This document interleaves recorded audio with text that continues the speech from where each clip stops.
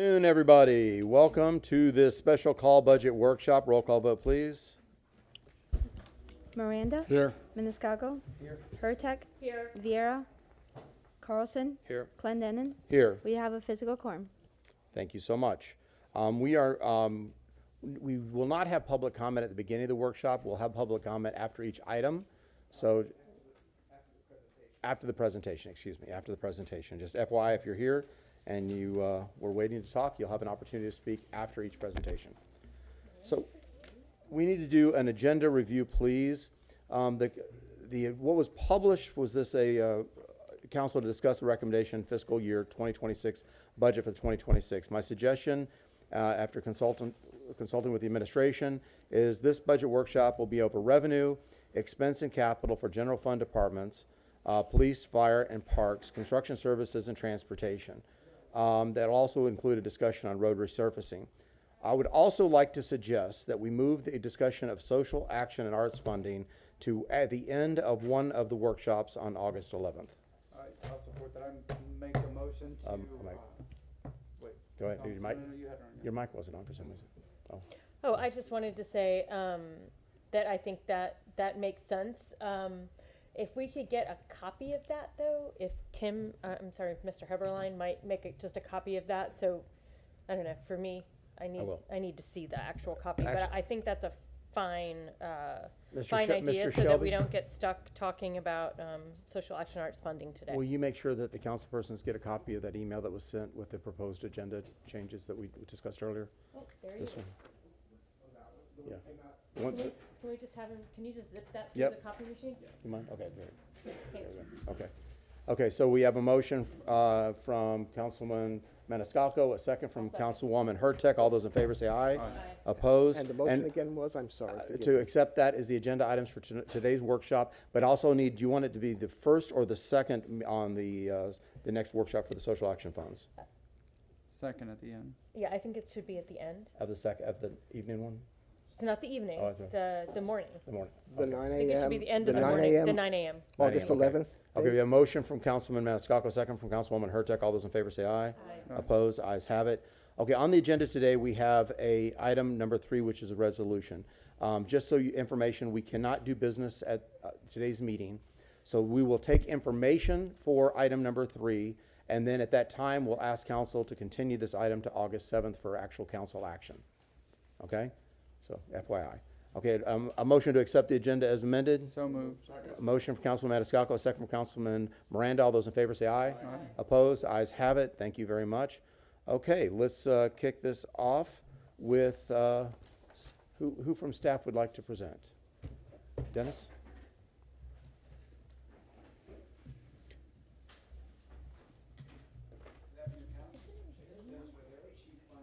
Officer. Thank you for having us here once again to talk about next year's recommended budget. With your, or at your pleasure, I should say, we've got a brief kind of refresher presentation. We just talked about much of this a couple of weeks ago when we presented to you, but if you don't mind, we've got a little bit of a refresh on a PowerPoint for you. Is that council's pleasure?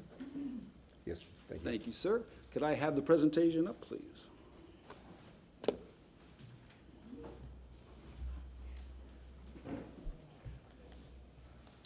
And again, the table of contents or the agenda, very, very similar to what we went through just a few weeks ago. We'll go very high-level view of the operating and capital budget. We will touch briefly, even more briefly now, on the social action and arts fund, since we'll be discussing that in more detail next week. And then again, because it ties so closely to our CIP and because we'll be talking about the capital improvement program at next week's workshop too, we'll do an overview of our debt program.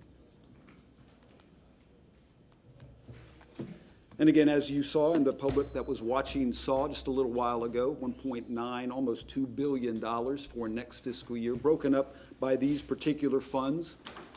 Again, typically the enterprise funds and the general funds get most of our attention because they are the largest slices, and they remain so next year. Beginning with the general fund, in public safety at over half, a little over 60%. You've got the general government offices, those behind the scenes, those back office functions that keep the city running, and then Parks and Recreation, another significant portion of the general fund.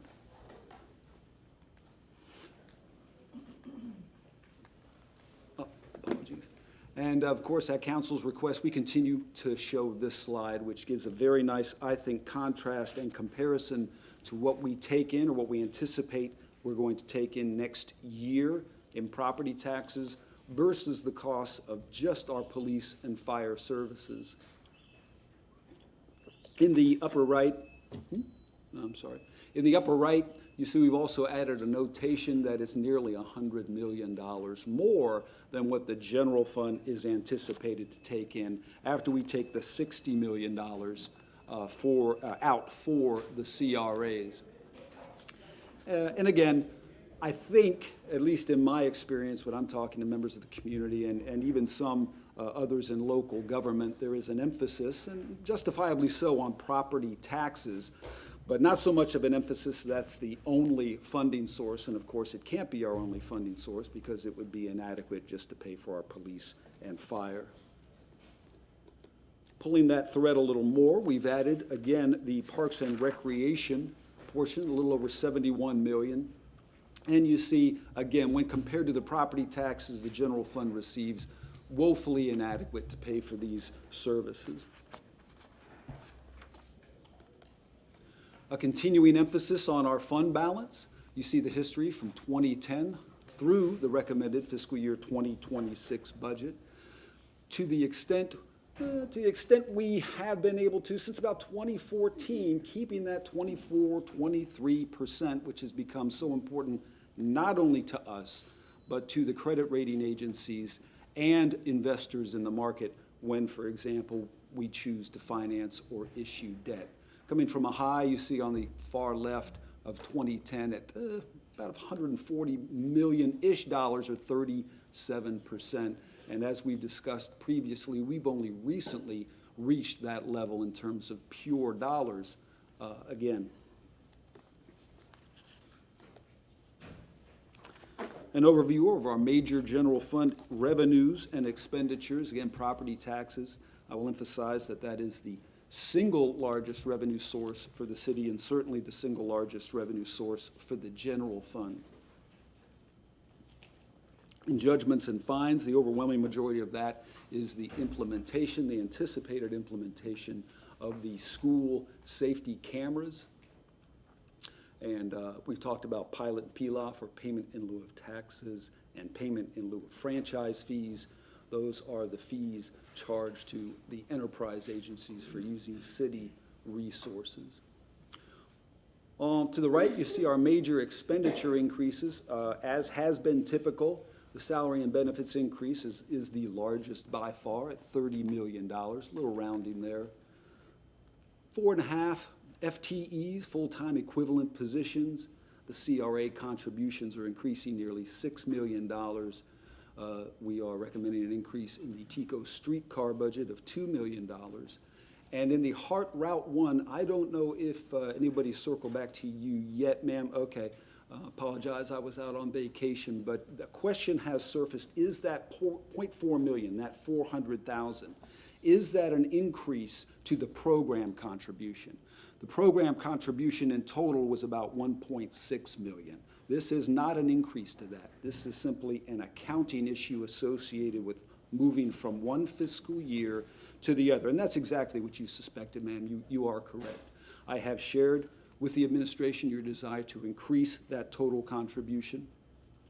But that 0.4, that 400,000, is not an overall increase in that program. And you have an increased cost of nearly $10 million. And again, I think this is a very good picture of how tight the tolerances are going into fiscal year 26. Again, maintaining our fund balance, putting the essentials in the other fund balances like emergency reserves, et cetera. You see that the wiggle room for increased levels of existing services and any new services at this scale, very tight. A little over $5 million. I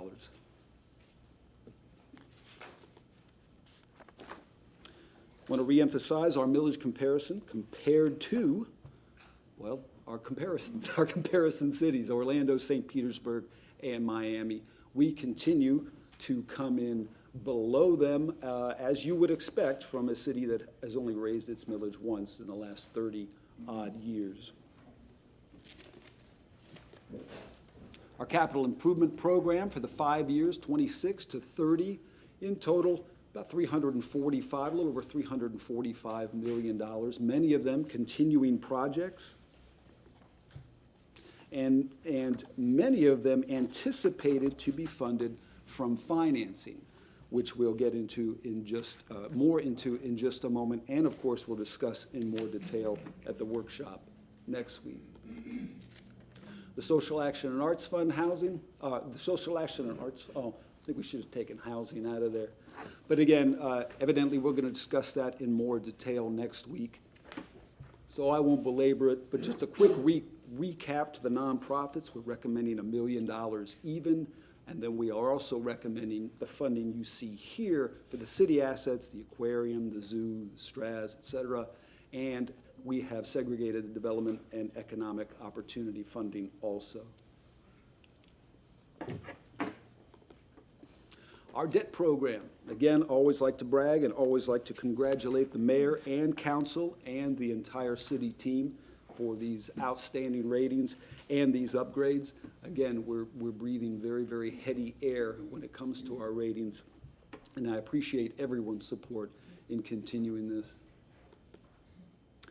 We have potential debt issuances of over $250 million over the next 3 to 5 years, and as always, working with the departments, working with council and the mayor, we try to time that so we don't borrow the money until we need to borrow the money.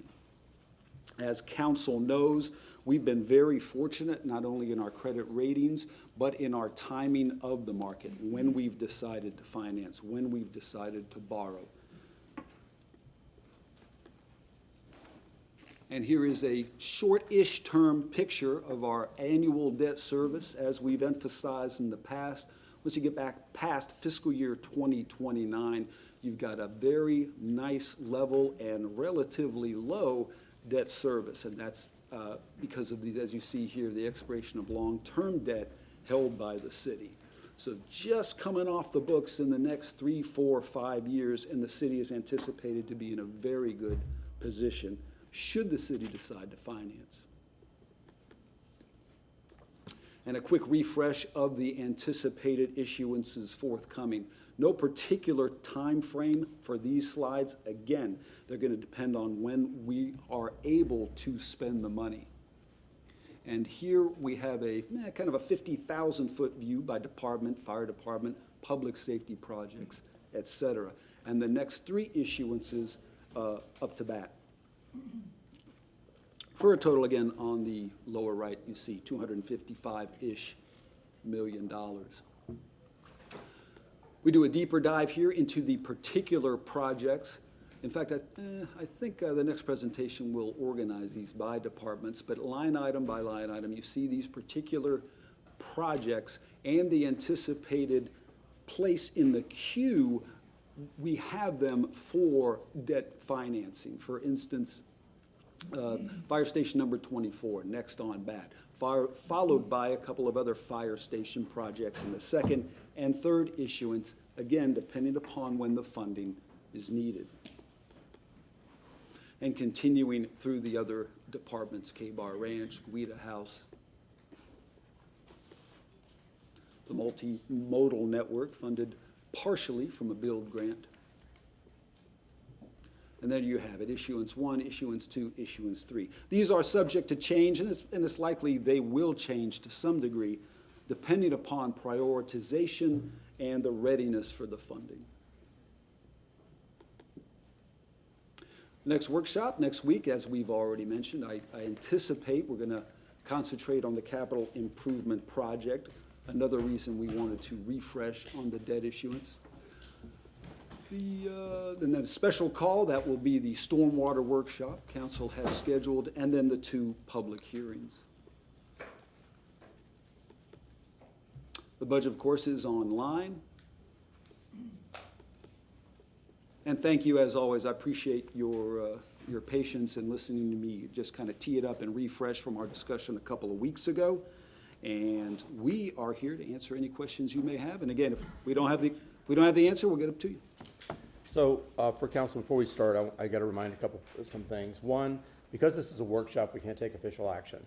What we will do is we'll try to reach, if there's a particular issue we want to make a modification, we'll try to reach a consensus.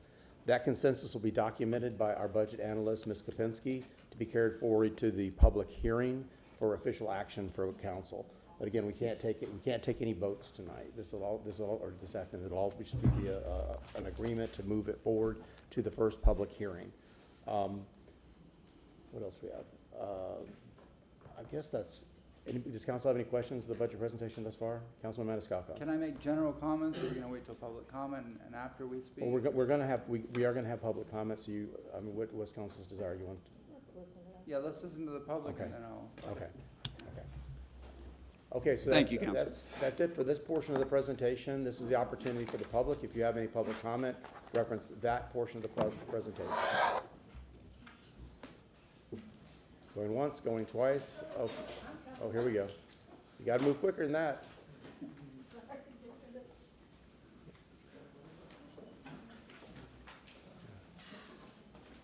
I'm gonna put a timer.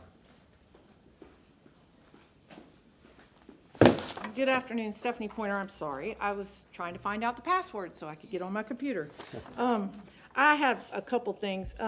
One that really, really rubs me raw in the CIP plan that is Gandy Park and AJ Palonis Park. FIA gave us $2 million to pay for this park to be renovated back in 2021, April or May of 2021. They gave the city of Tampa $2 million. Yet, they've only spent $200,000 on it. Can you see it? I'm sorry. Wait. Okay, we've only spent $200,000 on it. We've got $2 million. Somebody wrote a check for this. And here we are, it's 2025, and we've got 5 years projected on here where we're still not gonna spend the $2 million on something south of Gandy. Can you move in front of the podium with the microphone? I'm sorry. But I'm kind of really miffed about this because the money was given and the work has not been done. I'm totally unprepared because I didn't get my stuff together. One of the questions that I have was the bucket of money that we always keep, the 23%, the savings account. I see that is in different departments, like there's 5.7 million in the HR department. Does that get moved back? I mean, we're almost to the end of the current year. Or where does that money come from and go to? I just got the paving stuff. I'm glad to see it's closer to what you guys have made it for the last couple years. I think it should be more. And we should continue to do more. I know this on one of the Facebook groups for South Tampa. There are a lot of women who are upset that there's very little money to be spent for parks and rec in South Tampa. And I'm also going to point out, it's funny because they built a $300,000 memorial. Actually, that's on the list of the military, the veterans memorials, is $900,000 to be spent on memorials to put in our parks. But yet, one lady said, you put in a $300,000 memorial, but yet you don't reline the tennis courts? The memorial that the homeless folks live behind and throw their needles over into the park field. It's like the worst location ever. I said it was stupid when it came up. But I'm sure I have lots and lots more to say, and I'm sorry I'm unprepared because I thought I was going to. Any other time staff gets up here, they're up here for like 2-3 hours. And today they were up here for 30 minutes. Oh, they'll be back. Thank you. Thank you. Next. Good afternoon, Allison afternoon. Hewitt, East Tampa resident and business owner. Couple of questions. So I saw that there's a $5.8 million from the CRA going into the city budget, and that's mostly for staff. And so will that mean that our CRA projects will finally be prioritized? It takes an average of 2 years to get our programs through, to just get everything, much less projects. And so if we're going to now increase it to about $5.8 million, we should be paying for services and getting responses for the CRA for our projects. Also on the SAFF budget is the ability to make that so low because they are going to be offsetting those projects from CRA dollars. If I can have some clarity when we are talking about that, to be able to also remind that the CRA budget money is only supposed to start projects but not to maintain them. And so we make sure that we are following Florida statute for that. The other question that I have is right now, looking through the budget, we have about $62.9 million that are specific to District 5. And since we don't have someone in that seat, is there a way to make sure, as during we have these public hearings, there's ability to specify so that the public will know what is actually going to be impacting District 5? So have that potentially part of the conversation, or asking the staff person who is still there to alert the major stakeholders in the District 5 on what's happening in this budget, instead of putting it just on one person. Also want to make sure that we have convention center upgrades, about $5.5 million. I want to just make sure, is that going to be a combination of CRA dollars or city dollars? So I just have a few questions, but mostly, can we make sure that we are being very intentional and that the citizens of District 5, as you are having these conversations, understand which portion of those conversations impact them, since we don't have a representative yet. Thank you. Thank you, Ms. Hewitt. Next. Good afternoon. My name is Charlie Adams, President of Sulphur Springs Neighborhood Association, as well as Director of Kids on the River. Thank you all for having me. I would like to mention, we'll discuss our boardwalk. We have a boardwalk in the Sulphur Springs community that's been deemed unusable by the city of Tampa for maybe like the last 7 years. It's an area that's near and dear, not only to myself, but other Sulphur Springs members. As we grew up, this is an area that was once kind of like a cultural hub for many. It's a wonderful opportunity for children and family to get connected to nature along the Hillsborough River, and just would like to make sure that there's some attention shed on this project, and hopefully we can get it resolved, or looking into our next budget to where we can have some repairs done to it. If not, is there a way that we can get it done through community, personally fundraising, to have it repaired ourselves? Again, it's been a while since it's been down, and we just want to have some support in the Sulphur Springs community.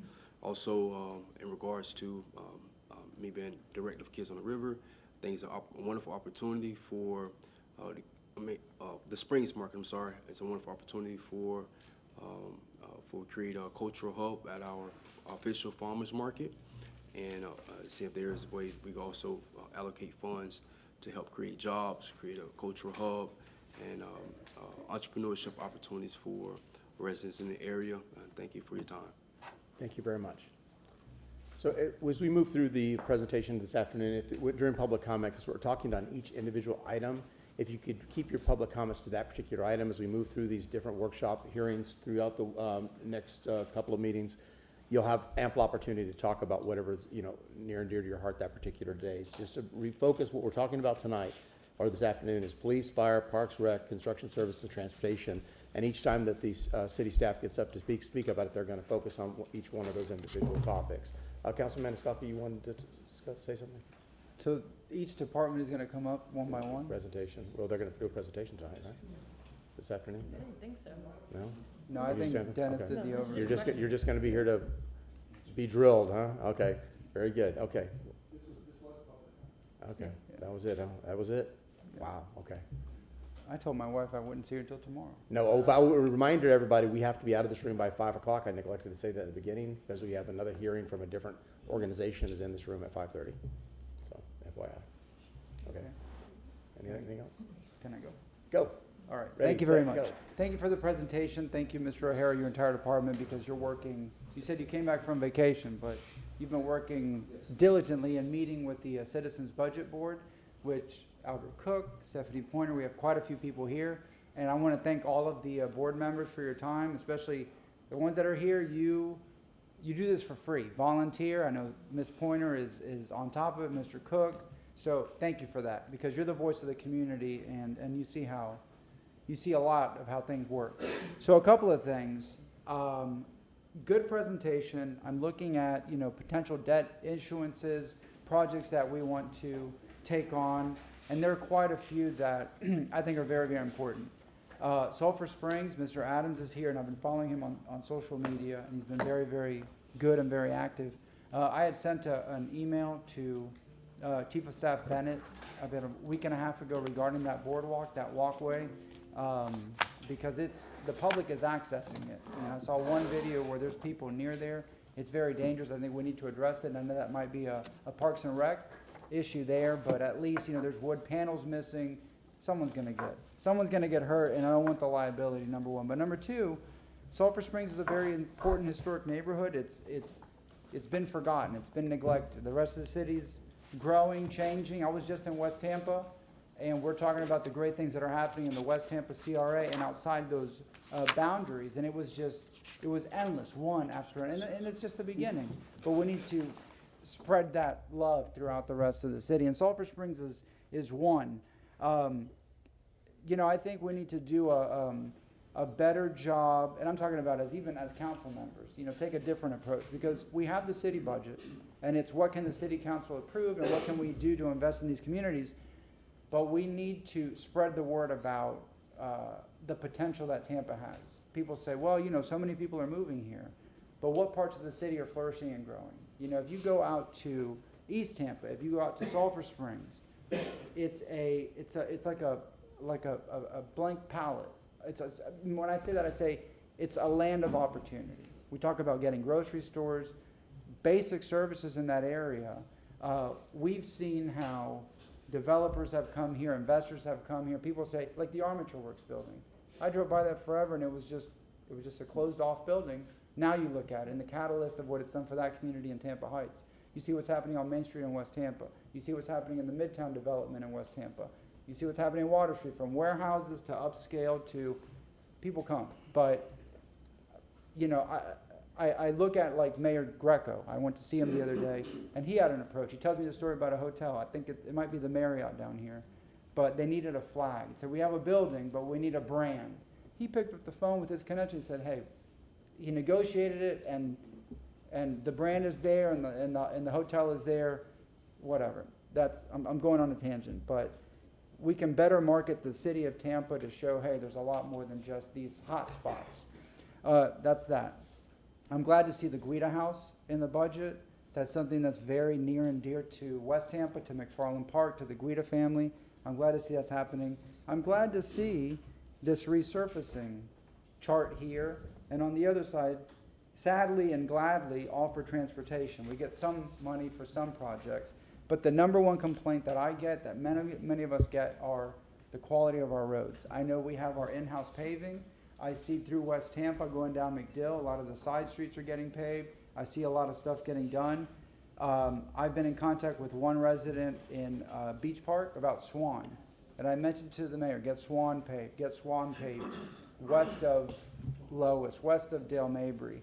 I drive through the community with my wife, and I specifically go down some of our worst streets.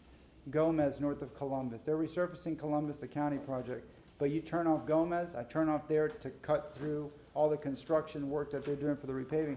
The road is so bad. It looks like a grenade, or maybe something worse. I mean, it's really bad. People that come to Tampa, they drive down our roads and they see the quality of it. I know that we deal with a lot of rain. It's a lot of, deferred maintenance, whatever. Roads are our biggest priority. Roads should be one of the biggest priorities on top of housing and economic development and everything else.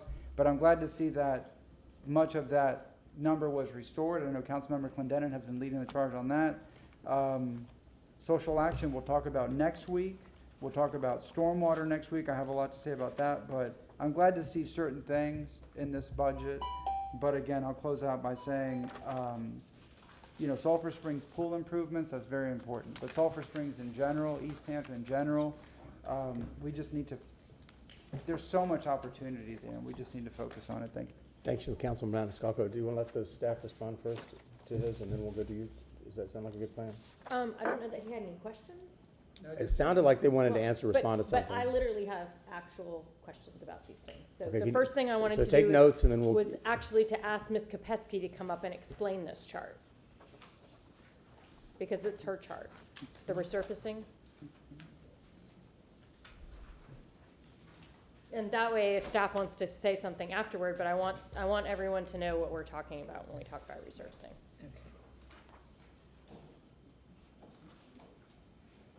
Actually, I'm going to ask if it's okay with him for Brandon just to be up here, because I have a feeling once I go through it, we're probably going to talk a little bit about execution, which will not be something I will, sorry. Hager Kopesky, City Council Budget Analyst. I'm going to ask Brandon to be up on deck as well, just because after we walk through the format of the slide, there'll probably be some dialogue around execution, so he'll be here for that.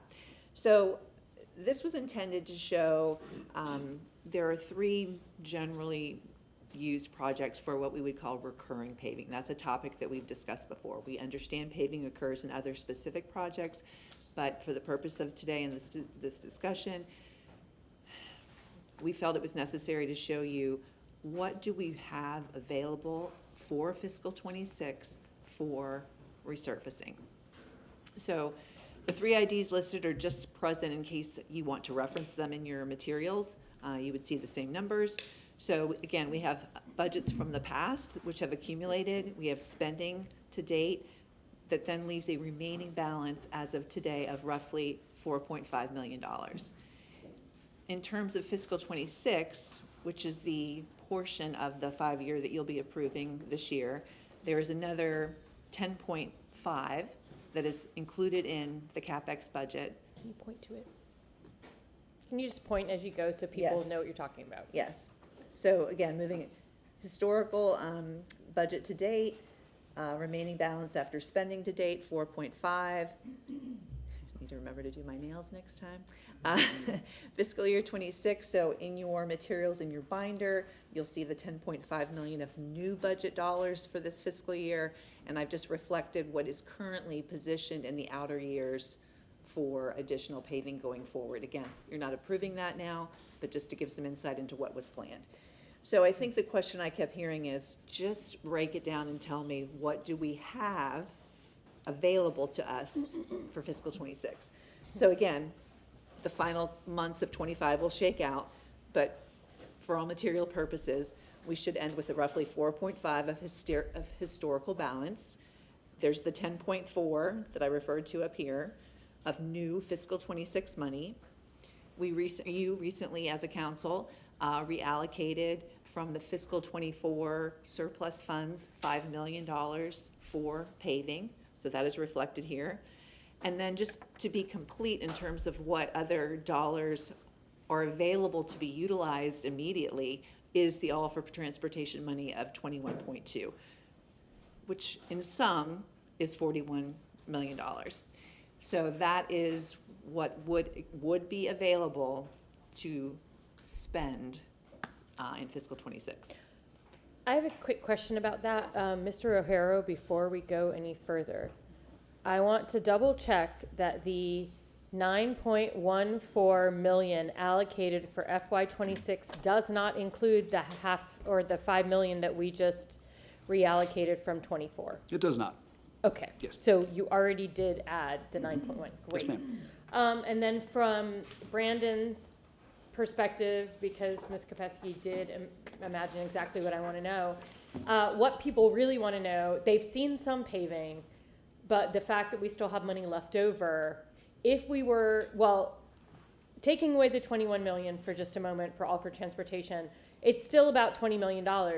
What can we do to ensure all $20 million gets spent this year so we don't have any overage? What would that take from your department to do that? And my guess is going to be contractors, but if you could just explain a little bit about what the contracting is for currently right now, what we do in-house, and how we could really jumpstart that to get more done this fiscal year? Yes, good question. Again, Brandon Campbell, Interim Director of the Mobility Department. So you're asking how we can ensure the $20 million exclusive of the All for Transportation money can be spent within the next fiscal year.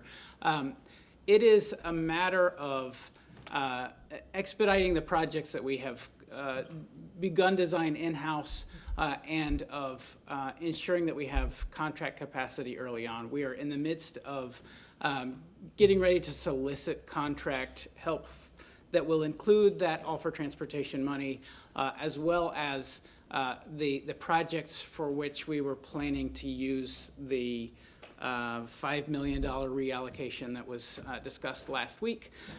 So I don't know that I can guarantee you that every bit of that is going to be spent by the end of this fiscal year, but we are well on the way to getting that underway and paid out and completed as quickly as possible.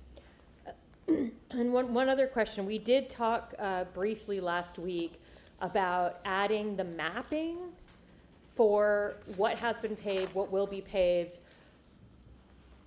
Again, from my understanding, the All for Transportation 21 million is going to specific roads. Is that correct? That is correct, I think. Okay, yeah. and that will be done. Resurfaced. Oh, thank you. This is what will be resurfaced with that 21 million for All for Transportation? Correct. Does the city control that money, or rather, is the city doing that work, or are we getting contractors doing that work, or is the state providing that? Is the county providing that? Who's doing the work? It may be a combination. We are in the midst right now of planning for those projects in terms of both in-house versus consultant design, and then in-house versus contractor execution. So I can tell you right now, Yukon Street specifically is one that we are designing in-house. Some of the other segments, particularly Cypress and McDill, we expect to have designed by consultants under contracts that are in place already. We'll have to go through work order development, scope and fee negotiations as such. But those are contracts that you all have already approved executing in the past, and we have ongoing consultant support. Right now, our paving teams are looking at these segments to see, are these within our capabilities to do the execution on? And so I don't have an answer for you right now on which of these segments could be performed in-house. I do anticipate that most of them will be contractor built, if not all of them. Okay, and then if it's okay with you, Chair, I would like to pause and let others ask questions about paving, since this is a really big topic, and then reserve the rest of my time Yeah, for after that. It's a workshop, so we can be flexible. Next speaker is going to be Councilman Vieira, followed by Councilman I mean, Miranda. but that's what I'm saying, if anybody else wants to talk Is about paving. is it paving, just about paving for now? Yeah, if that's okay. Okay, That's, okay. that way we can get It's all our brief. paving stuff out while we're talking. Yes, ma'am, and thank you. And so for, Brandon doesn't have to go back and forth. Yeah, and Mike, I just have one question on paving, because it's not there. And I have questions in a bunch of other areas. But with regards to New Tampa Boulevard, that area, all of New Tampa, all the 33647 was left out of the AFT money, and I was not happy. So I went to y'all, and you guys were wonderful, and thank you for that. But I wanted to make sure that that's going forward. New Tampa Boulevard, it was Q2 in 2026, I think it is. Is that still? It is moving forward. We identified that as one of the projects that will be funded with the $5 million reassignment of unspent fiscal 24 funds that you all had before you last week. And when should we start seeing that get started? So it's under design right now. I think spring of 26 is a likely timeframe to see that started. Great. Thank you, sir. That's the only question I had on And then I'll repaving. circle back. Yes, sir. No, Councilman Miranda. Thank you very much. You mentioned in-house paving and pavers by contractors. Are you doing this in a mannerism where one individual scrapes, meaning the contractor or the city, and the other one, in other words, I believe you can do it faster, maybe even cheaper. If one scrapes the road and the other puts the paving, or are you doing it one scrapes and paves and the other scrapes and paves? So for our in-house projects, those that we pave with our in-house forces, we do have contract support for the milling itself. So it's a company called Turtle. They'll come and they'll scrape off that top layer, and then we'll come in behind them and do the resurfacing and restriping. And the reason I ask that, because I've seen some roads that have been scraped, and it takes a week or 2 weeks before the paving comes in. And I don't know if that's because of the quality of the road, I don't know what it is. But I would imagine if you had a contracting agreement with certain contractors that you work these quality of blocks, pave, and scrape, and we're gonna pave, or the other way around, I think you can do twice as much, twice as fast. So there are occasions when that contractor will do the milling, and then we find that, you know, the condition below in certain areas may be in worse shape than we thought there would be. So sometimes if you see a delay between the milling and the repaving, it could be that. It could be that they have a larger area that they're going to mill before we come in and just sort of try to get all of that resurfacing done without having to mobilize multiple times. It's just situation So dependent. whoever scrapes does the paving also. Typically with our in-house forces or our in-house paving, Yeah. it is two different teams. It is the understand. contractor. If it is 100% contractor led, they may have a subcontractor that does the milling, or they may do it themselves. It depends on which contractor. And the reason I ask that, I notice also that when that happens, the scrapers come through and you see that the people who are going to do the paving, they have already the equipment there, lasts a week without being touched. That's the only reason I'm asking, because I've noticed that also. Understood. Yeah, if there are any individual I projects, understand. I'm I'm not happy trying to put you in a yeah. box or anything. I just want it done as quickly as possible, expeditially as possible, and without spending all the money as possible. Thank you. Councilman Carlson. Brandon, this segment of McDill from Gandy to Beta Bay, is it controlled by the county or the city? It is controlled by the city. And so we're responsible for, Yes. contract, we're responsible Yes. for maintaining, okay. I previously had taken Vic on a driving tour of that area. There's a lot of access to the side streets and maybe repainting of lines and things that need to be done. Whoever the consultant is, I think we ought to make sure we talk to the community about that. And I know there was a lot of community input on the area north of Beta Bay, but there's a lot that happens there. And next, you also probably know that there's a lot of stormwater concerns along that area, especially at the lower elevations. Can you just please make sure that the contractors understand the sensitivity to flooding in that area?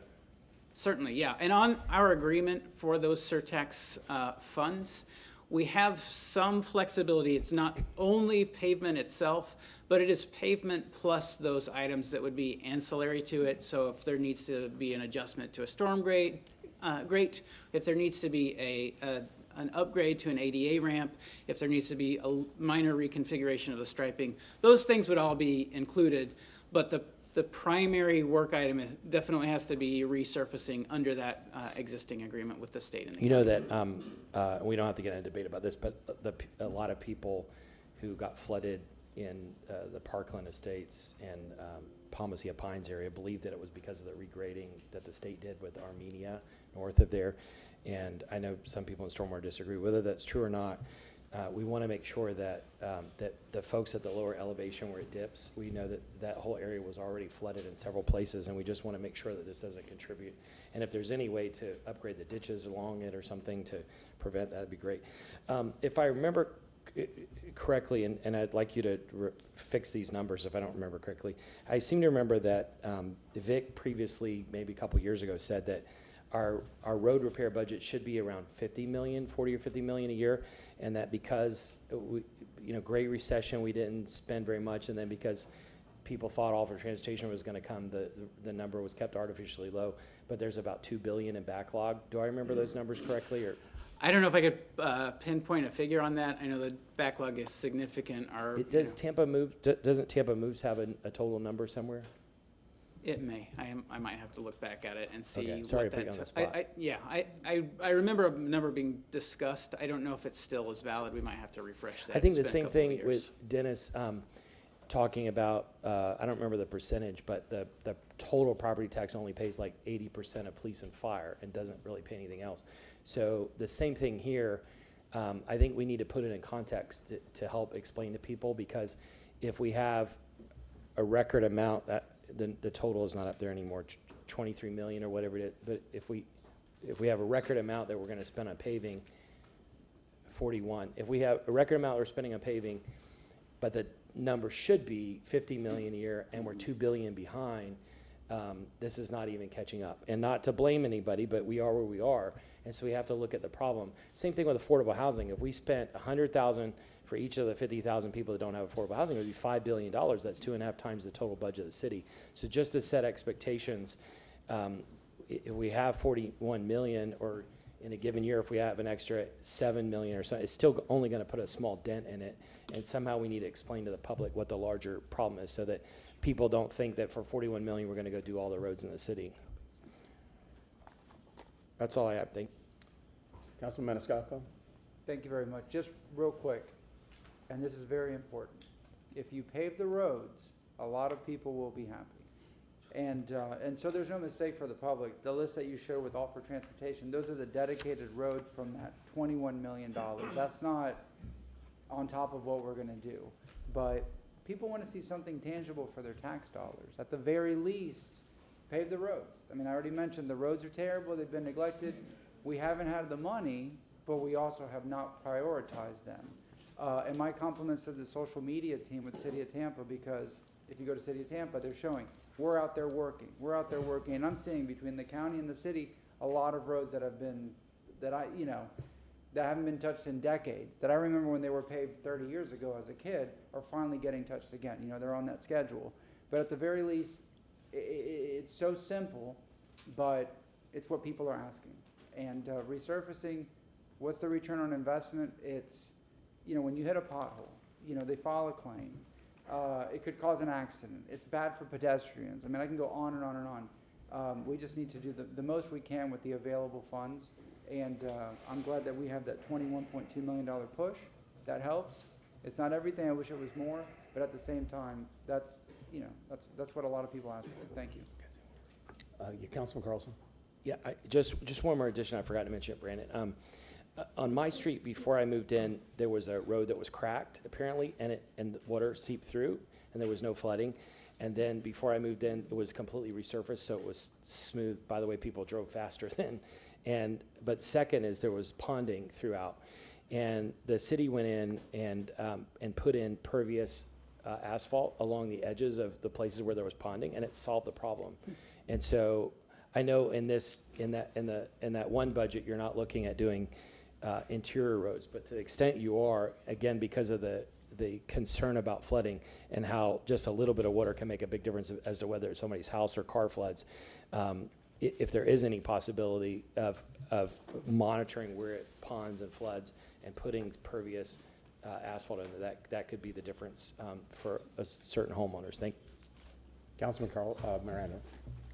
Thank you very much, Mr. Chairman. Along the same question as my colleagues just spoke, do we still allow to build in the roads the little bump over the, what do you call it, speed bumps? I've seen some being built that are a little different, and I think they're much safer, and they still make you slow down. Instead of being so high and small, they're wider. But it gives you the idea when you hit one, you know, hey, I got to slow down. And the reason I'm asking that, I've had some very interesting people asking me, calling up and asking for the roads like green. And the reason green I mentioned is that's the one between Armenia and Himes. And when you take off from coming off the expressway, a lot of cars, you have to zoom because it's also a ramp going up. And the people driving, they're going faster, so I can go faster. So they're driving between Armenia and MacDill at a much higher speed rate than 25 that's posted. And I'm only thinking to myself, well, maybe the reason is they see somebody going fast because they're going up to get on the expressway so they can cut into traffic. And that's a result of it. But I'd like to see something done, if possible, on doing something to make that road on Green a little safer for the people who live there. They have a lot of kids, and there's a church there not far away on Howard, and I appreciate if you can do something about that. We'll take a look.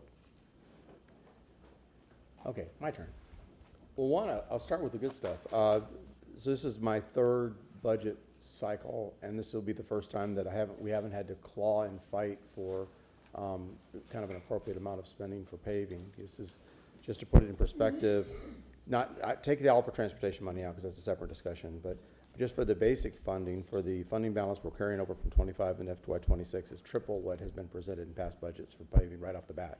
So we're starting at a baseline, and I appreciate the administration working with me and working with this council to bring forward that proposal to have that reasonable request in. I'm thankful this council supported that $5 million allocation from unspent 2024 money.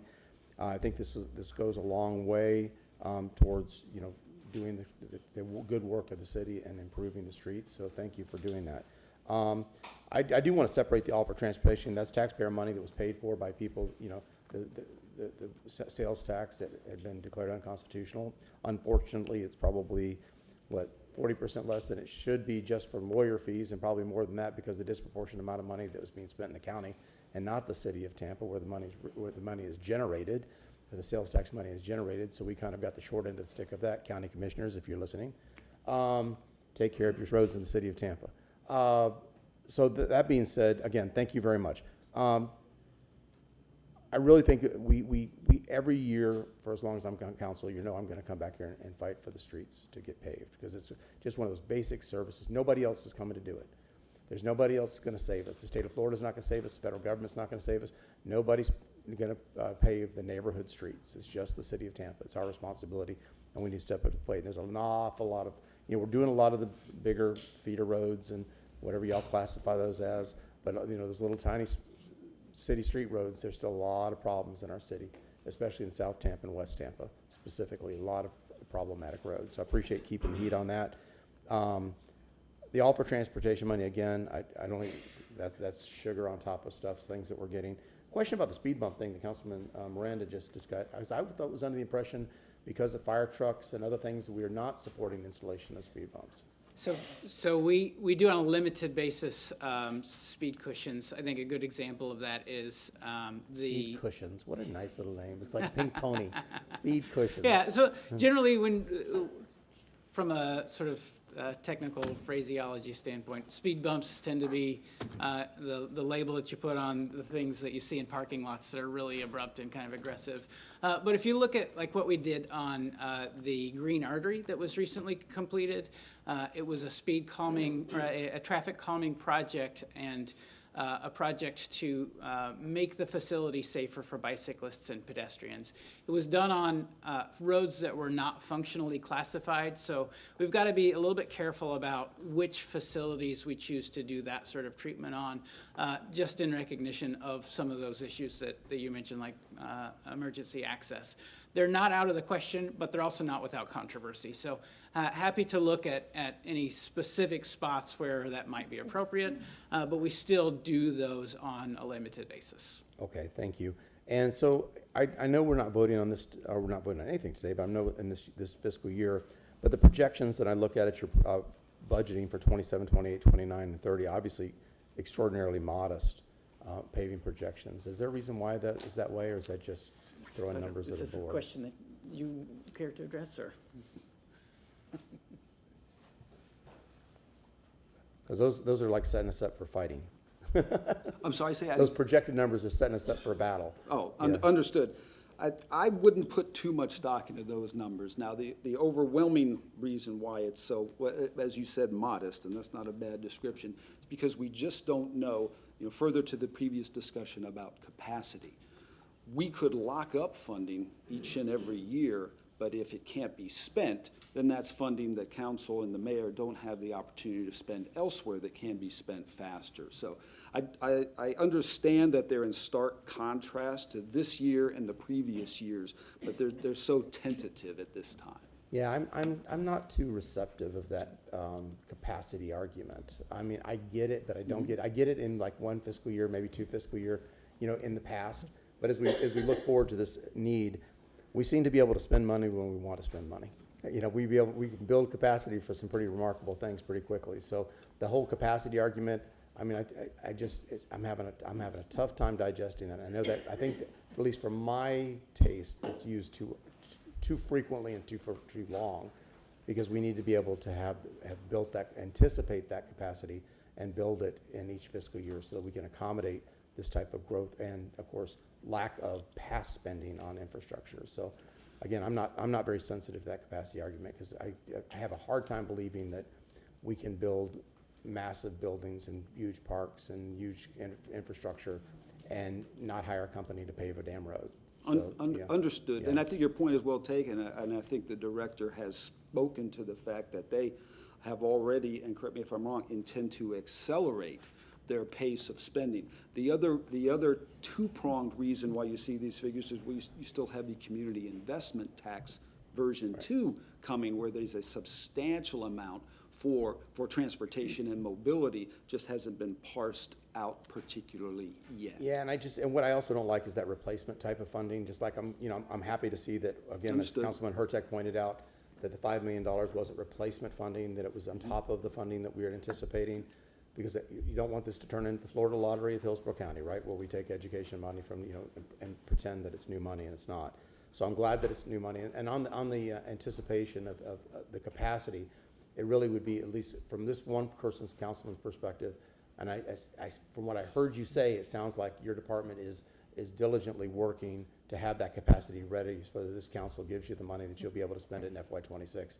So hopefully we'll end 26 with no rollover money, and we will have paved a lot more roads. So that would be my expectation. And if that happens, pulling that string, we can adjust what happens in those subsequent years based on that performance. Okay, thank you so much. Councilwoman Hurtek. Just to kind of bring it to a close, one of the reasons that we don't put more money into it, and this is what I've been told over and over again by finance, is it's because we shouldn't be bonding for roads. And all those other things you mentioned, the buildings, that's what we're bonding for, the big parks.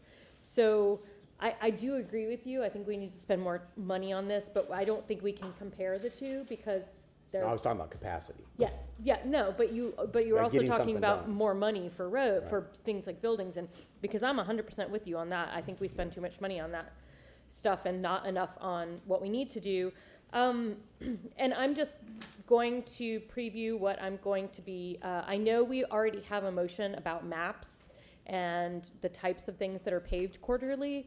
I just want you to know, expect an update to that, where I'm going to ask, and I will work with your team on this, showing sections that were paved in 24 and 25, showing sections that are paved in each quarter of 26, sections that are owned and maintained by the county, state, and federal government, and then preferably by district. I definitely want to get with your team about that. And the secondary thing, I actually have it in my motions folder, it's just been sitting and waiting, is to also get a fiscal update every quarter, what we have, what we've used, what we've encumbered, and what we have left. So as we close this funding discussion for paving, I just want to let you know what I have been hearing and what I'm putting together to have a motion that will probably come on Thursday. And I welcome talking to your team. If you want to reach out to Kelly, we can go ahead and start having those conversations.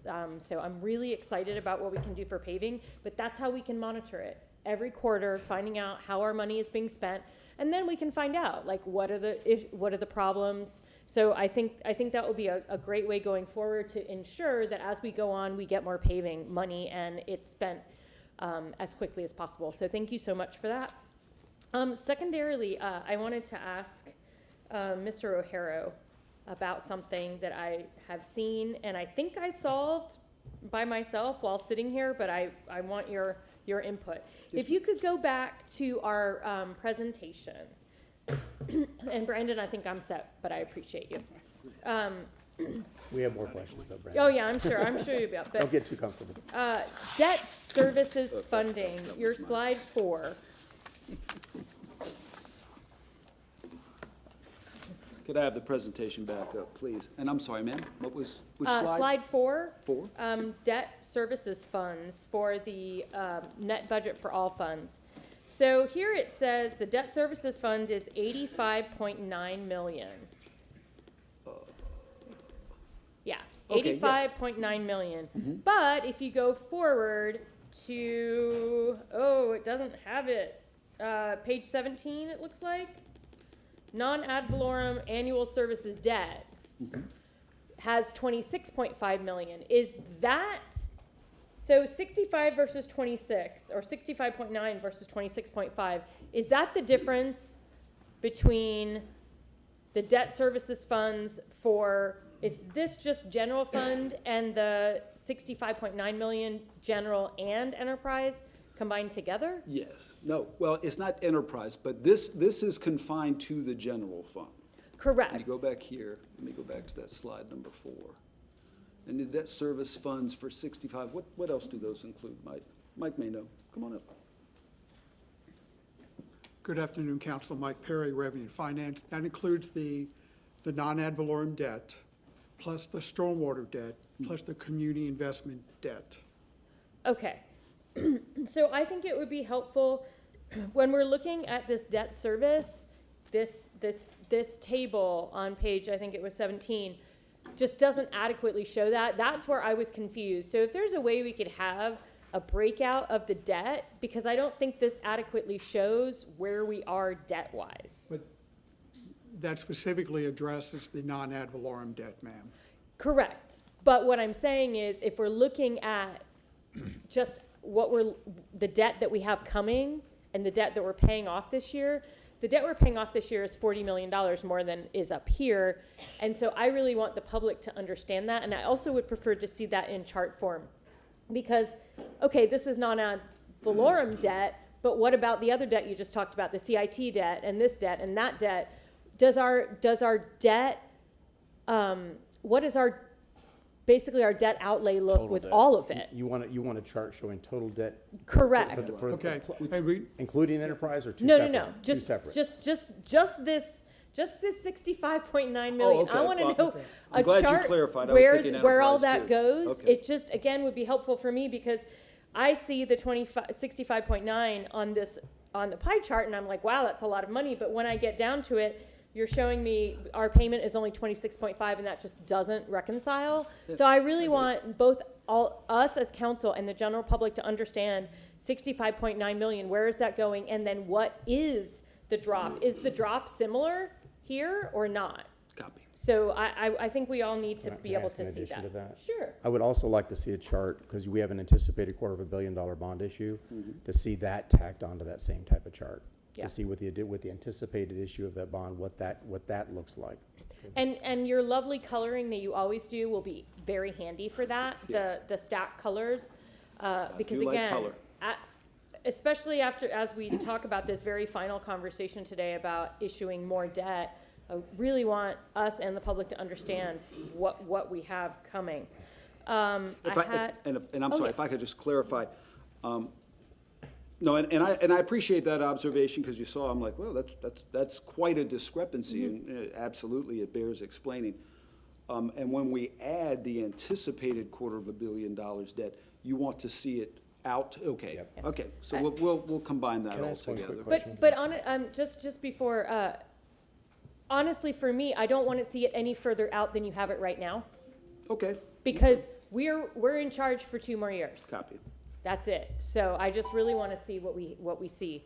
And then since we're all talking about debt in general, I think this is a great conversation. So I think we should just, if everybody, I mean, I know. I still had a transportation question for, but I Oh, got okay, Councilman sorry. Miranda's Well, first, I thought- Councilman Miranda's next, and then Councilman Carlson. Thank you. Along the same token that Councilmember Hurtak's talking about, on the quarter report on the roads and so forth, if we can add to that, if I can add to that, any cost that was not anticipated, cost of materials or Okay. equipment, that way we can find out exactly what the figure really was, and if we have a cost increase, it shows. Okay, so cost I changes. would So appreciate if we can add that to your motion. I will add cost changes. Thank you. And you also mentioned CIT, that's Community Investment Tax, and it's called Public Facilities.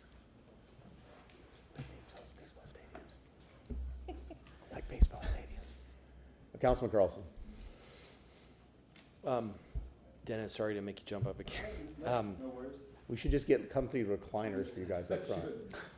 If, Well, I don't want to crowd the podium. did you Yes, sir. say, I just want to clarify what you all were just talking about. I agree, we should have total debt. There, you could do it in 3 different buckets, but 3 different charts, but then there should be one of total. Okay. And I might disagree with her. I think we should carry it out. We should be able to see for the life I of the agree. bonds. That would be my Because- request. That's My fine. request. That's Because fine. Well, that will accommodate your timeframe, Because ma'am, we're and- also okay. putting a burden on whoever's going to Future replace us. The next thing though related to that, the 65 million, do you say that does or does not include the debt service on the enterprise funds? On the what, I'm sorry? Enterprise funds. It does not, with one exception, and that's what Mr. Perry and I were just discussing. And So thanks again, Mike.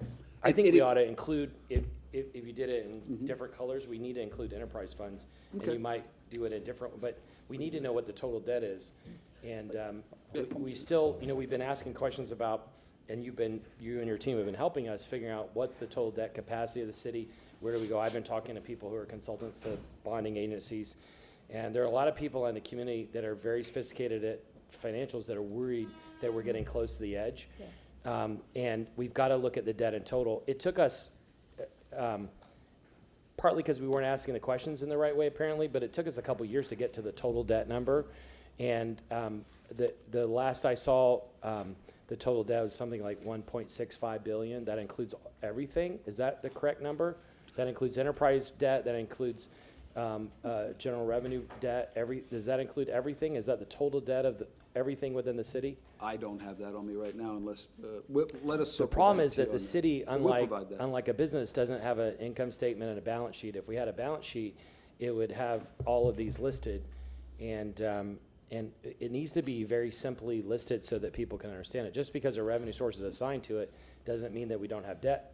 And the bonding or the rating agencies may look at each of these separately, but there is the overall picture. And as we talked about before, we've done a good job of adding back to the general fund reserve, but we need to look at this overall and make sure that we're being fiscally prudent. I'm not in favor of any new debt. There's some debt that we have put in the pipeline already for fire stations, but any new proposed debt, I'm not in favor of at all. And I think we're too close to the edge. The people I talk to say we're too close and we shouldn't add.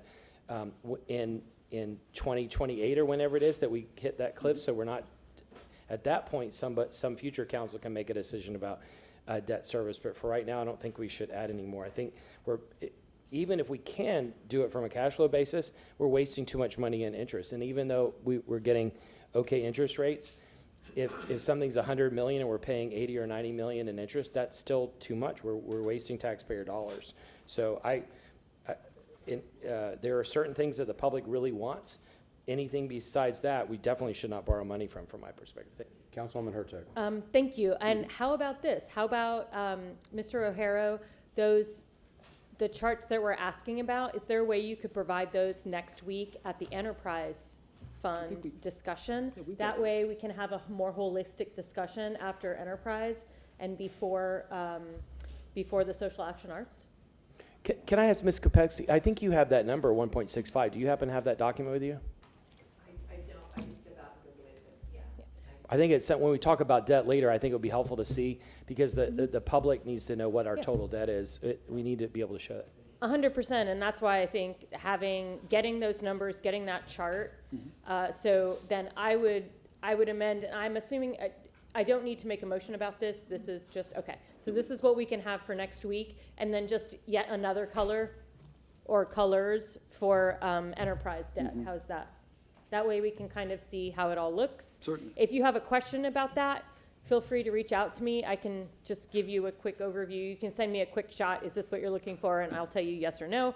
I really would appreciate to have that ahead of time. Let me remind council, there are no motions today, so we can reach consensus. We can have requests and all, but there's actually no motions. Yes, but I meant like a motion as a request. Yeah. But, okay, so we'll just make a request of that, and that's wonderful. Thank you. And then, Councilman Randall wants to speak. No, I'm just going to say that, yeah, it's fine to say you don't have any debt, but name me one American corporation, including the big automobiles, they don't have debt. If you have a big company, you're going to have to carry some debt because your cash flow doesn't equal what your expenses are on a daily basis or a monthly basis. That's what you have after closing statements, after it's done. Thank you very much. Yeah, I'll maybe close out the debt thing on this, is that, I mean, there has to be, you and I have had many conversations about debt and bonding, and there's certain things, I support bonding on generational financing projects, and I think there's an appropriate place for debt for a city and a municipality, and sometimes it's inappropriate. But we do have to have kind of a really see the light moment when you look at the needs and the expectations of the people that live in the city of Tampa and versus the revenue. And I think it's quite clear when we can't do everything that people demand us to do without at least some strategic debt at the current millage rate that we have. And I think when you look at slide 10 on your presentation, when you look at the comparison of, and this is not politically popular, and obviously me saying this is not politically popular, but when you look at the millage rates from the city of Tampa versus Orlando, St. Petersburg, Miami, or all darn near any, man, you look at, I've actually gone and looked at this. You look at some of the small cities out there, their millages are all substantially higher than ours. So our revenue, the problem is the expectation of the people that live in the city of Tampa versus the revenue, and it's out of line. In other words, and part of it is because we've had so many decades of lack of investment in the infrastructure that we're trying to catch up. It's just a really difficult threshold to meet. So either we're gonna be able to meet those expectations through millage and through some other tax revenue. If there's a new all for transportation sales tax thing comes through, maybe possibly, that will help alleviate some of this problem with our backlog of infrastructure investment. Or people are just gonna have to settle for the lower tax rate and drive on Beirut level or Gaza level roads. That's kind of like where we're at. I know, tough word. So it's just the political reality, and again, not popular to say, but it's the political reality on this stuff. I have another. If we're moving about bonding, I have another chance. You have another One bonding? thing, and then I'll leave. If in fact the city of Tampa was to receive all the sales tax money, all the monies that we collect on a monthly basis, we don't get them all at one time. You have to extend that. Like for instance, the ad valorem tax. You don't collect any taxes unless everybody pays the tax in November when they get the discount, or the end of the term, whatever it was, December or something, where you don't pay any additional funds to the cause. So after that's when you get the tax. But in the meantime, you're running a city, using up some of that money that you need to run the city in. So it's highly impossible. This is not like a gas station that you sell the gas and you know exactly what you got coming in and out, because then on a daily basis, you're cash flow. Our cash flow does not come in every day simply to run the city. It comes in lumps, big lumps, to keep track of what we spent so we can pay ourselves back. That's why you have to bond. Councilwoman Hurtak. Thank you, sir. No, go ahead and do your transportation one, because then Okay. I have another large subject I'd like so to good. tackle. Councilman Carlson, you had something to say? A microphone. Final thing on debt. Hit your mic. Sorry, just one final thing on debt. Again, if we had a balance sheet, it would have the different debt sources listed, and everybody would easily be able to see it. It would be great if we had a sheet like that so people could easily see, and then the income statement would have our income sources. But the concern the public has now that we know what we think is the total number on debt, it's, let's say, we'll confirm in a little while, but it's 1.65 billion, and the revenues are like 1.95 billion. So that's about, the ratio of debt to revenues is about 85%. And although the feedback you've gotten from your consultants is that's okay, the public is concerned about it. And so it's that total percentage, even though they're different revenue sources, the total percentage is worrying folks. Plus the interest costs, because everything costs double because of interest, and we're essentially wasting money using taxpayer money to pay for interest when we could just wait a few years and pay without it. Okay. You can walk away. Brandon. Yes, sir.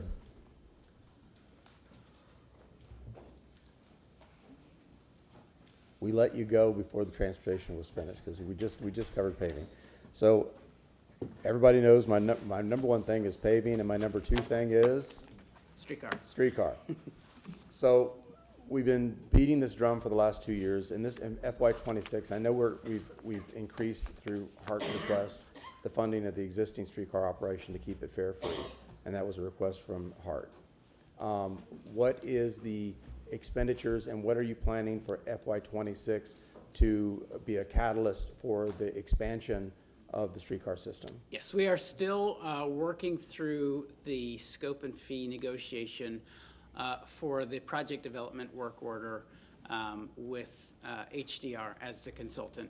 In the meantime, I think we've talked about how we have a smaller work order with them to begin looking at the special assessment and options for making modifications to that to pay for future operation as well as ongoing operation. So that is in progress. And then the third item that is ongoing with that, we have Stantec working on a cultural resource assessment survey there.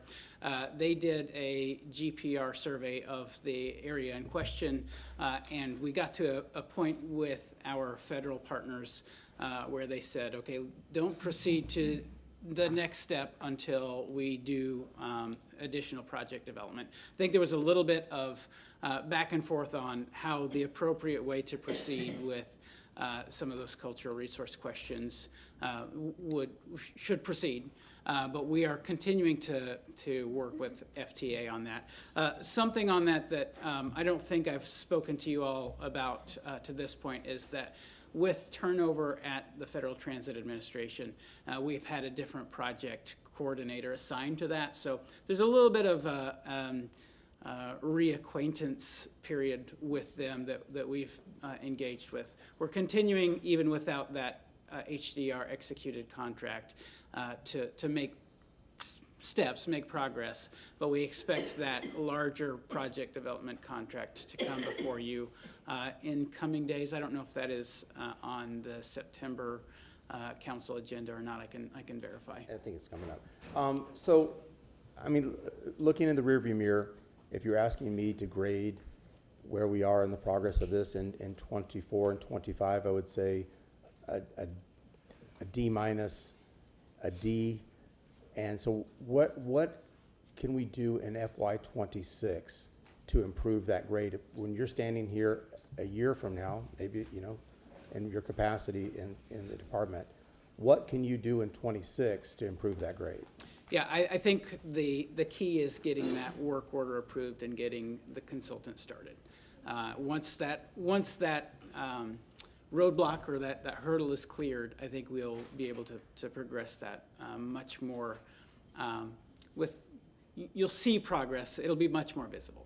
So in 12 months from now, with that contract approved and we hold a press conference and the outside world is looking in, what would you be able to report to them as far as substantial movement forward in the expansion of the streetcar? Well, with some of the changes to the NEPA evaluation process still yet to be seen, I think 12 months from now, we may well be at the end of that NEPA evaluation and clearance. The federal guidance guidelines on that are kind of evolving.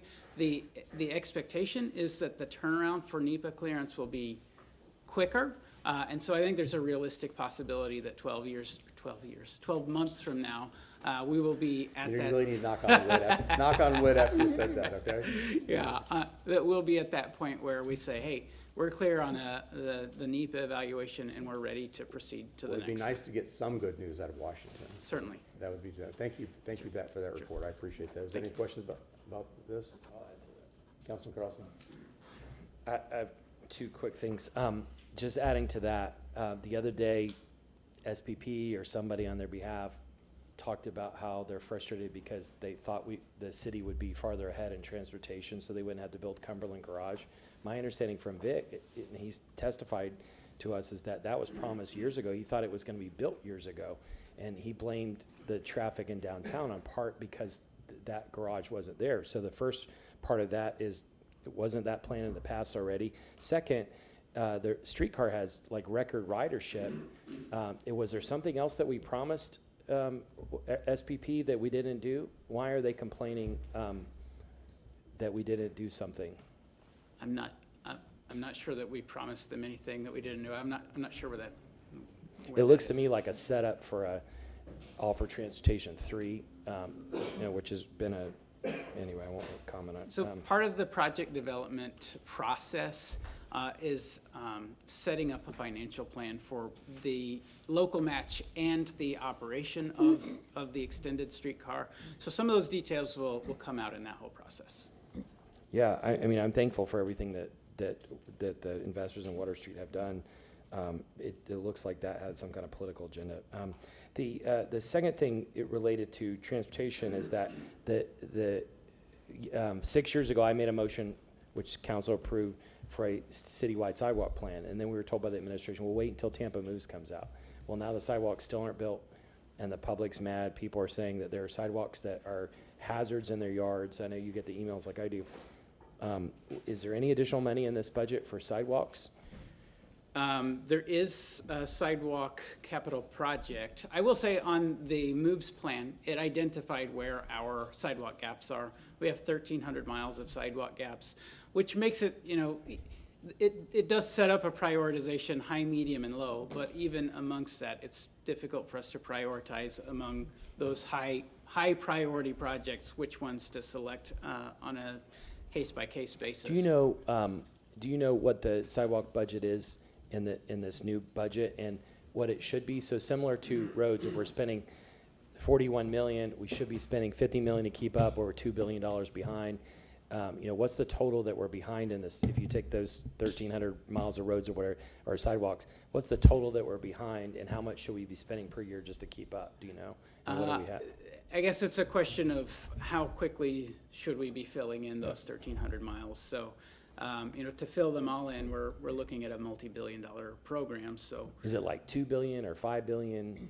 I mean, I'd say it's a 1.5 billion, something like that. Okay, but still, that's almost the whole budget of the city to catch up. Sure. And how much are we spending per year now? And just to keep up with the ones that break during a given year, how much should we be spending? At this point, what is the line item for the capital project for sidewalks for fiscal '26?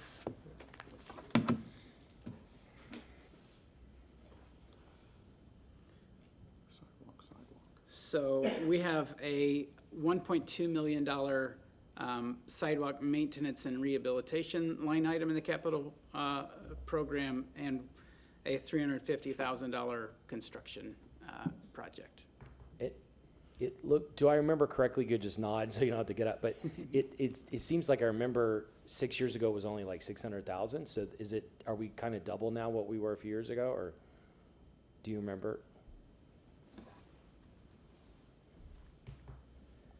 Mike Perry, I don't remember, sir. Okay. And of course. All right, just trying to put it in context. I remember when they were selling all of our transportation, they said it would go from like 600,000 to 6 million a year if we that passed. But now if we've gone from 600,000 to 1.2, that shows that it has gone up. It's just not enough.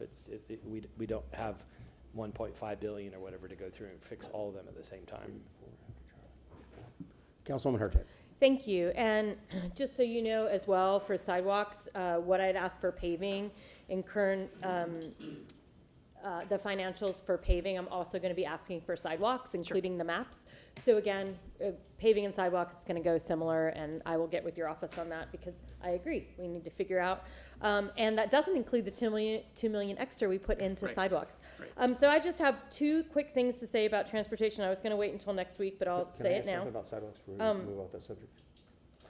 Can I just get this out and then go we'll do ahead. that? So I just wanted to say that ridership on the streetcar is doing great, but you know what's doing greater? The ridership on Route 1. It's higher than the ridership on the streetcar. It has been pretty much every single month. And so because of that, I have talked to Mr. O'Hara about this. I will be expecting the city to find $3 million in the parking fee budget for this. And the reason I will expect it is because during our fabulous mid-year review, Mr. O'Hara pointed out that right now already our projected end-year fund balance is $11.9 million. So we should have plenty of money for that. And so I will look forward to seeing next week where we can possibly move that money, especially so we can get that money out the door immediately and then backfill maybe some other projects we have with that $11.9 million we're expecting to have in overage.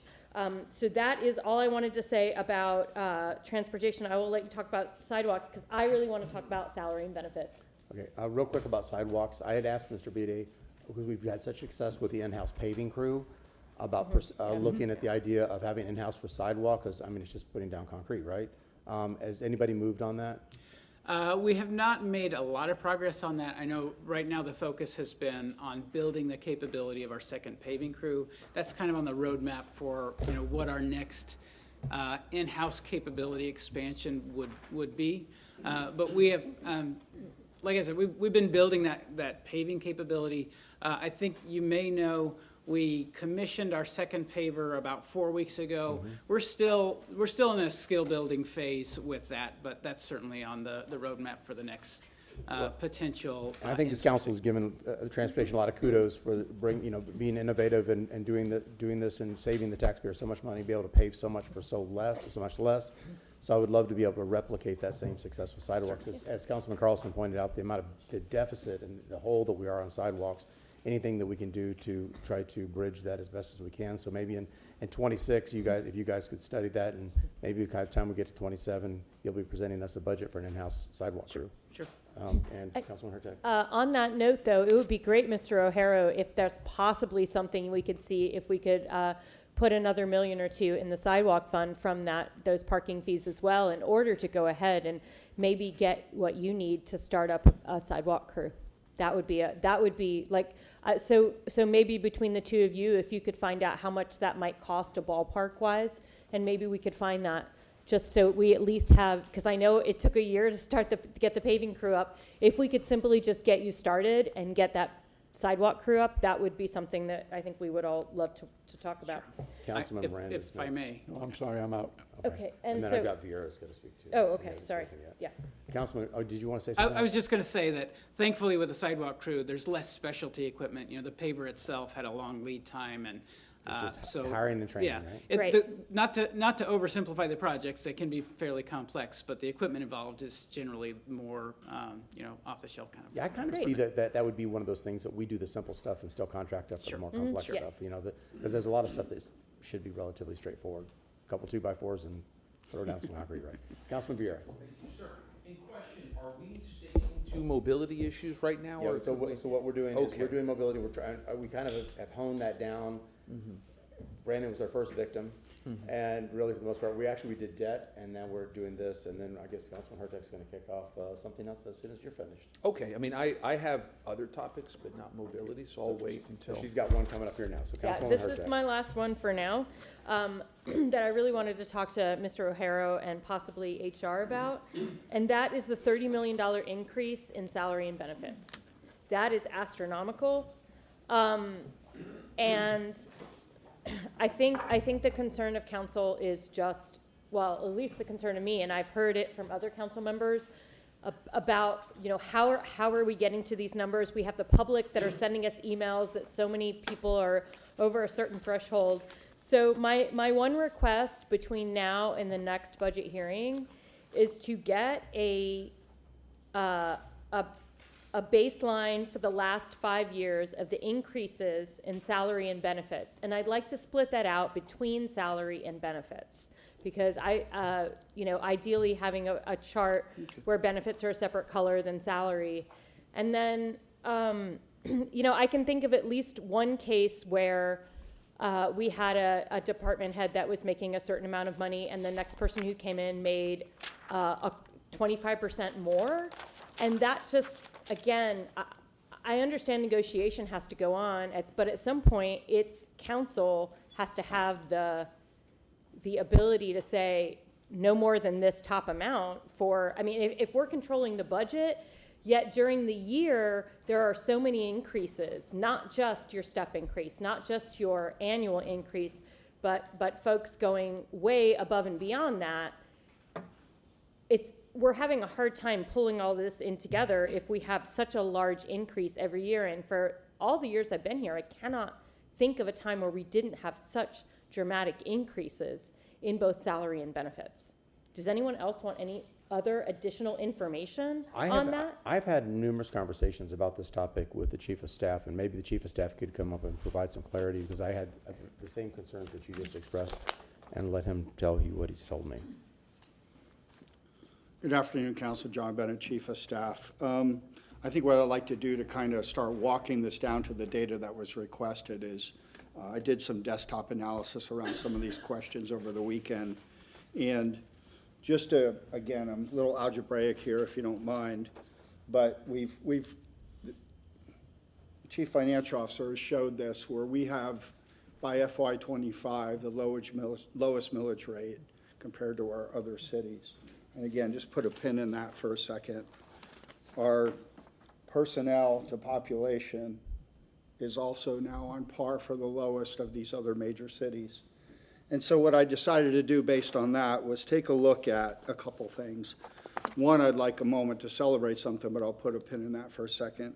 But when it comes to our overall operating and capital budget compared to those cities, we are 18.75% below all the other major cities in the state, which again is a good thing to celebrate. But when you drill down into the personnel aspect, I mean, that's about $845 per capita below our peer cities in the state, which if we were just on par with those, it would bring in about another $345 million.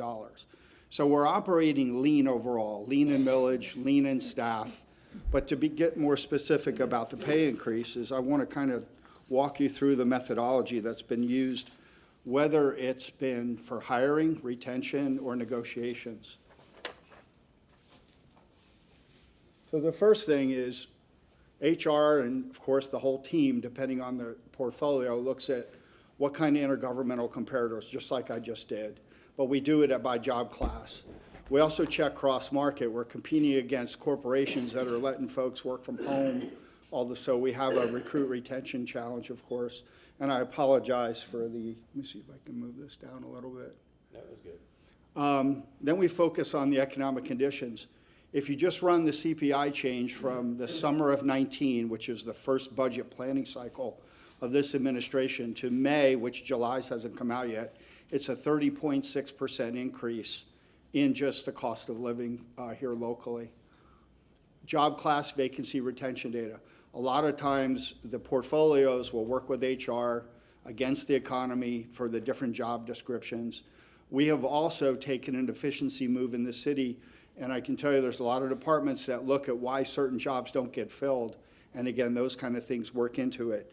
And all of that leads to what I like to call the 4-point analysis that I work with the unions on, is start out with pay and benefits, again, which is really what we're focused on. But we balance that against the other 3 quadrants, right? So sustained level of service, which is really how we keep our level of service up to the community, making sure that our bond ratings and our fees are where they need to be. I know we're working on fees, but we know where our bond ratings are. And then, of course, as you've seen Mr. O'Hara's presentation, the general fund balance needs to be healthy. So when all of that ecosystem's in place, then we ask ourselves, well, how are we doing? And I think it's important. So the desktop I did on this, just to kind of take the role of what you're asking us to do, but kind of put your hat on, if you will. You know, we're the 49th largest city in the country, okay? So we have a lot going on here. I ran our city against an analysis of Fortune 500 to 1,000 companies, which is exactly what we're on par with. Our executive team, the bandwidth for that is about $150,000 to $450,000 a year for a major city. The highest salary in the city is about $260,000 without benefits. So we're below kind of some of those large municipalities. In the same exact company that of a similar size of our city, these salaries are $2 to $15 million a year for C-suite folks. But we know why we're here. We're here for service, not to get bonuses and to get wealthy. So our range for what we would call our C-suite, which is directors and above, is a little over $152,000 to $260,000. So then what I did, and this is the part I wanted to celebrate for context, is when this administration started, somebody had an idea, and I want to credit Councilman Dingfelder for this back then, of trying to goose up our minimum wage to try and have a more livable wage. So at the time, it was $10 an hour. Just for the record, the state minimum wage at that time was $8.46. So we ran the analysis, brought it to the mayor, brought it to council, and to co-celebrate this, we moved it to $15 an hour. Those employees now, based on their merit increase using an average, not the highest or the lowest, and the cost of living adjustments through negotiations over the last 6 years, now brought them from $15 an hour to $23.18 an hour. Here's the beauty of that. That is now a livable wage. If 2 livable wage folks were together, whether they were household or roommates or whatever, they are now comfortably living between $94,000 and $100,000, which says you can live comfortable and own a home. And I think that's something for this city to be proud of. So when you do break down where again, we have the lowest personnel by numbers, we have the lowest millage by, again, city, We have the lowest per capita budget across the 6-year trend of all other major cities. We're happy to break it down for you about what the baseline was to show you how that grows. But one more thing I want to add, when an employee comes in, they get the minimum salary, there's a cap on every single pay class in the city, whether it's negotiated or, inside the bargaining unit or non-bargaining, there's a cap. That cap can only move if there's a wage increase across the board based on the negotiations. Everybody outside the bargaining unit tends to get maybe a 3% based on cost of living. Again, that would be a 10-year stretch instead of a 6-year stretch to get to that 30.6% CPI increase. But when you look at the bargaining side, there's an opportunity. What I have said is the step plan or the merit increase tends to be our retention, and then our cost of living tends to be just the economic balancing fact. When an employee comes in, they go right to the minimum. Their resume, depending if they're outside bargaining, can go up to the midpoint negotiation-wise. If it goes beyond the midpoint for whatever reason, there's a whole task force that comes together, the portfolio, HR, my office, and then we agree to that. So all those paper trails for any salary that goes above a midpoint is looked at each case one at a time. So that's kind of been the MO of the way we've operated for the last 6 years. I will tell you that working with the insurance side of the house on the benefits, the pensions, all of those things, and I'll let Chief O'Hara talk about that a little bit, those are really compounding factors. But I know for a fact that the first contract was a 3.5 for the ATU and a 3.33 for fire and police. Then we went through that big economic situation where all 3 unions were in parity, and we're still negotiating this third one. But every time we negotiate, it's all of these comparators are transparently given to the union. We talk about other agencies that are vying for our positions, again, especially in the badge wearing community. They're trying to outdo us for those frontline pay and bonuses. So it really is a competitive situation out there. And we try and keep a 5% attrition rate across the board, because when the public and council approve the budget, we want to do our best to make sure that's actionable all the way down to, the last penny of what's been given to us. So again, we need that personnel to do that.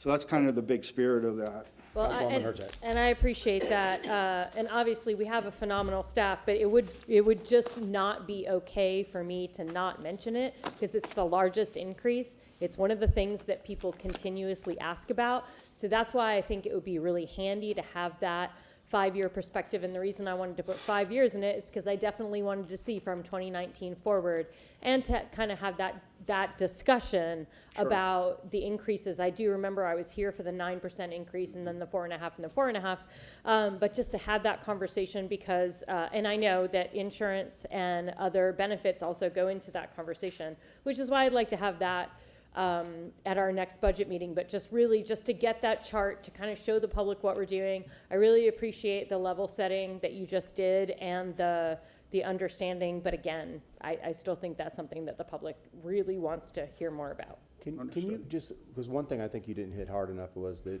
because it was one of my questions, and that is the outside of the bargaining unit, the pay bands, can you please explain, Sure. Can people move out of the pay band? Happens with the pay bands? Are people capped in the city of Tampa? Yeah, again, great question. So whether you're bargaining, which is about 3,800 of our 5,000 employees, or you're non-bargaining, which would be the balance, a little over 1,200, every pay classification has a minimum, a midpoint, and a cap. And you have to be within that. For example, let's just say I was in the bargaining unit and I was here 10 years and I got an outstanding evaluation, and my increase for having an outstanding evaluation was 4%, but I was already at my cap, I would get 0 that year. So every pay band has a cap, every classification has a cap, bargaining, non-bargaining. The only way that cap moves is when the negotiation happens through the bargaining units and those caps move up. So that's how it moves across the city. Then you have a little bit of room to grow. But a lot of folks, I know one year that the management team took a 0% to make sure that everybody else got what they needed for the economy. So, but either way, it stays within that band of the minimum, midpoint, and the cap, and it can't exceed that without council approving the budget and then moving that band further up. And that goes for senior management as well. They have Correct. Everybody has a ceiling. And I hit that and asked that very specifically because have had inquiries about it, so I just want to make sure that was on the record. Understood. Thank you. Bill, Councilman Carlson. Yeah, in the analysis of pay increases, and I agree it's a concern of mine and also the community, but I think the other thing, to be fair, is if you take there's been an increase in employees, but if you go back to Great Recession and go forward, you could do an analysis that shows that the pay increases over time did not keep up with inflation. And so when we were talking about police and fire increases a couple years ago, it was 18% of people got upset about that. But if you looked at it since the Great Recession, we were way behind where they would have been if they just got a regular inflation adjustment. So I want to, that's a way to put it in context. The other thing, and I'll talk about this another time, if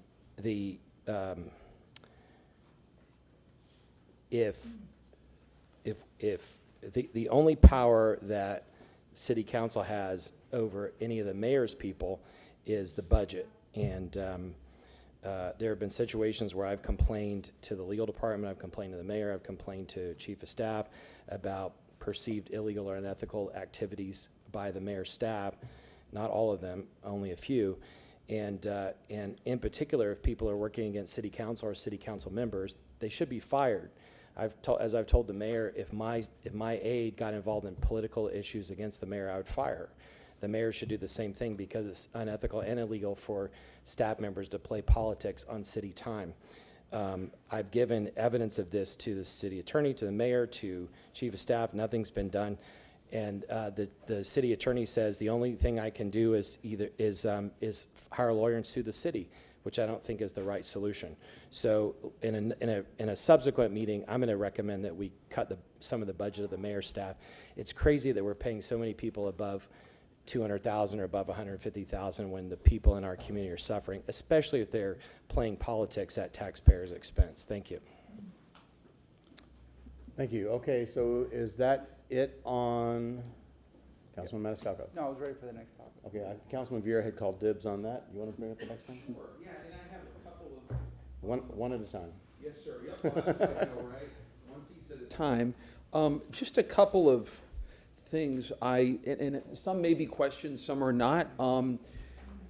One is, and I know Councilman Carlson, I know will cheer this on, that we're in the CRA doing disability accessible equipment in the CRA parks, and I think that we ought to put some investments in this year's budget in South Tampa and in New and North Tampa, which are outside of the CRA, a targeted investment of $200,000-300,000. Obviously, I can't make a motion for it at this time, but so we're going to move up. This will be a park, so we're going to just focus on Parks and Rec right now. Then. Okay. Oh, there you go. Okay, sure. And I've got. Do I have any other parks? And I'll go. Do I? Not really. But yeah, no, that's fine. So let's hit Parks and Rec. Yes, sir. So I hereby start Parks, right? Inadvertently. So that is something that I do want to talk about, which is our disability access to our parks, and something that I know we're all in support of.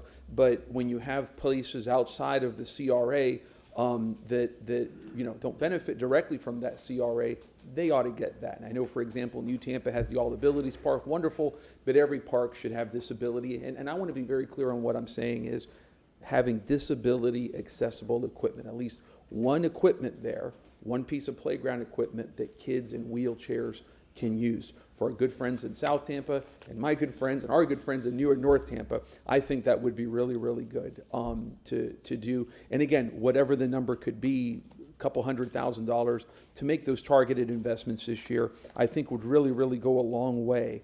I'm looking to see if there's anything out here park-wise. I guess the disability internship program is not that. Would you like the director to come up and address the disability issue and the financing, or do you want? Sure, no, I can just, I don't need anybody to come up for that. Wait, how about this? I'll come back whenever, because I know other folks want to talk about parks, and so for consistency, but to quote Sylvester Stallone, I'll be back. Okay. That's a joke. I know, that's a joke. Yeah, sorry. Councilman Maniscalco. That was a trick. Yes, sir. So it was mentioned Parks and Rec, and I don't know if this falls under that, but I had talked about Sulphur Springs in the email that I had sent. Would this fall under the Parks and Rec category regarding that boardwalk and all that? The pool and the boardwalk, I mean, there may be a relationship with mobility on the boardwalk part. I'll have to talk between Brandon and Sal and Osea, but what I was going to answer to you earlier when you brought up Sulphur Springs is that you will see something on the agenda for Thursday to do emergency work on the pool. So that'll be on the budget there. There's also capital improvement money for the pool in the budget beyond that. So right now they're going in to do the surgical look. Of course, Sal and Osea are here if you need to talk about specifics. And then the boardwalk was actually discussed this morning in our staff meeting. And there's money in that space for Sulphur Springs Park area. So both of those things will be getting attention. And again, from somebody who's worked Sulphur Springs for many, many, many years, that pool specifically and the navigation for walk-up ability is really important too. Okay, so I think Sulphur Springs is an important enough issue that we just focus right on Sulphur Springs right now, and then we'll move on to broader Parks and Rec. Can So, we finish parks? No, I'm saying we'll continue with parks, but I'm saying let's nail it into Sulphur Springs and the pool and all that, because this, between the boardwalk and the pool and all that, I think this is an important topic. The Yeah. community's listening for this one, it's an important one. You've answered my questions more than I expected, so we look forward to Thursday and, the work that you're doing behind the scenes. Thank you. Anybody else about Sulphur Springs pool? I know Lynn Yeah. has something. Well, I want to talk about that, but I also want to talk about parks. I'll circle right back with you on the parks thing if you want to. Go ahead with pool. No, just on Sulphur. Is Charlie Adams still here? Parks has probably been out with them, but I think somebody from Parks should go out with him and look at it again. That boardwalk, it's easily accessible for one thing. He and I just walked right on it, and we took too many chances. We shouldn't have walked on it. But first of all, it's a liability hazard because you can easily get on it. You just go around the tree and walk. But if we just redo the boardwalk and don't redo any of the other boardwalk around it, it's going to look out of place. There'll be something really nice with everything else not in a great condition. And I agree with fixing the pool. And it looks to me like it's, what is it, 1.4 million on Thursday? 1.8? Yeah, so that's just the planning. That's not, because it's going to cost 10 more million. Again, I can bring Sal or Osea up to talk about some of the details. But I'm glad you guys are moving forward. I was very happy to see that on the agenda for Thursday, and at least it's moving forward. Yeah, there's a balancing effect there between the seawall, the pool, and and of course how we use our water system. If So- we update that part and fix all of that, we'll see the real estate value and investment will go up exponentially because everybody will want to be near that park. It's a beautiful location, across the river. They're very expensive houses. All we have to do is fix up that park, and if it's 20 million, we're going to get way more than that in ad valorem taxes back from the investment that will happen in that community. Councilman Miranda. Thank you very much, Mr. Chairman. Along parks and all that, I had some conversation with Mr. Rosas from Henry and Ola. He's a neighbor there and does a lot of good work. And when I met with him, I spent about an hour and a half, 2 hours looking at the park at Henry and Ola, and there was minor things that need to be done. And I had talked to the previous administrator at the city's recreation center in charge of parks and recreation, but he since has left, and I don't have that contact person. I think it's divided between two people. But I like for somebody, because we had made some arrangements, and I had talked to the gentleman who left, and he was much in favor of doing the small things at Henry and Ola. One is the entrance way when there's a gravel. Can we put a pin in that one and come back, because we're just talking about Sulphur Springs right now, and I'll come All right right. back. I'll come right back to you on that. All right, that one in Cascade. Okay, very good. Well, hold on, let me let Councilwoman Hurtak talk first. Okay, so right now we have the $1.8 million on Thursday that's going toward the seawall. So I just have a very simple question. Is the 3.6 million notated here for potential debt issuance a separate than the 1.8 million that we're approving on Thursday? It can be. We just don't know enough to know what we don't know yet in terms of the studies and things like Yes, that. But it can be, yes. But the idea is not for it to be 3.6 total. It was supposed to be about whatever, 5 million. And it still may. We just don't know. Okay, but Okay, I think my question was answered. Okay. Councilman I Carlson. apologize. Councilman Carlson. This will sound like, nobody's here from Parks, right? Is there somebody here? Osea was here, yeah. Oh, see it, sorry. Just an idea, there's the land adjacent to Sulphur Springs Park. I think we ought to have somebody monitor it, and any of that land that comes available, we ought to try to acquire it. That land is really valuable, and we could add all kinds of activity center, and that brings up, Chief of Staff, Chief Bennett, can you just, listen, I'm not asking you to respond, just listen to this idea. It's a crazy idea, but there's a wellness center there in a building adjacent to the park. It really should be an activity center. And I don't know if it's possible, but whatever it looks like it was just a big investment by the city, but whatever point it is that we can move the wellness center, that space would be great as a activity center that would just add all kinds of life to that area. So whatever investment we're gonna make, we ought to make sure that we create an integrated park, because there's so much potential there. Yes, sir. I have a question about the pool. And I know this is a Thursday discussion, but anticipation of the future financing needs and what we have to vote on for the budget for '26. I'm kind of gravely concerned, the 1.8 expenditure. Is it possible that we're going to spend $1.8 million in CAPA study to find out that we can't build a pool there? OSEA, we're in Administrative, Neighborhood, and Community Affairs. So part of the $1.8 million is to do an assessment to see how bad is bad, what repairs need to be done before we go into the construction. So the first, a portion of the $1.8 million is in fact to do the assessment.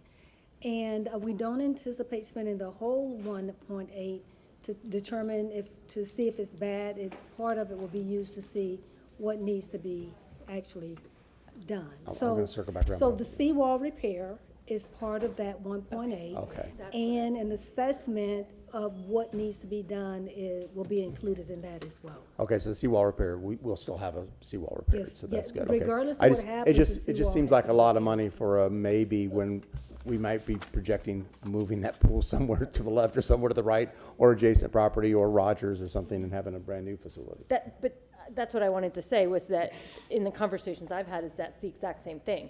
The 1.8 is for a seawall, mainly for a seawall, and then to see what other little things need to be done before we go Okay. forward. But the seawall has to happen regardless. Okay, that makes That sense. is correct. That makes sense to me. Yes, Okay, sir. Councilman Miranda, did you want to say something Yeah, else about thank you, this? if I may, on those two parks. One is Henry and Ola, there was some, Wait, are we done with the Sulphur Springs? Yeah. Okay, go ahead. Okay, Councilman Miranda, I'm sorry, go I'm ahead. waiting for right now to finish. We'll reserve the right to Anyway, say there's that. two parks. One is Henry and Ola. I had talked to Mr. Mauricio Rosas, and I had some contact with the former director of the parks, and he was very anxious to go the way that we talked about. And I haven't talked to Mr. Rosas since, and certainly the gentleman who left, I haven't spoken to him either. So I just wondered where we're at. It was the entryway, there's like a driveway from the road, like a shell road, or it looks like an alley really. And then there's two deep swales. It looks like it on the side, but you just gotta walk in without no fencing or something, and some kid could fall off and get injured. It's about 3 or 4 feet deep on both sides. And that was one of the items we talked about. The other was in the dog park, putting some shade in the area when the people put their dogs, the sun bears on them, they have nowhere to hide there, and that was another one. And the other one, the third most important one, I think, is about the entry into the park, because there's an entry gate, but no system where somebody can put it, and the kid can't just lift it up and walk out. This is all Ola? It's Henry and Ola, yeah. Okay. That's number one. Number two is Cascading Park. That park's got a historical value. That's one of the few parks that had 2 Hall of Famers that played baseball there. One is Al Lopez, and the other was Tony La Russa. And that park has been neglected for many years. I understand why, because the population of giving birth was demised and moved on somewhere, one of the two, or both of them at the same time. And now that area in Ybor City is coming back to life with a lot of young people, and we ought to start looking at it, not doing it right now, but doing an assessment of what happens if we can put the park the way it was originally, with the old grandstand and the big diamond, and 2 peewee, and then 1 on the other end, how it was in softball. So you're gonna have girls softball, men's softball, baseball, whatever you want in that park. And Cascading Park Pool was done over, so that's running very well and doing well in itself. But I'd like to have Thank you, some Councilman conversation. Reddick, right? Pardon So me? was it Councilman Reddick that, wasn't he responsible for redoing the pool? Well, we were all but he was one that was leading the charge, yes. And so I'd just like to keep it alive and going until we come up with some understanding what to do with Cascadia, but the other one needs help now. Very good. OC, did you catch all those notes? I did not catch the name of the park you were referencing, Council. Oh, Henry and Cascadia, Ola. yes, I have that, yes. And the first one was. And Harry and Ola, I heard, Yeah. yes. Yeah. Councilman Carlson, you had something? Are we talking about all parks or just? I guess we moved on to all Park and Rec. Okay, yeah, one last thing on Sulphur Springs is that there are little pocket parks along the river, and we need to make sure we pay attention to those too. I walked around some of them, and the ground was uneven and other stuff, so we just need to make sure we pay attention. But to other parks, somebody alluded to it earlier, but there are whole threads on different social media platforms where hundreds of people in South Tampa are complaining about the parks in South Tampa. And there's a limit to how much we can say there isn't enough budget. We also know anecdotally some of the people that moved from other cities came down and thought they were saving on taxes, and then they realized that the parks are falling apart, the streets are falling apart, and there are no sidewalks, and so they packed up and left. And some of them left because their companies wouldn't let them work remotely, but others left because they said, well, the reason why the taxes are low is because you're not paying for anything. We need to make sure that we're not spending money on projects that are nice to have. We've got to fix the basics. Parks, roads, stormwater, those are the basics. If we don't fix those, we lose our money centers. If the private equity people and the investors who are here get fed up, they're going to move to another city. Many of them that have been in South Tampa for a long time have houses other places. They're going to spend more and more time in those other places because they don't like walking on sidewalks that are falling apart or walking in the street when the sidewalks are falling apart.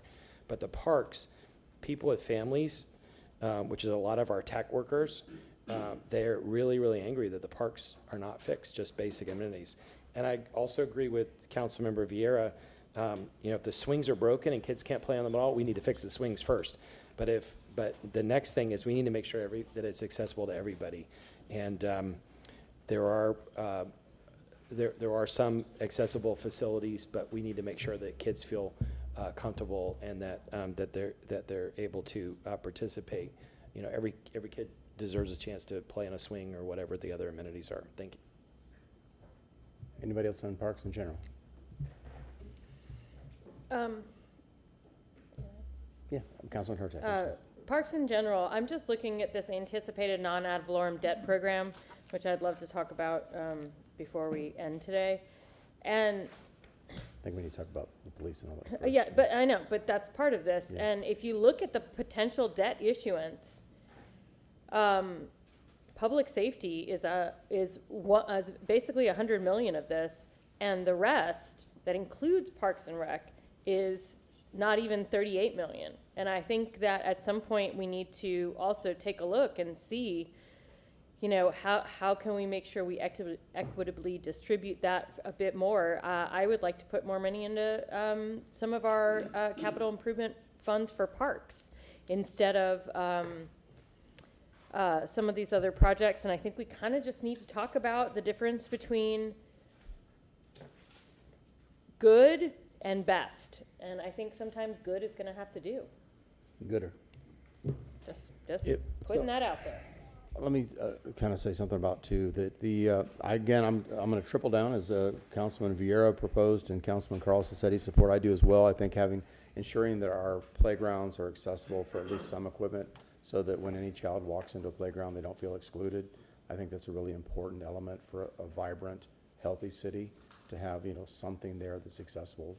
I don't want to see the disappointment on a kid's face when they show up at a playground and they can't participate with the other kids. It gives me goosebumps just thinking about it. So it's something that's important to me as well.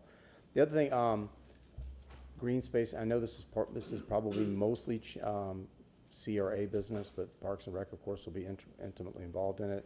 And that's channel side and green space, and Ms. Feely back there, property acquisition, and ensuring, we've done a really good job of developing channel side, but what we haven't done is a good job of securing and ensuring that there's green space in channel side.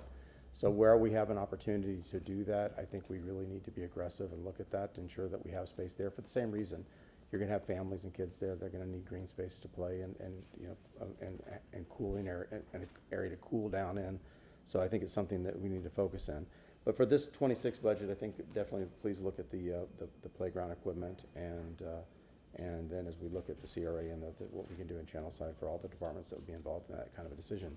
I don't know who clicked first, I think Councilman Carlson? Do we pivot as public safety, or are we still No, in parks? we're still parks. Okay. Councilman Hurtak. While I've been sitting here,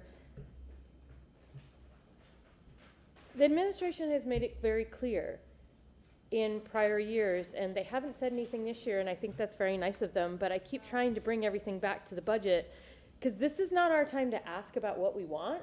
They've already given us a budget. It is our time to move the money around. Like, we're the ones doing it. We are not supposed to be asking departments to do this for us. We are supposed to be doing the work. So the things I've been trying to ask about are specific numbers. And so I understand that people want different things, but that's not what this conversation is supposed to be about. This conversation is supposed to be a little bit about, I mean, I can see where we can start with that, but quite frankly, we're the ones that are supposed to be moving money around. So what the questions we need to be asking are things about having money and where to put that, because the onus is on us now to move the money around. The onus is not, like, they're not doing this anymore. This is our budget. You know, you're not wrong, and I think that that's the hammer that comes down in the hearing, but right now in the workshop, because obviously the subject matter experts are the folks that are standing up behind us, and the budget people that have this budget, and so where we at this workshop can express our wants, needs, and desires, they see maybe they can come back to us. But that's the point, and the administration has made that super clear in previous time. They're not going back to move this money. Well, that's a hammer. Again, but what I'm saying is we needed to have had a workshop prior to the budget, and I don't remember actually sitting down with staff this year to talk about things I wanted, but I'm just saying. I did not. Yeah, I didn't either. So I really think that maybe we need to make sure to build that in. But as we're talking about this, I hope everyone's making notes about where they can find this money, because that is what we need to be doing now. That's what I asked Ms. Kapinski to do for us, so to kind of like document this so that we have this as a, and I just wanted to make that, as we move forward, I just wanted to make sure I reiterated that it is our turn to move this money. I believe the Chief of Staff would like to respond. Again, John Bennett, Chief of Staff. I just wanted to put a footnote into the parks conversation. I went on our geospatial viewer for all parks, and there's a category in there for disability friendly. So the public, I just wanted to say it for the public's sake, that you can go to our geo viewer, look at every single park, and it'll let you know if it has equipment that is disability friendly. So we'll continue to promote that. Hey, one at a time, though, it'd be nice to have them 100%. So I think that's the ultimate goal. But that's good information for the Yes, public. it is good information. That was pretty, Councilman Carlson? Yeah, what Councilmember Hurtak said is technically accurate, and she and I were both on the Charter Review Commission, and she was a spokesperson for Charter Review, so she will remember that we can put something in budget, but it doesn't mean that the administration will spend the money.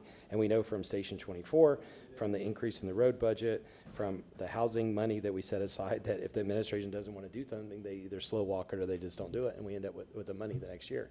So, so the reason why I would ask them is because to some extent we need them to agree. Otherwise, we'll end up a year from now and the budget that we allocated will be just sitting there, and they'll say, well, we didn't want to do it and we just decided not to do it. So just to wrap this, you want something else on Park and Rec? Councilman Miranda. Just want to say this.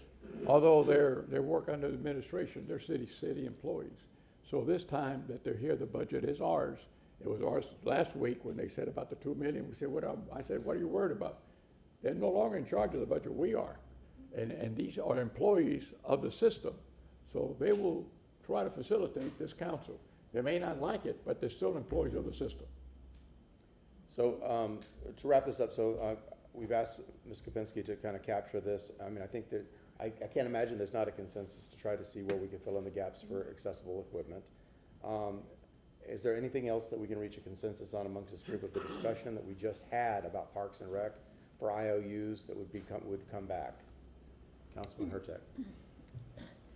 I would like Ms. Kopesky to put on one of the things that we didn't talk about parks that also has to do with sort of our recovery from Milton has been trees. I know two very important trees to me both came down in a week's time just last week. And they were victims of Milton, but just took a little bit longer Weakened. for people. Yeah, they weakened. And so as we go forward, one of the things that we really need to think about is expanding our tree trimming and the people who help with that. And this will roll into public safety, because when I do ride-alongs with fire, one of the things, the bucket trucks they have with the front bucket, those buckets run into trees all the time, and the driver themselves gets fined for that. It's our responsibility to trim those trees. So quite frankly, it's public safety. And I know that the chief is trying to get some more low-profile fire trucks, but quite frankly, I don't think we should have to buy new fire trucks. The cheaper way is to simply trim our trees. There's a lot of trees. Yeah, well, but it's fire trucks go for a good $1 million with those now. So I believe that we could probably come under $1 million to maintain our trees. So I would love to be able to see what we can do in terms of tree maintenance for a public safety, not only for our first responders, but also for the general public. Can I ask you a question about that? Mm-hmm. Ms. Nguyen? Yes, sir. Director Nguyen, do we have a dedicated staff that just does nothing but Yes. trim trees? Yes. Yes, we do. And how many people is that? Is that? I'll have to come back to Okay, you with that, okay. with the number of people, their roles and responsibilities, because we have several stakeholders who are involved in some component of trees and the equipment. So I'll have to come back with you on Yeah, because that. I mean, obviously the needs are great, and I'm sure the resources are few, considering the Yes, size of the yes. city and the number of trees. I mean, And I've actually been working with that department to try to get them some more equipment and possibly more manpower, but or person power, but really just what that looks like in terms of safety for both the public safety perspective and just, I mean, we've all seen the trees that are coming down. It's absolutely heartbreaking. I know that along with that goes tree planting, but that's a whole different discussion. So But is I've this also a- been working on that. is this a status quo budget so we don't have anticipate any increases in this budget for 26 for No. tree trimming, correct? That is correct. Okay. Yes. So again, that's something I'd like to look at. Okay, good. Councilman Carlson first, then Councilman Vieira. Okay, Councilman Vieira, go ahead. Sure, thank you. So one of the things I would ask for Hagar to do is to work on finding funds for the disability park equipment improvements. And I mentioned South Tampa, and you were North Tampa. Sulphur Springs obviously doesn't have a CRA. That is arguably a little bit of North Tampa. But just really anywhere that's outside of the CRA areas. When it comes to New Tampa, probably not a big priority because we have the All Abilities Park out there, which is wonderful, but potentially more could be given to South Tampa, to parts of North Tampa, like Fowler Bush area and so forth, Sulphur Springs, which is near there. So just my steps in that regard. I have a question, Mr. Chair. May I speak very briefly on the internship program since Ms. Wynn's here? Councilman Carlson, did you want to say anything else beyond this first? No, can I just say on, so just to be clear on consensus, I don't know if we have consensus or not, but definitely we have consensus on the disability part. But the other big message that I had is that the parks are falling apart in South Tampa. They're falling apart everywhere, but my constituents, who many of them pay a lot of money in taxes because they remind us every day, their parks are falling apart, and the city's building an $80 million park when you include interest. And we need to have equity throughout the city, but spending $80 million on one park doesn't make sense. And so people wonder, why are my parks falling apart? And it's an emerging, based on the traffic on social media the last couple of days, it's going to be a huge problem in the next couple of weeks because we could potentially have hundreds of people in here. The administration's got to figure out how to address the parks in South Tampa as well as everywhere else. But in South Tampa, they feel like they've been left behind as the mayor's worked on pet projects throughout the city. So we've got to address them. CIT, Mr. Harrow, when is CIT going to kick in we start seeing the revenue come in? It's in December of next year. Okay, and so is this 26 budget, how much CIT is incorporated into this for Parks and Rec? Is it, We will only have included the existing community investment so tax. the new is not incorporated into this, so this is will not. all have to be appropriated for, Yes. okay. Yes, Can I sir. say- Yes, So sir. then the tax Now, we- starts, we- the tax starts accumulating in December of 26? Yes, sir. That is unbudgeted revenue at this point, correct? It is. Okay, Yes. so we can, as we see money roll in, we can appropriate that revenue. You can. In fact, what we'd like to do next year during the budget process, let me back up for a second. You know, we have a list of particular areas that was a requirement of that tax. Parks and recreation, mobility, et cetera. What we'd like to do is start appropriating that ahead of time. When we get closer to the date, we'll start collecting the actual revenue. Yeah, because I mean, I agree with Councilman Carlson. It is a shame, the city of Tampa, we have a lot of park property. We possess a lot of pocket parks, small parks, some really jewels that we couldn't afford to acquire if we tried to today.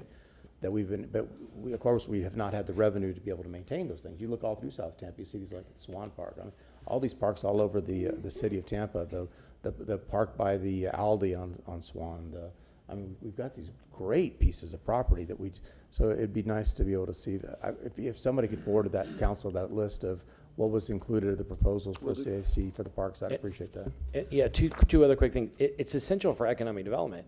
And the people think that everybody in South Tampa is rich. Not everybody. We have people below the poverty line, but we have a lot of people who are very, very wealthy, and they're investing in businesses, creating wealth, and we're going to lose them if we don't fix these things. They don't want to be in places where their kids can't go to the parks.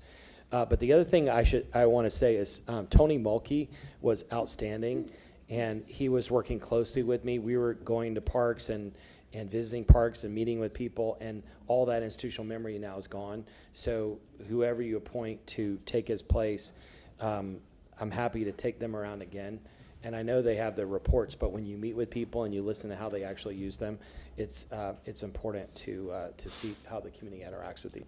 Councilman Vieira, then Maniscalco, then back to Councilman. Thank you very much. And, going back in time on parks, by the way, I'll touch on this if I may. We did many years ago a parks master plan. Yep. Right? That's where I came up with the public safety master plan, by the way.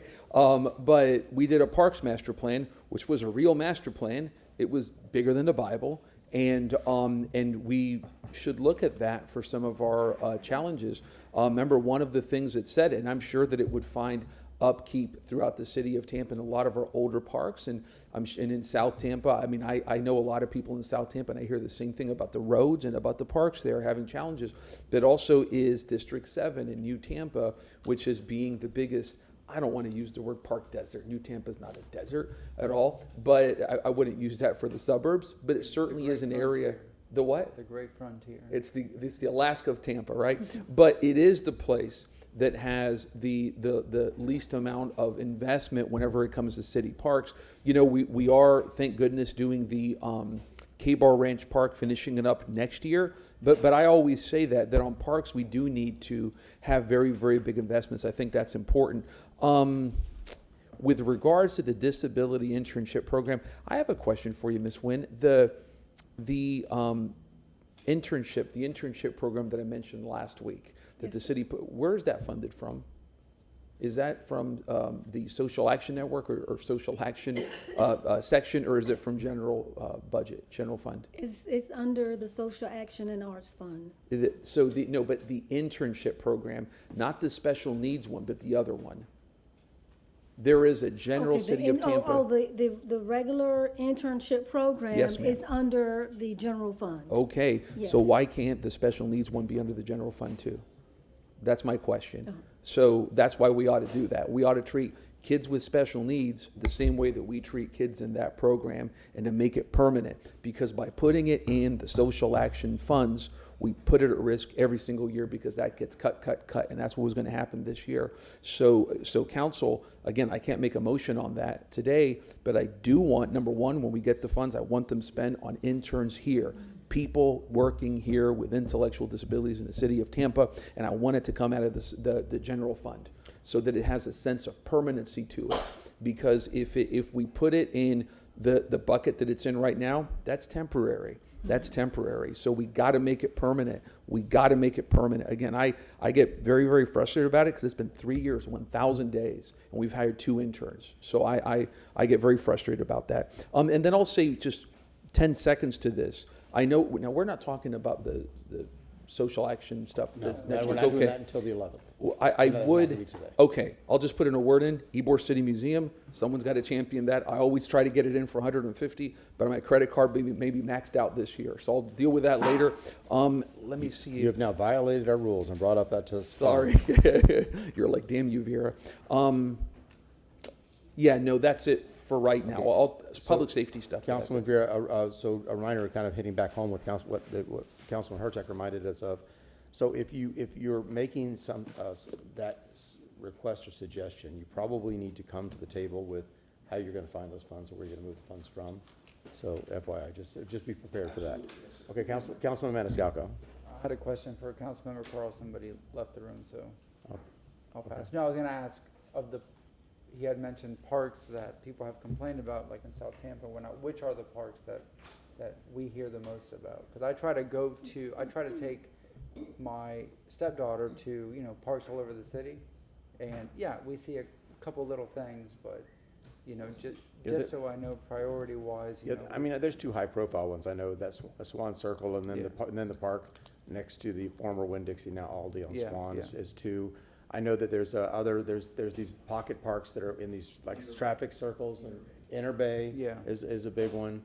Councilman Carlson, Councilman Maniscalco had a question for you. Yeah, Councilman Carlson, you were talking about so I'm not on Nextdoor and other platforms. Oh, you're missing out. Which parks are people complaining the most of? For example, like Rivercrest Park in South Seminole Heights, the docks and everything, that was a point of discussion, and Vila Brothers, that was a thing that we addressed years ago. But where do you see the most complaints? Because I try to go through the city and visit as many parks with my family, but where do you see it? Swan was mentioned, Inner Bay and whatnot. Yeah, Inner Bay.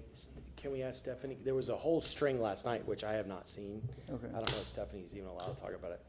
By the way, on, Did she forward that to all of us? no, it's a, Oh. Yeah, if Yeah, you it's in can, the app. Osea Wynn, Administrator of Neighborhood and Community Affairs, if you can forward that, what we do, based on the master plan, we prioritize those parks. But there may be some parks that have risen to the occasion that we need to reprioritize and move around.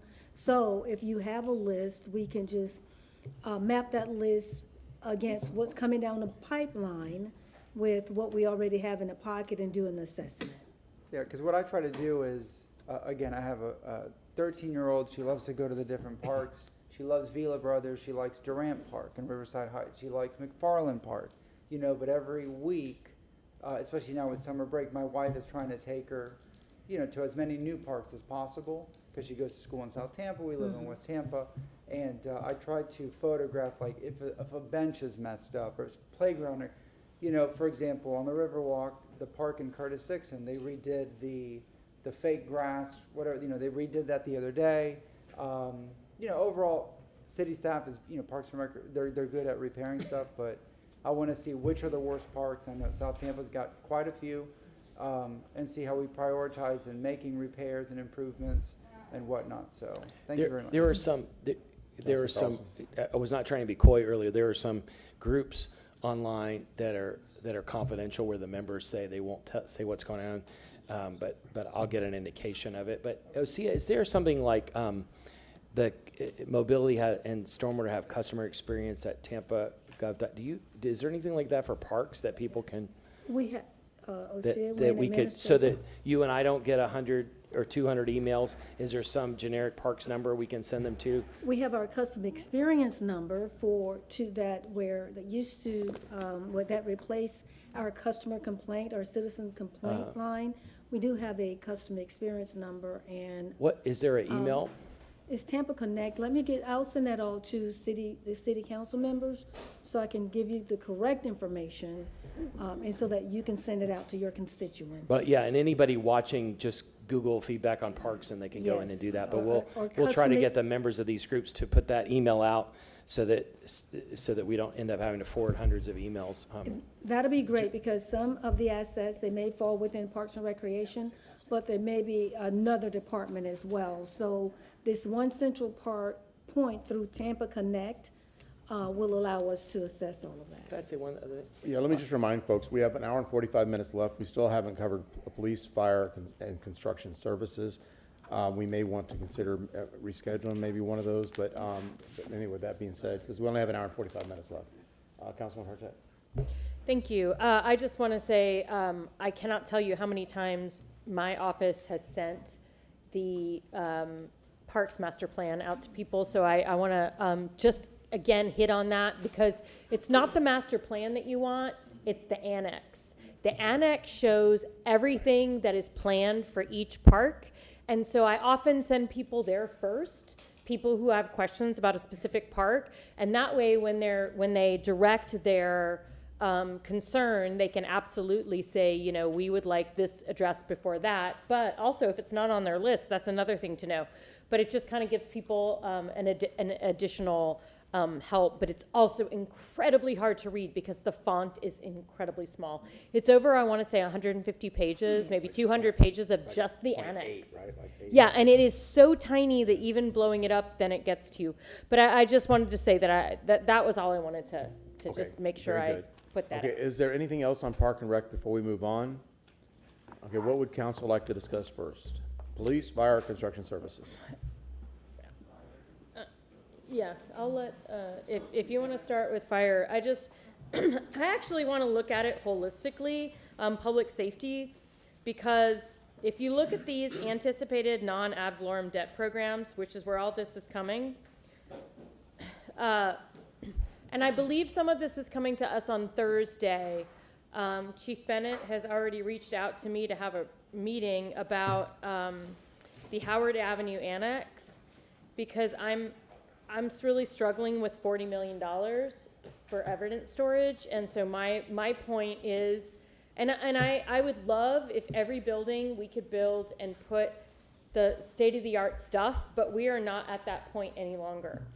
As Mr. Carlson pointed out, I also feel like we are hitting some type of debt limit. I do not want to bond for much more. And so I'm curious what types of things we can build and build to be good, not,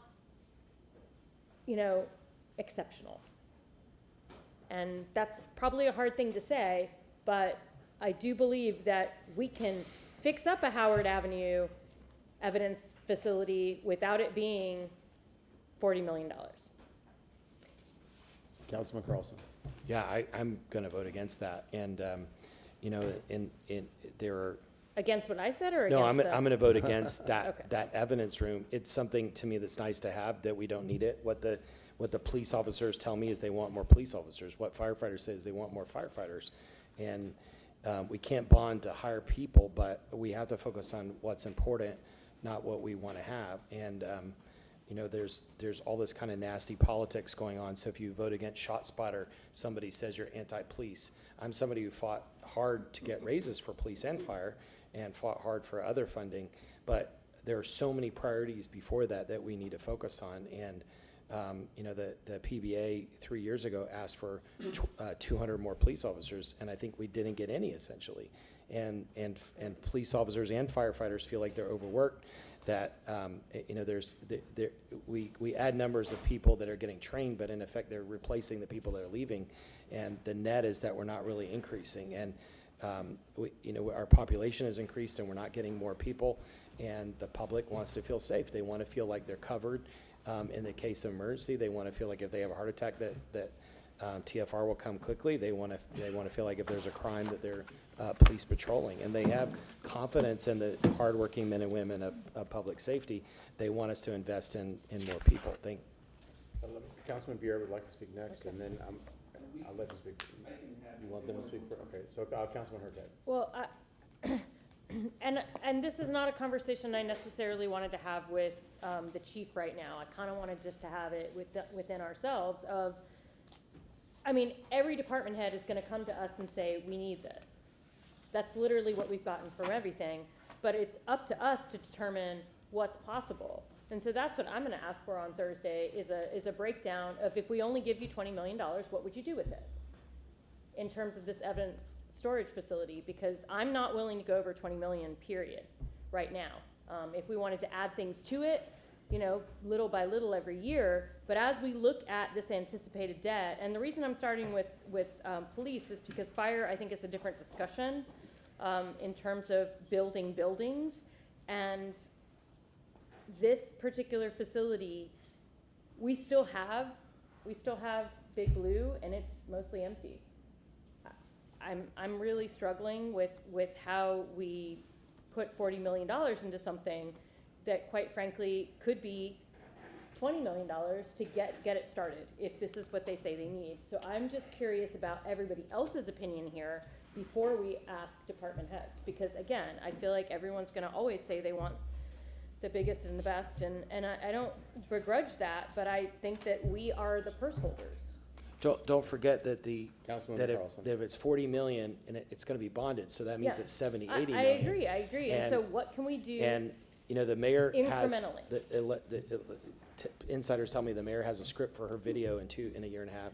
And this is something she should just take out of her script, because it's not something that's essential, it's something that's nice to have. We need more police officers on the street. Councilman Vieira. Thank you very much. A couple of things for that. I heard about the PBA. I in their preference, I mean, I'd like to inquire with them. I know they're not here today, I don't think, on their position on this. You know, my big thing is chain of evidence issues are very, very important. I mean, obviously, when police are custodians of pivotal evidence in criminal cases involving everything from small offenses to terrible, tragic offenses where you have people who have been victimized and brutalized and their lives radically changed, you're going to have chain of evidence quality there. And I would, you know, obviously trust the police for that.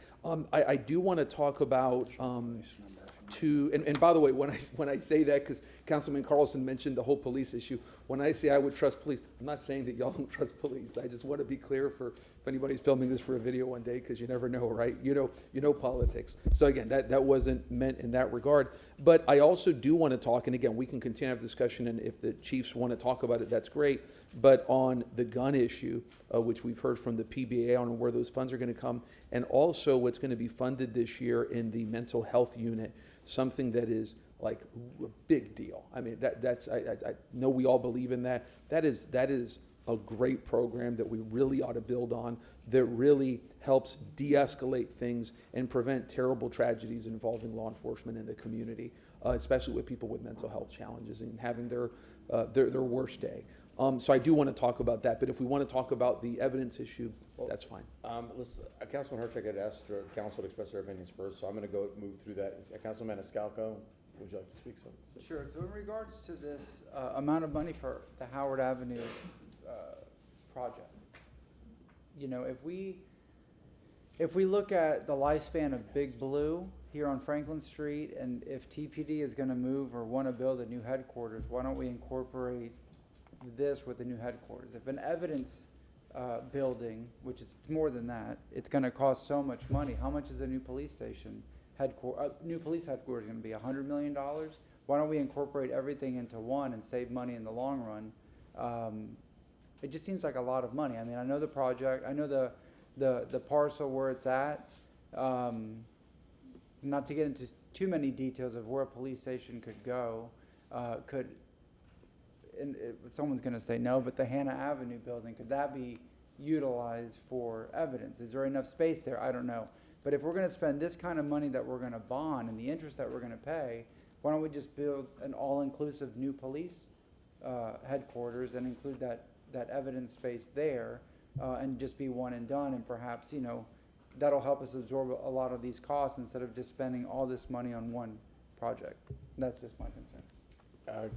Councilman Miranda, would you like to express any? Okay, Councilman Hurtak, you want to say something before I recognize the chief?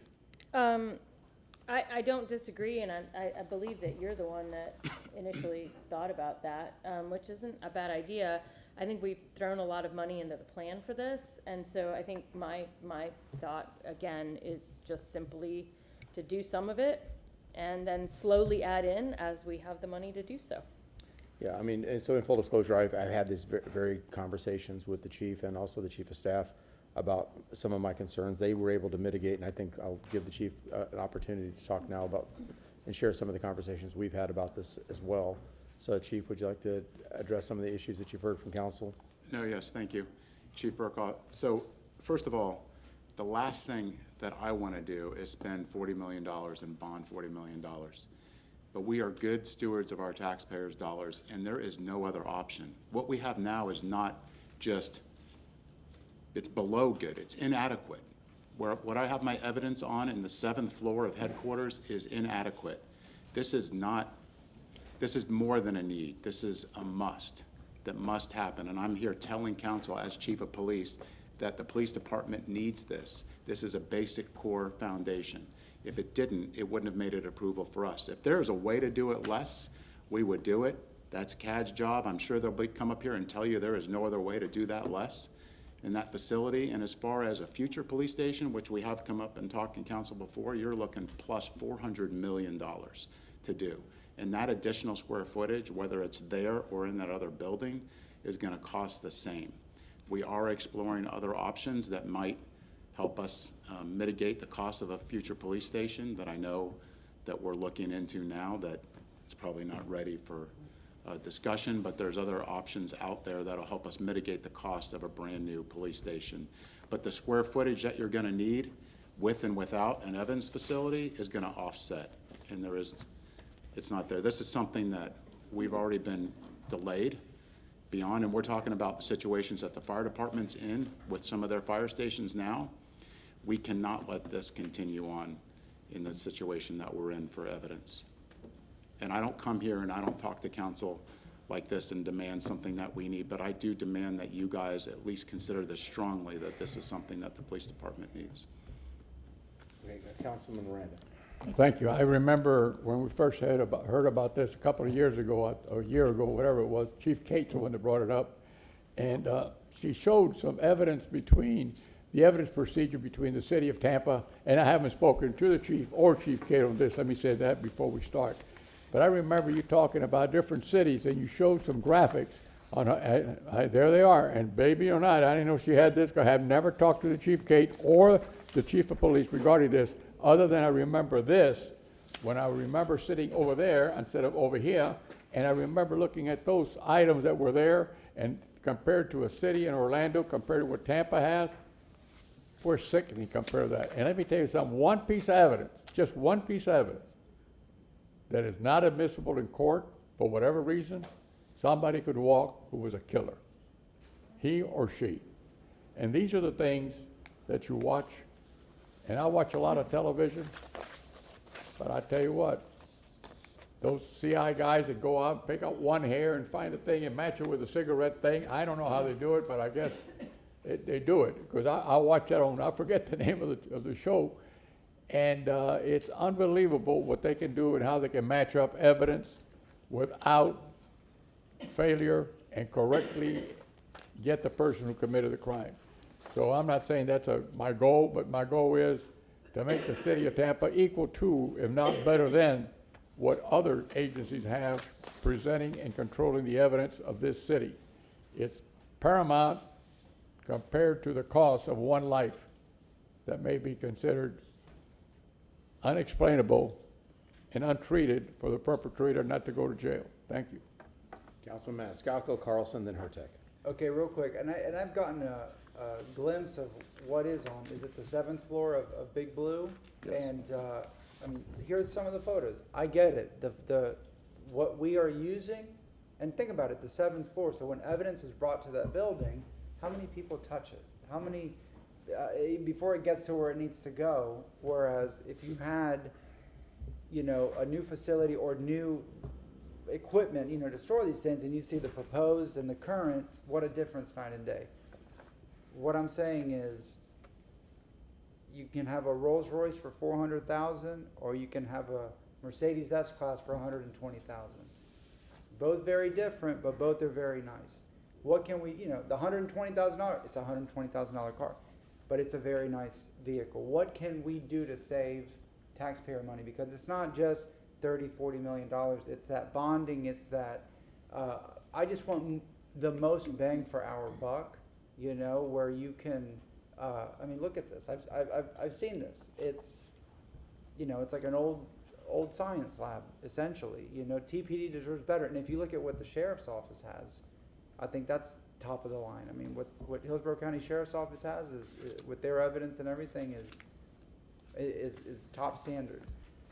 You know, before we move forward on a project of this magnitude, and yes, the argument can be made, well, you spent $40 million in East Tampa on a park, and you did $100 and something million over on Hannah. Moving forward, you know, we can't just bond everything. And I want to know what else can be brought up that is, you know, of a savings amount, but at the same time getting you a good product.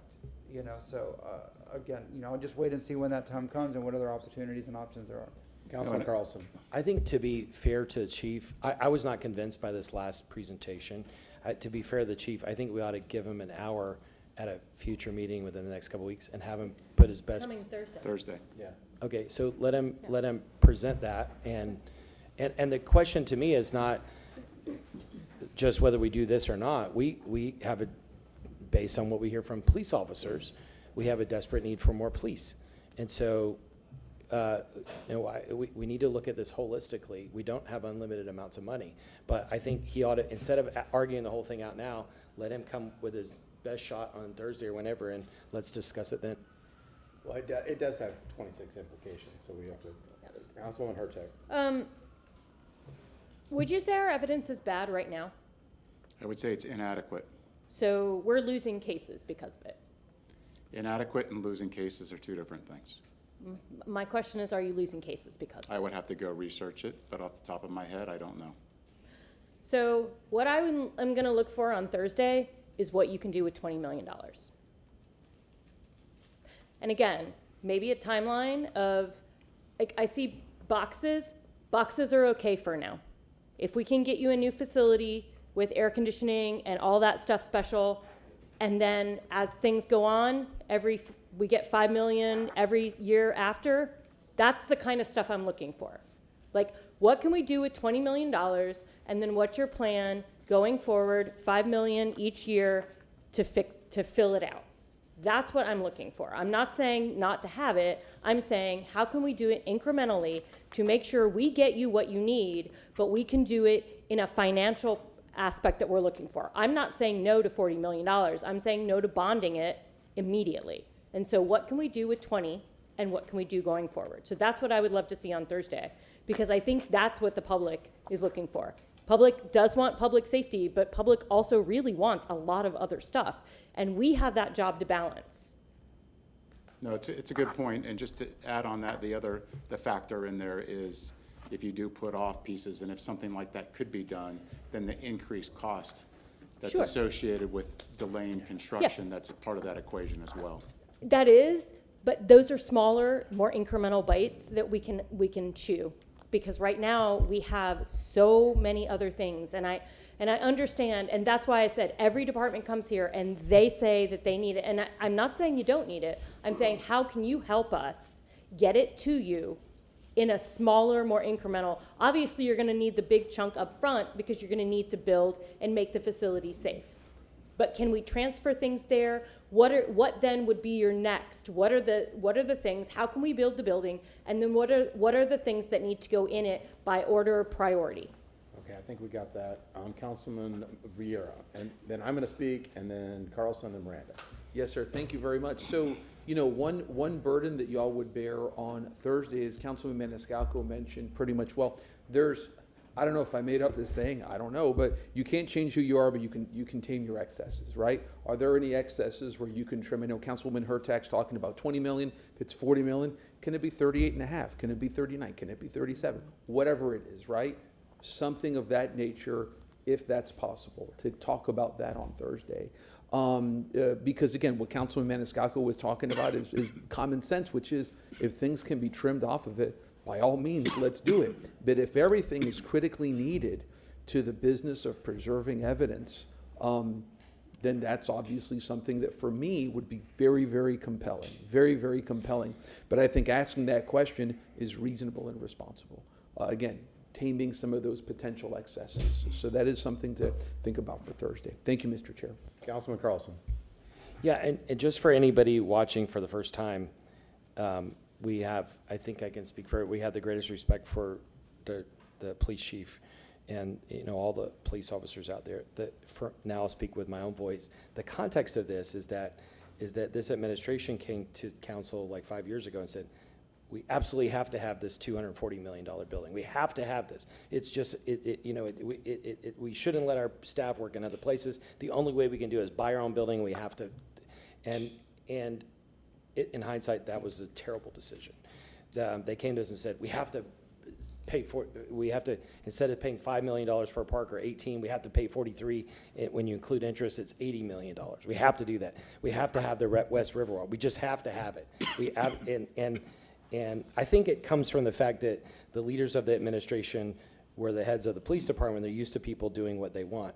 Unfortunately for them, this is a democracy, and the people have a voice, and we're the representatives of the people. The other thing is in the South Howard project. The administration say, we have to have that, we have to have that. Even though we know it's not going to work, it's a waste of money, and they should use the money to clean out other places. But because they want it, they're going to push at all costs to try to get this through. And what our job is to stop bad projects, to stop waste. And so when I, anyway, am questioning, I'm not questioning the police, and I'm not questioning the police chief. I'm questioning the administration who wants to just win. It's not about winning or losing. It's about doing the right thing, for being responsible caretakers of the taxpayer money. Could Okay, I just so add something to that? let me speak, and then you can wrap it up. I'll let you wrap Okay. the conversation up, and then we can move on this issue on until Thursday.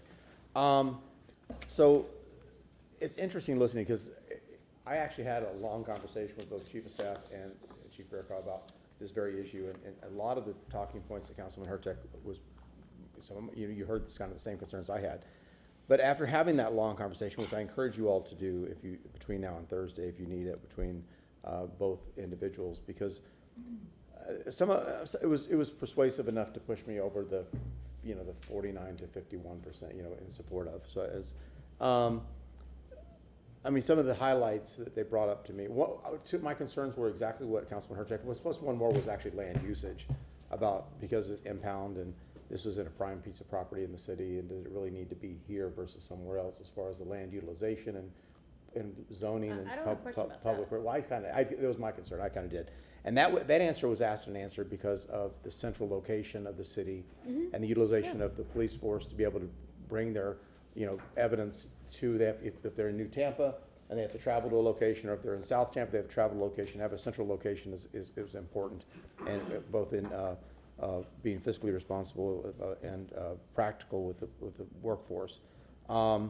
Also, I think what's missing in this conversation is not just what's happening inside, but also everything else that's happening at the building that they're planning on renovating, because it's a multifaceted parcel of what they're impounding here. And then again, I think some of the questions asked and answered, because my big question was about Big Blue, future Big Blue, parlaying this all into one big project, but trying to make that happen. But again, those questions were asked and answered for me. I encourage council to reach out and have that kind of conversation. Obviously, without that, we'll have this conversation on Thursday. Councilman Hurtek? I have a bigger question, though. We're looking at this debt program. What are you going to say no to? I know. Yeah. No, seriously. You all refuse to say no to the West Riverwalk. You refuse to say no to the build. You refuse to say no to all these other things that are wants and not needs. And we get to this point now, and I don't get angry very often, but honestly, we cannot say yes to everything, which is why I think in this conversation, the ability to say, yes, we want you to have this, we just can't afford it all at once, isn't a reasonable discussion to have. Because so far, I don't see anyone saying no to anything. Okay, so that bothers me overall as a council, and it is something that we constantly get pushback on by the public. And they say, you don't say no to anything. And the honesty is, the majority of council says yes to everything. And this is the first time I think we're really going to have a solid pushback of no, I'm not going to approve this ad valorem debt program tomorrow on Thursday. Just not going to do it if this is what we're doing. Because the build grant, $16.8 million, that's unacceptable. We don't need it. So let me address a couple of things you said. One, every project is evaluated individually, not holistically. So you have to every project is great. But I'm saying, there's certain everything is weighed here But it's not. But it is. It is So- not. So, okay, let me talk. Can I talk now? So let's bring up these conversations. So you have one project that's brought before council, at least in earning my vote on something. And I talk about this all the time, is if it's a capital improvement project, is there a return on that investment? Do I anticipate when the city spends taxpayer money, not our money, taxpayer money on a project, will it generate enough ad valorem, or will it generate enough revenue in some source to repay the taxpayer plus more, providing jobs, economic development, economic opportunity? So that I weigh those capital improvement projects to that. Public safety, of course, is a different animal. But I also don't agree, because we hear a lot of public criticism of council. You can't stop doing this until we do that. But the problem with the city is that it is multifaceted, and we're a juggler. We have to keep lots of balls in the air. You can't just choose which balls to juggle.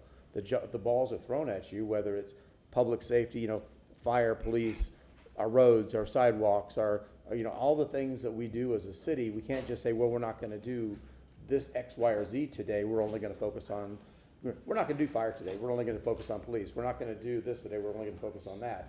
So when we're coming with this FY26 and future budgets, we have to decide how many small bites of the apple we can take to still accomplish everything. Because I agree. Hey, I was fully in support of a millage increase to be able to do more. I supported that millage increase because I recognize, I see your fingers back there. I supported that because I recognize our revenues are not sufficient to meet the needs of the city and the demands of the city and the demands that people expect of their city. So we don't have that. We didn't have that. We didn't have that revenue increase. The answer to that question is, again, with police and fire, with these fire stations, with these needs with fire stations, we've got to bond these things because we don't have the revenue to do it. But we don't have the money to bond either. And that's kind of the whole point. That'll be another discussion on that. $16.8 million for the West Riverwalk. I'm just saying. Yeah. I think that Riverwalk project is going to create so much more capital. I can't wait to see how much money you think that's going to bring. That's bringing no. Well, let's see what it does. Let's see who's right and wrong. We'll get together in the old age home in 20 years, and we'll figure out who is right and who is wrong. That was just a gift to a developer. Yeah. But again, I just want to know one thing that you're willing to say no to in this budget. Just one bonding thing you're willing to say no to. Well, the bonding stuff, I voted against the last bond point. I was one of I think only 2 of us voted against that one. And you approved all the projects. Because I said we should have been pay-go. We should be pay-go. So I'll support a lot of stuff if it's pay-go. Okay, I got a signal from my right that somebody wants to speak and for me to shut up. So Councilman Miranda. I don't know if I want to follow you two, because I don't get mad at all. I don't even get even. I'm not mad. No, I know you're not. I am full of love. Let me say this. So many things were mentioned on one thing. I don't know how we went from the police to the Riverwalk. But let me explain my vote in the Riverwalk. More than 50% of it's paid by somebody else. And specifically, the bond that was given to us, about $20-some million, was from the feds, specifically for that issue. You can't use it for anything else. So when you talk about prosperity and you look around, and this is just my feeling on it, the people who have nothing get very little.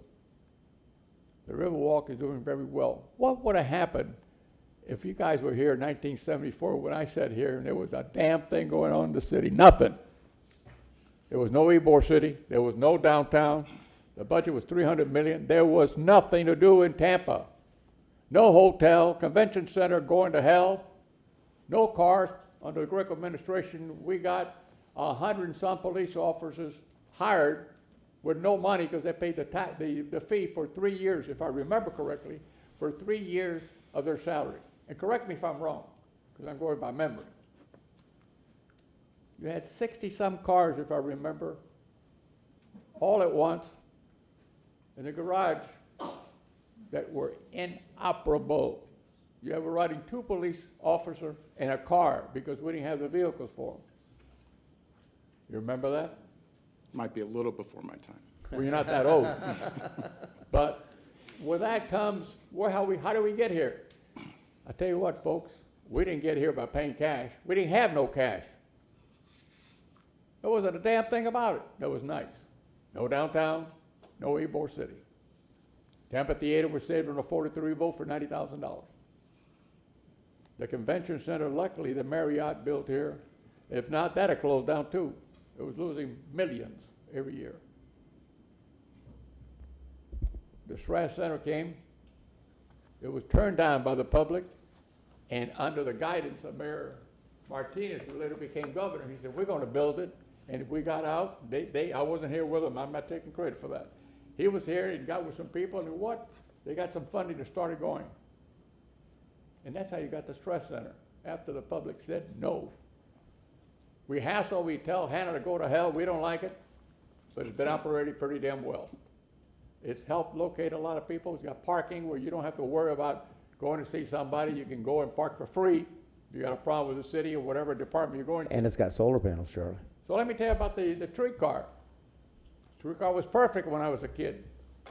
When I got adult, I guess evidently I jinxed it because they took the rails off in the late 50s and they took the track off in the mid 60s. So there was nothing here. No streetcar, no nothing. We had a bus line that worked pretty well until we took federal funds and you had to take somebody from here to Waimama for a quarter and back. That was wonderful. That created a lot of revenue. So all these things I remember. The convention center is doing pretty well, very well, attracting. Look at the aquarium. It wasn't doing anything, but because things around it became available, conventions after conventions after conventions, because Visit Tampa Bay went out and got them. We've had volleyball here twice. That's like the thing that they do in Hollywood. What is it? I just want to see if you knew. So that's what it is. And they're twice the size of they more people, more actors, more things, more movies created there than there's in America. And we don't even know about it. Hey, Charlie, can we wrap it up a little bit? Well, I got 40 minutes. You spoke 15 times. But I'll I'll honor you. I know we only have an hour left. Sometimes you have to go in debt to make progress. If we had not gone in debt, what do you think April City would be? What do you think downtown would be? Tell me. We didn't have anything. Nothing. We hardly had bullets for you guys to train with. But thank you very much for being here. Thank you. Okay, we have Louis Vieira, Councilman Vieira, then Councilman Maniscalco. Thank you. Just very briefly, and I wanted to address Councilwoman Hurtak's comments. I always say that in life, there's things that are black and white, and then there's gray. A lot of these spending things, there are gray, and then there's after-the-fact statements that we can make. I'll talk about one that I voted on. You know, and Councilwoman Hurtak, in terms of what she's talking about, you know, she brings a lot of things to the table that I don't bring to the table. And she does it with great effectiveness and skill, things that aren't my strong points, right?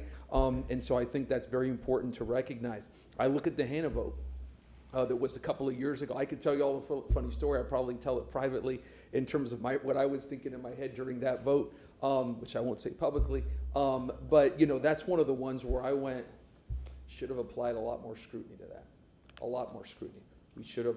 I should have asked more questions on that. I should have asked questions on that and everything. And again, I'm just being honest. I'm an honest guy. That's just the way it is. So yes, you know, one that we should have applied a different level of scrutiny on, there's one for me. You know, the other ones I stand behind and everything like that. You know, you talk about things that you oppose. It's CRA, it's not bonding, but I look at the Strass Center and the Museum of Art as great examples of things. Those were 6-1 votes. I voted against them, $50 million for those great institutions. And people who supported it can go, well, guess what? It's a great thing. It's gonna you know, help downtown. It's gonna help these amazing cultural institutions. Admit it. I could go, well, if we kept that money in downtown, we could help with a streetcar. We could help with a lot of different things, right? We could have capped it and put it throughout the city of Tampa in different places, right?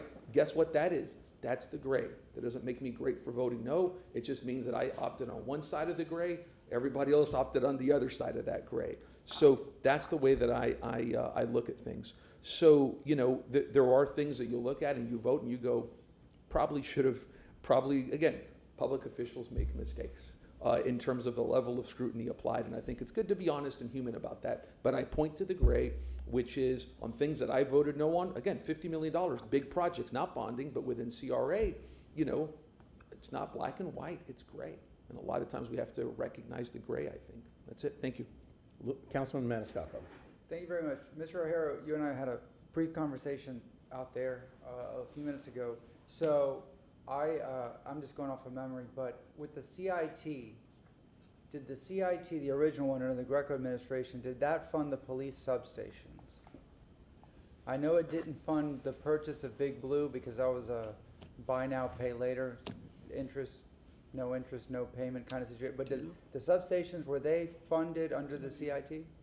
Let us circle back to you, sir. That's, Okay. that's going back a little bit. We'll research. I'm not And sure. let, you know, no?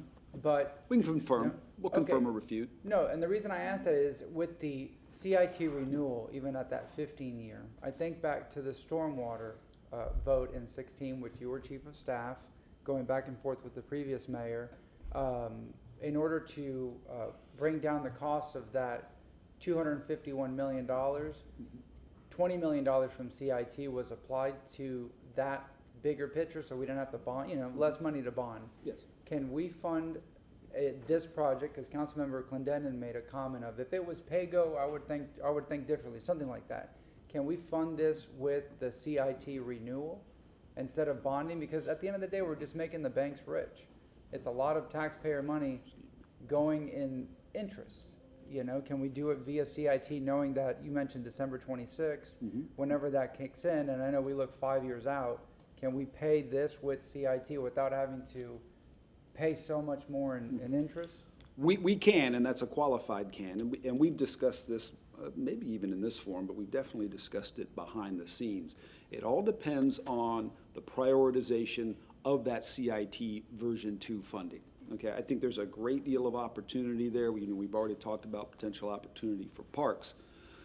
But it will take some prioritization on the mayor's and city council's part and the community's part as to if it's, and I'm making this up, if it's directed towards ABC, well, the decision will be, do you direct that or a portion of that now towards XYZ to mitigate the amount of funding that you'll have to finance? But it's a good example that you just cited, sir, on that stormwater. We attempted to mitigate the financing using other revenue. Because everything out of that previous mayor's, his response to me was, no, we can't, until I voted it, because I was a swing vote to vote against it, and all of a sudden $20 million appeared in CIT money, and that sweetened the deal, which it ended up saving taxpayers a lot of money. But we've heard the chief say how important this project is. We've heard the concerns of council members in comparison to other projects, that have been bonded in recent history here. But what do you expect to generate from that 15-year CIT renewal? Do we have a number of what it'll be, $100 million, $300 million? I have it somewhere. I'll find it. But it's a good substantial, chunk of money. yes. And when we talk about prioritizing that CIT money, the mayor's term ends in 22 months. So we talk about this December 26th. She's still here. We're still here because our terms are going. The chief of police is saying how important this project is. Why don't we make this a priority, saying community investment tax money going to public safety? I mean, how much better do you want to market it? The point is, we can move this project forward without wasting so much taxpayer money on interest. I mean, I've learned as I've gotten older. When I was 18, put it on the credit card, right? And I had a $300 credit limit on my first Visa. It was at a 28% or 26% interest rate. You'd think, oh, I'll just pay it later. That $300 with minimum payments over a year is $400 or $500. Just like this, now we're talking $30, $40 million. It's money wasted.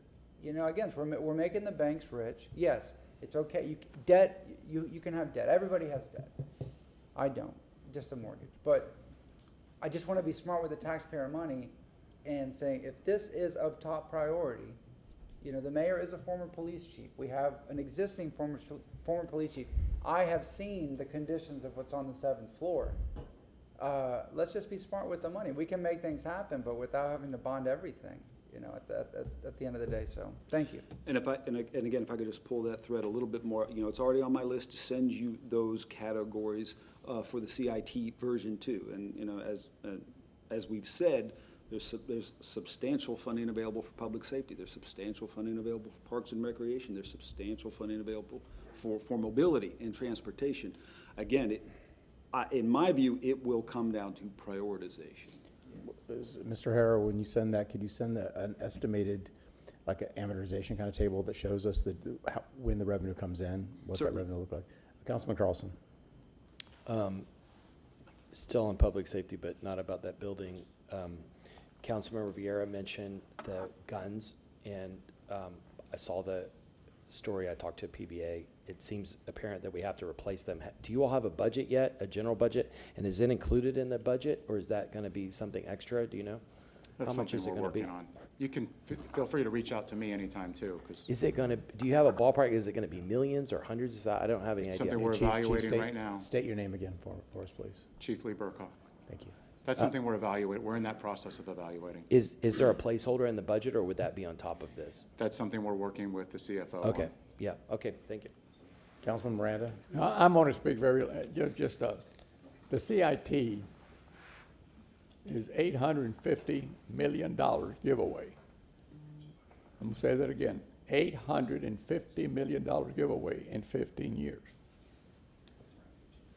It was given to the public and was pronounced when they wrote the article about public facilities. You can't walk into those facilities on game day at any one of them, because these people in blue are going to arrest you when they call you, because you don't have a ticket to get in. Public facility is a park, a recreation center, a restroom, whatever the city does.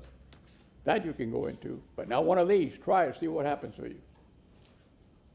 And you know what? I applaud the owners of those individuals for doing the best they can for their business. We were just stupid enough to do what we did. And again, they only won by about 2%.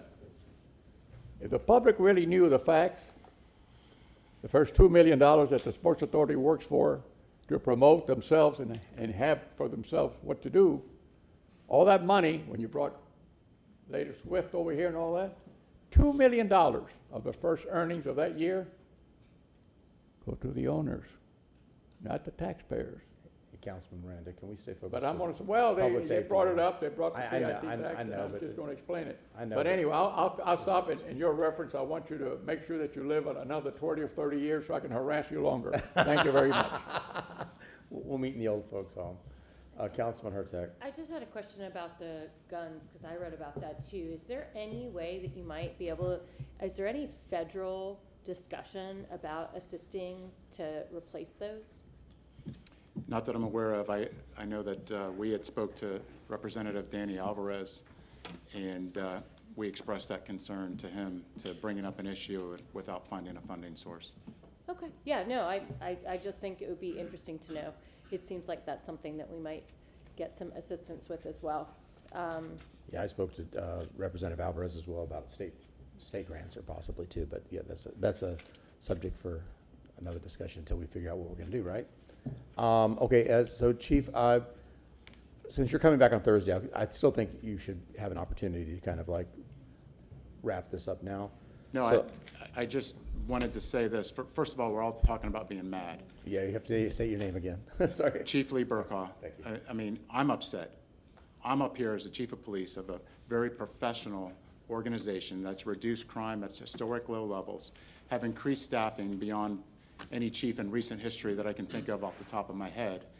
And I'm here presenting something at the benefit of our taxpayer dollars, something that we need. And for me to be inferred that this is a game and I'm here to win is something that's completely disrespectful to me and the entire organization. I'm here because it's a need and it's for the right reasons, and that's the only reason I'm here. And I want that to make it very clear, because it was implied to me that this was a game, and for that to be brought up like that is completely disrespectful, not only to me, but the entire organization. I said that about the administration, not about you. I'm the And administration. I'd appreciate if you would also participate in Councilman Carlson. not criticizing me behind the scenes as well. I'm trying to do everything I can to support you and your police department, Councilman and some of the things that have been done are completely unethical. Councilman Carlson. Okay, is that it? Yes. Okay, let's go. Okay, thank you very much. We are going to move on.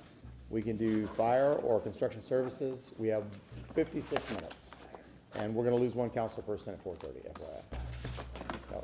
Okay, fire. Here we go, fire. Let's just go to another non-controversial subject.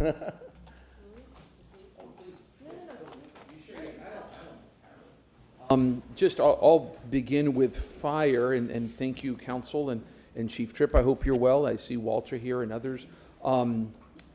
You know, I'm going to say this, and I say this every budget, just because I'm a broken record on certain things, which is I really wish, I'm a broken record actually on a lot of things, you know, but I really wish this budget, I look back at the last few years and on downtown fire and making advancements there, obviously Station 24, I wish that at this time we could have built another at least one fire station. I really feel that we have that in us and so forth, but that is what it is.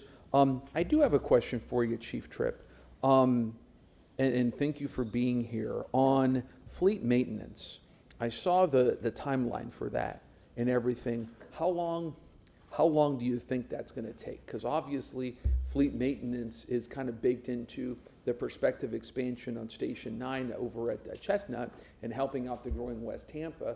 So what do you think the timeline for this? Because we have the property, correct? And what do you think the timeline for that is? Good afternoon, Council. Barbara Tripp, Fire Chief for Tampa Fire Rescue. Last I heard is that the assessment is ongoing, so I don't know what the final word is on it, if we have the property or not. It's property that we were looking at, but they was trying to make sure that it was feasible for what's needed. Okay, yeah. Yeah, no, because again, that's something that again, we have another year and a half or whatever here. I potentially don't, but other folks do. And, you know, something that I really do think we can make great leaps on before we leave here from this council and from this administration. And that with Station 24 could be a good move for Tampa Fire and things that we can all be proud of and everything like that. And let me ask you, if I may, what do we have here? Because I know in the budget presentation on refurbishing and assisting with fire stations, in terms of, you know, some folks say, well, before we build more fire stations, let's, you know, get up the ones that we already have up to level, so to speak. I think we can do both at the same time, but what does this budget do for that, if I may inquire? So let me just tell you my request as far as what I feel like since I've been in this position. Some of the challenge we've had is the outdated stations. So if you really look at it, the stations are strategically located throughout the city of Tampa.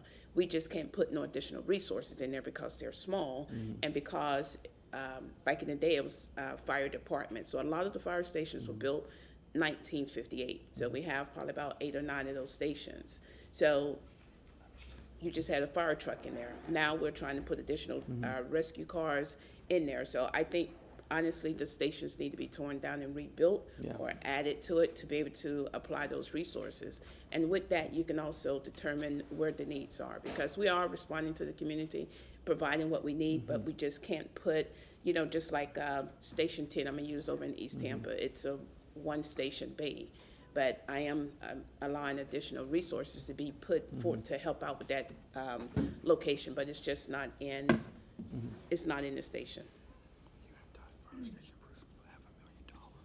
Okay. Perfect. Thank you, ma'am. And I got a bunch of other questions on things involving fire, but none at this time, I believe, involving the budget. I don't believe I do. I'll think about it, but thank you. I guess, Madam Chairwoman. Thank you. So I'm gonna ask the exact same thing I asked the police. It looks like here we're doing for the maintenance and supply shop, we have $7.5 million for this potential debt issuance, and then $40 million additional dollars. Can you talk a little bit about what's going into that? And again, do we have the ability to build something and add to it as we go? What are we putting into, I mean, I sort of understand that the specialization for some of the police things, the evidence has, but what are we doing with 40 million? Is it just supply? So it has been a lot of additional changes when it came to the fleet supply building. I know we're going to try to put some additional facilities out there. Once again, we're just waiting until this assessment come through to determine what can be put on that property and what's not. What do you mean by other facilities? Well, we're going to have the supply building as well, and then we're just going to see if we can put additional, you know, when it comes to, it's pretty much going to be a public safety. The last I heard, it's supposed to be like a public safety facility to. So it's not just gonna be for fire? What's the latest update? Because I don't have the latest update. Good afternoon, Council. Adri Colina, Director of Logistics and Asset Management. The primary function of the site that's being looked at on Hillsborough Avenue is going to be a fleet facility servicing the fire department. We may service other vehicles in that area. And then secondary to the fleet facility will be storage, as Chief Tripp mentioned, because she has storage throughout the city, so to have it centralized. We are looking at the site to see if the site can accommodate that. But only fire? Not necessarily. So I'd be interested in knowing if we're only putting fire, what that would cost. So we are looking at what the site can accommodate. If it is strictly fire, then we'll know that answer. If we're able to accommodate any other needs the city may have, then we'll look at that. Currently, we're looking at the site to see what the site can accommodate. But this was specifically bought with money for the fire department for fire. And at the time that we purchased this land, Chief Tripp told us that it wasn't even enough land that she wanted or that she needed. Right. She asked for 10 acres and I believe it's only 7.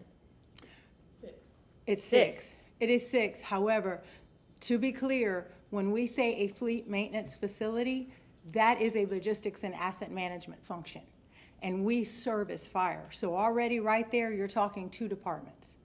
And so to tell you that it will be exclusively fire, I can't tell you that because if fleet maintenance is there, it's already 2 departments. Okay, so, but the focus would simply be fleet maintenance for fire trucks. Correct. and However, we're not going to ambulances. turn away a police vehicle or another vehicle that might be in that area that we could service. So it just wouldn't make sense. If we are able to service another vehicle in that area, we don't want to close the door on that. We want to make sure that we are servicing our vehicles efficiently and as best as possible. Do we do that already? Currently, where our fleet site is servicing fire, we can't because we really can't even sufficiently service them. It's too small. No, I'm talking about our Hannah City. Yes, we space. do. So, okay. But again, so like I said, the thing that I'm going to be looking for in coming forward with potential debt issuance is what we can do in stages. Right. And we are looking at what we can do in stages and how much of it really does not need to occur right now. There are things that we would love to do down the line, but we are here talking about today. Okay, I appreciate that. And I think this goes along with what Councilman Maniscalco said about focus on CIT money, because I do believe that this is important just as the evidence facility is important. But what do we have to do now versus what we can hold off on, especially for bonding, until the CIT money comes forward? And I think that is the bigger discussion to have here. If y'all won't say no, then let's find a better way to finance. And if I'd like to just add one more thing for the record. The property that we're looking at on Hillsborough, we have not yet even purchased. Part of the assessment that is occurring is to see if it is a feasible site and if it will work. And that will not occur until closing will not occur until September, if in fact we move forward. Okay, so because I remember we agreed on the contract. Correct. So we're still in the due diligence phase. And correct. And let me just add, Abby Feely, Administrator Development, thanks, Adri. We're in our last extension of that time. We need to close coming up with the holiday, Labor Day, so we're working on that. But as part of this and part of our acquisition, we have been working together collectively to perform a feasibility study of the property to know before we close what we can put there and how that would work. Okay, one more question, Ms. Feely. Will that come to us? Will the feasibility study come to us before we sign the check per se to buy it? Abby Feely, I don't know that we've ever done this on a piece of property that we've acquired. As you might recall, in terms of this property, it wasn't even on the market. We were looking for something with a minimum of 5 acres for the facility.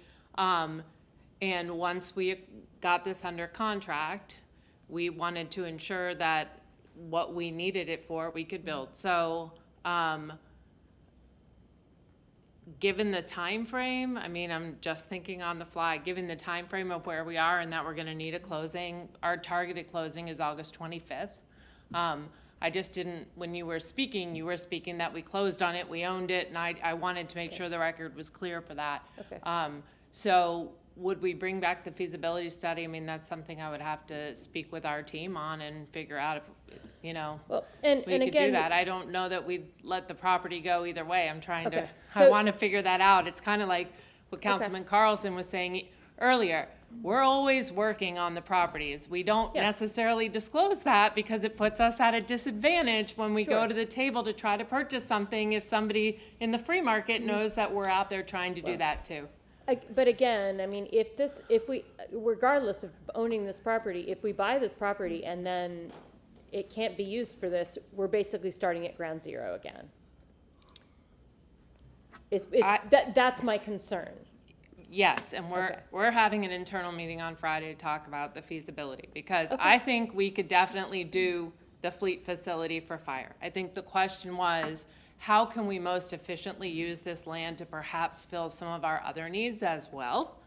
So looking at it to do the fleet fire, and then if there was leftover space or other unused space, what then could we use that for to make it the highest and best use for the city as a whole? So that's, I believe, where our conversation is. If we deemed it not feasible, correct, we wouldn't close on it. Yeah, and so again, that's where I think this council, by and large, you heard us earlier today, the concern of making sure that when we say that we're focused on this, if you're adding something to it, are we going over and above? Because I still think $47 million is a lot of money. And then if you come to us and say, well, for 20 million more, we can put, something else on it, that we don't have that kind of money. And that's what keeps coming back up to us over and over again. Would you mind if I, Jean Duncan, Administrator for Infrastructure Mobility, thank you for letting me just chime in briefly. So just to clear up this particular item, we are assessing this property for the primary purpose of the fleet fire facility. And we're looking to see if there is additional space available, what else could we put on the property to maximize the use of the property, the highest and best use. But the priority is for the fire fleet facility. We will not purchase the property if it doesn't make sense for that intended purpose. The other thing I wanted to say is if we were to decide to purchase the property, of course the contract would come before you. I'm sure we would certainly at least brief you on our decision to want to purchase the property, how the assessment led us to this good decision. But the other thing is, once we purchase the property, we still have to put together a design criteria package and the RFQ to go out on the street. So we wouldn't even be doing that for probably 6 months. And then the design would potentially start at that point, which would probably take about a year. And then, of course, construction about a year. So I'm just sharing this so you can get a sense of timing. You're talking about FY26 budget, dollars in FY26 budget. This is somewhat out there in terms of timing, and we don't have exact numbers yet. $40 million has been mentioned. That's a very ballparky number right now. We'll be honing that down with a little more specificity. So just wanted to share if that helps at all in your decision-making for today, to know sort of the bigger picture of the timing of this particular project. I appreciate it, and the only reason I'm asking is because it's literally on the chart for debt issuance, and so today talking about debt, it's kind of an important part of the conversation. So I do realize there's a lot more going forward, but that's why I'm using that $40 million number, is because that's what was given to us with this particular. That's our ballpark to anticipate, to have those monies to come in. So when we do get the ball rolling, we have that available to start working the project with. Okay. Thank you very much. No, it's totally appropriate conversation. Thank you, Councilman Hurtak. Councilman Bureau. Yes, sir. Thank you very much. And just closing up on my stuff, a couple of things. If, God forbid, this one falls through, Councilman or Chairman Clendenin had mentioned looking just outside city limits. North Tampa, there's a lot of university area and so forth. So just, and again, God forbid, but I'll tell you what, I mean, if it somehow falls through, let us know, because that's obviously very important. But a big discussion to have here that just briefly for the public is that we're talking about police, we're talking about fire, and guess what funds that? Property taxes. That's something that's so important for people to know, that when we hear folks talk about, let's get rid of property taxes. Well, yeah, that's going to go over really well. So, I mean, my position on that has always been mend it, don't end it. You have an exemption, it's probably too old. Let's look at things like that for seniors, for everybody, making inflation adjusted and so forth. But this is what's going to go wrong in Tampa and everywhere if we get rid of property taxes. It's the method by which we fund the glue that holds our cities and our communities together. So I did want to say that. And I continue to believe, though, that we do need an additional, some sort of a dedicated revenue source for public safety. These are items that I had tried to get under a very limited revenue source of like $3 a month for folks. It didn't pass. That's fine. I think the reason that didn't pass, by the way, was because the well was poisoned with a huge tax increase, which was 15-16%. Then when I tried to narrow it down for police and fire, that well had been poisoned. It's the way it is. I can respect that. But that we do need to have discussions in the future on dedicated revenue sources for police and for fire, because we all know the public. In my knowing of the public, people don't mind paying an extra $2 or $3 if it means that our firefighters are going to have good stations, that we're going to have more cops on the streets, that we can readily purchase guns for cops, different things like that. I really, really do believe that. People are very suspicious of taxes. People are obviously under financial duress, et cetera. But I believe that if people know that their tax dollars are going to go to things like that, they're all for it, especially for the firefighters and especially for the cops. I believe that with all my heart. That's why I tried to do that. So that's it. Thank you, Mr. Chair. Thank you, Councilman Vieira. Does anybody else have any further discussion about fire? Thank you. I think this was a good budget request for fire. I think that it seems to have met a lot of the needs that council had expressed and been fighting for. So thank you for the budget submission. Okay. Council's desire on the schedule for discussion. We still have construction services. Anything else, Councilman Harjett? One more question about fire. I'm so sorry, Chief Tripp. How are we, it says potential debt issuance of $20 million for Station 24. Does that seem still like a reasonable number? I see some nodding in the back. If you want to come up and speak to it as well. Yeah, because I was going to say that's out of my league. I don't. Okay. Yeah. Does Mr. Mutterback, would you like to come take that question? And that will just segue very nicely into our conversation about other. Absolutely. It's almost like you planned it. Good afternoon. Richard Mutterback, Contract Administration. Is that $20 million that is in this potential debt issuance? Are we still on track for the same type of funding for Fire Station 24? I think they're obviously they're still in the design process, but those numbers that have been tossed around so far, those estimates are still below 20 million. Okay, and for the GMP, yes. Okay, great. And so we're still looking at. I know I've talked to Chief Tripp about having really looked at every single thing and seeing what exactly do we need. We don't need per our conversation earlier, we don't need the absolute highest. We can do with the better than good, the great, not the excellent version of things. So I think between that and just wanted to know. So that sounds good. So that's not increasing. But it does look like we also have some money in this petition, but this debt issuance, again, still for the fire stations that we are also working on, 9, 10, 6. And those are in the future. They have not started yet. It's Okay. future. Thank you. Okay, is there any discussion about construction services? Does anybody have any questions about construction services? Anybody here from the construction services? Oh, Abby, okay.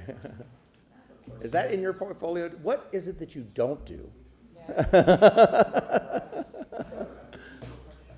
Councilman Vieira. Thank you, sir. So I don't know when to bring this up because, again, I want to be respectful of the rules and your great leadership and all that stuff. But with the apprenticeship ordinance that we had, there's a memo that's forthcoming about one ordinance versus the other and the effect that it would have on the budget, and then potentially directly funding apprenticeships. Should I bring that up next meeting? Well, okay, I think, as Councilman Hurtak pointed out, the budget has been handed off to us. So the administration's proposal for a budget is in our hands. So if you want to shift that money or redirect that money, I think you need to come back to council during the public hearing with a plan of where the money's coming from and where it's going. So I think that would be. So, if I may briefly explain. And I think our budget analyst could help you with that. Yes, too. and Hager, yes, thank you. So very briefly, we had the apprenticeship ordinance that mandated 12% of jobs over $1 million go to state certified apprenticeships. We got preempted. We were lucky to have those 3 years. That was a lovely love affair that we had for 3 years. That was just great, and it was lovely while it lasted in the free state of Florida, right? And so we were talking about doing an incentive program that would give tax incentives to contractors, and the administration said, and I tend to agree with it, that it's not going to really do anything. We're going to spend money. So my thought was, why don't we spend that money that we were spending on enforcing that apprenticeship ordinance and directly fund apprenticeships here in the city of Tampa? So again, just introduce it. That's what I'll be talking about. I'm not talking about a huge number, just something for principle. Damn it. So that's all. Thank you. Okay. Is there anything else to discuss when we move on to the next agenda item? Councilman Carlson. I mentioned to you earlier, I need to go. There's a planning commission meeting tonight in my district that I have to attend, and I have to go make sure my kids are fed before then, so I apologize. And You didn't leave a little hamster feeder out for them? No, no, thank you. Okay, so we have, this is the item about the resolution that we can't do business on tonight, but we're going to take public input and discussion about it. Item number 3. What's that? We moved that to 11. We moved that to August 7th.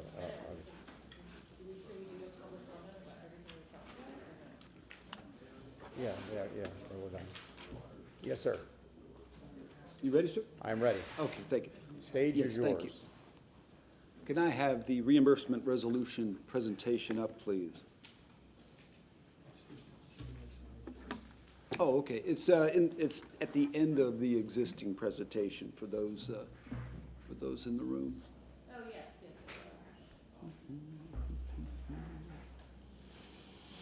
Thanks, Mike. Yeah. Page 18. Hey, can I have one of those in case? Thanks. Might have to do it old school. Which is fine. I don't mind. Oh, there it is. Thank you very much. Or there's something. Almost. Thank you. Thank you. There it is. Thank you very much. Maybe not.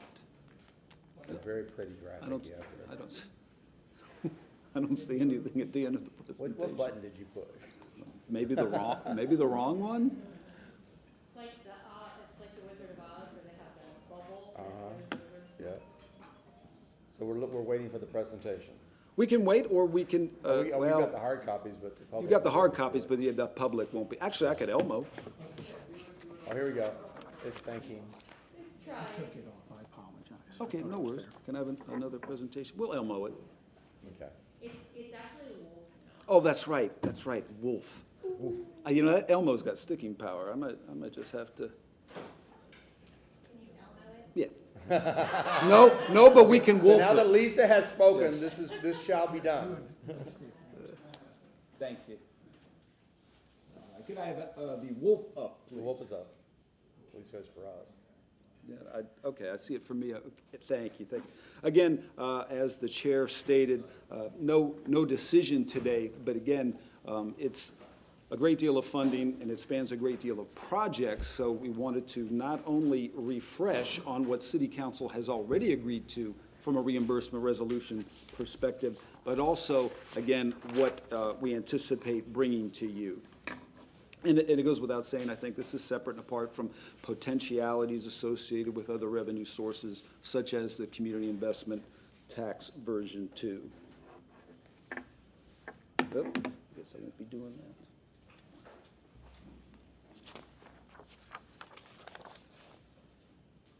There's a breakdown by category of the anticipated amounts associated with the reimbursement resolution. Again, about half of it for public safety. I don't think that's any surprise. A significant portion for parks and recreation, another significant portion for mobility, and then you see convention center and general government, which we'll get into more in just a moment. I'm standing to the side. Can you all hear me okay? Okay, thank you.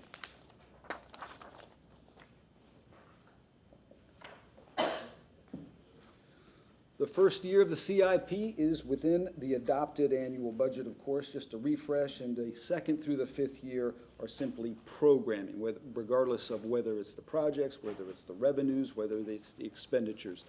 For those of you probably at home who may not know, we can only appropriate one particular year. And then the remaining is simply our best estimated plan.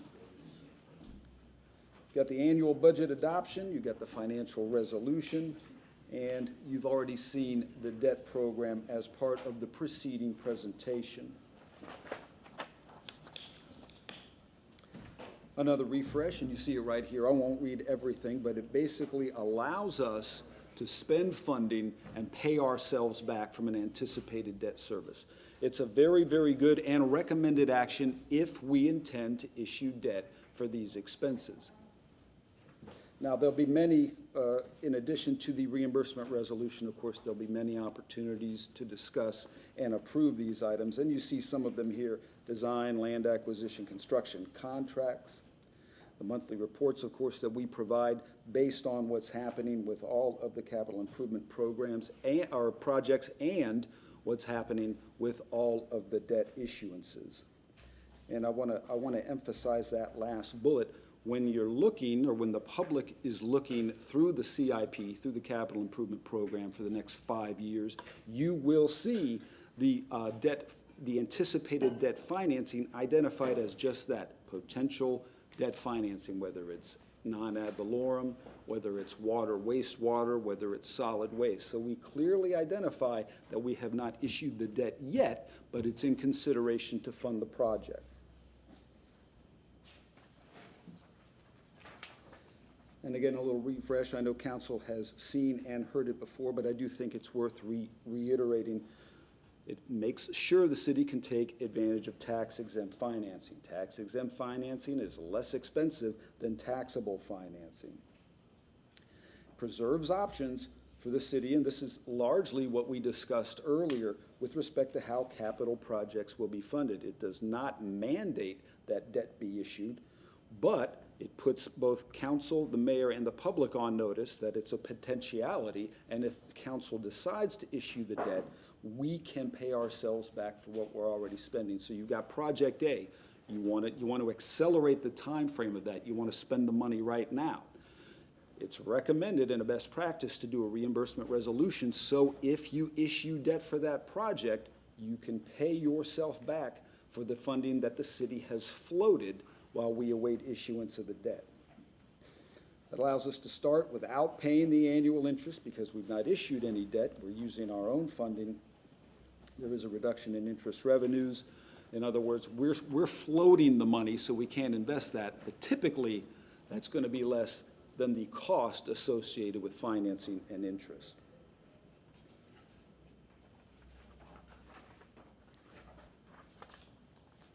And I won't read every single one, but these are the reimbursement resolution approvals, some of them so far, and I say some of them because there was a subsequent approval.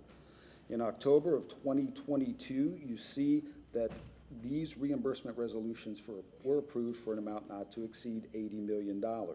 Some of these we've issued debt on now, but all of these we have the ability to spend money now from our own funding and get paid back when we issue debt. Fire Station 24. TPD headquarters, here's the annex building. just to highlight a few things that were mentioned earlier, the East Tampa Recreation Complex. And then in February of last year, we did fire station number 24 in the fire maintenance and supply facility, not to exceed $50 million. Yes, sir. Why did this show up in 22 and 24? Two reasons. We want to, and another reason, or some repetitiveness you'll see in this reimbursement resolution that we've provided as part of this agenda. We're trying to keep all of the projects together under a reimbursement resolution, even though council has already approved some of them. So we can have, I hate to use the word audit trail, but it will be very, very obvious from a retrospective review what the approvals were for the projects. So you don't have to hunt and peck here, you don't have to hunt and peck here. Okay, but, so the resolution 2022-915 adopted October 22nd, 2022 already included Fire Station 24 and the TFR maintenance supply shop. Yes, it did. 22-139 adopted February 15th, 2024 was just for the same two items. And now based on this, it appears as though you ran out of capital because the other was capped at 80, and so you wanted to add 50? Yes, we amended the initial resolution of 2022-139. You'll see that is also, oh, no, we added or amended the reimbursement resolution. For instance, here you get 2022-915, and I'm pretty sure that's supposed to be 2024. But combined, they give the viewer, council, the mayor, and the public, again, a holistic view as to what has been approved for a reimbursement resolution.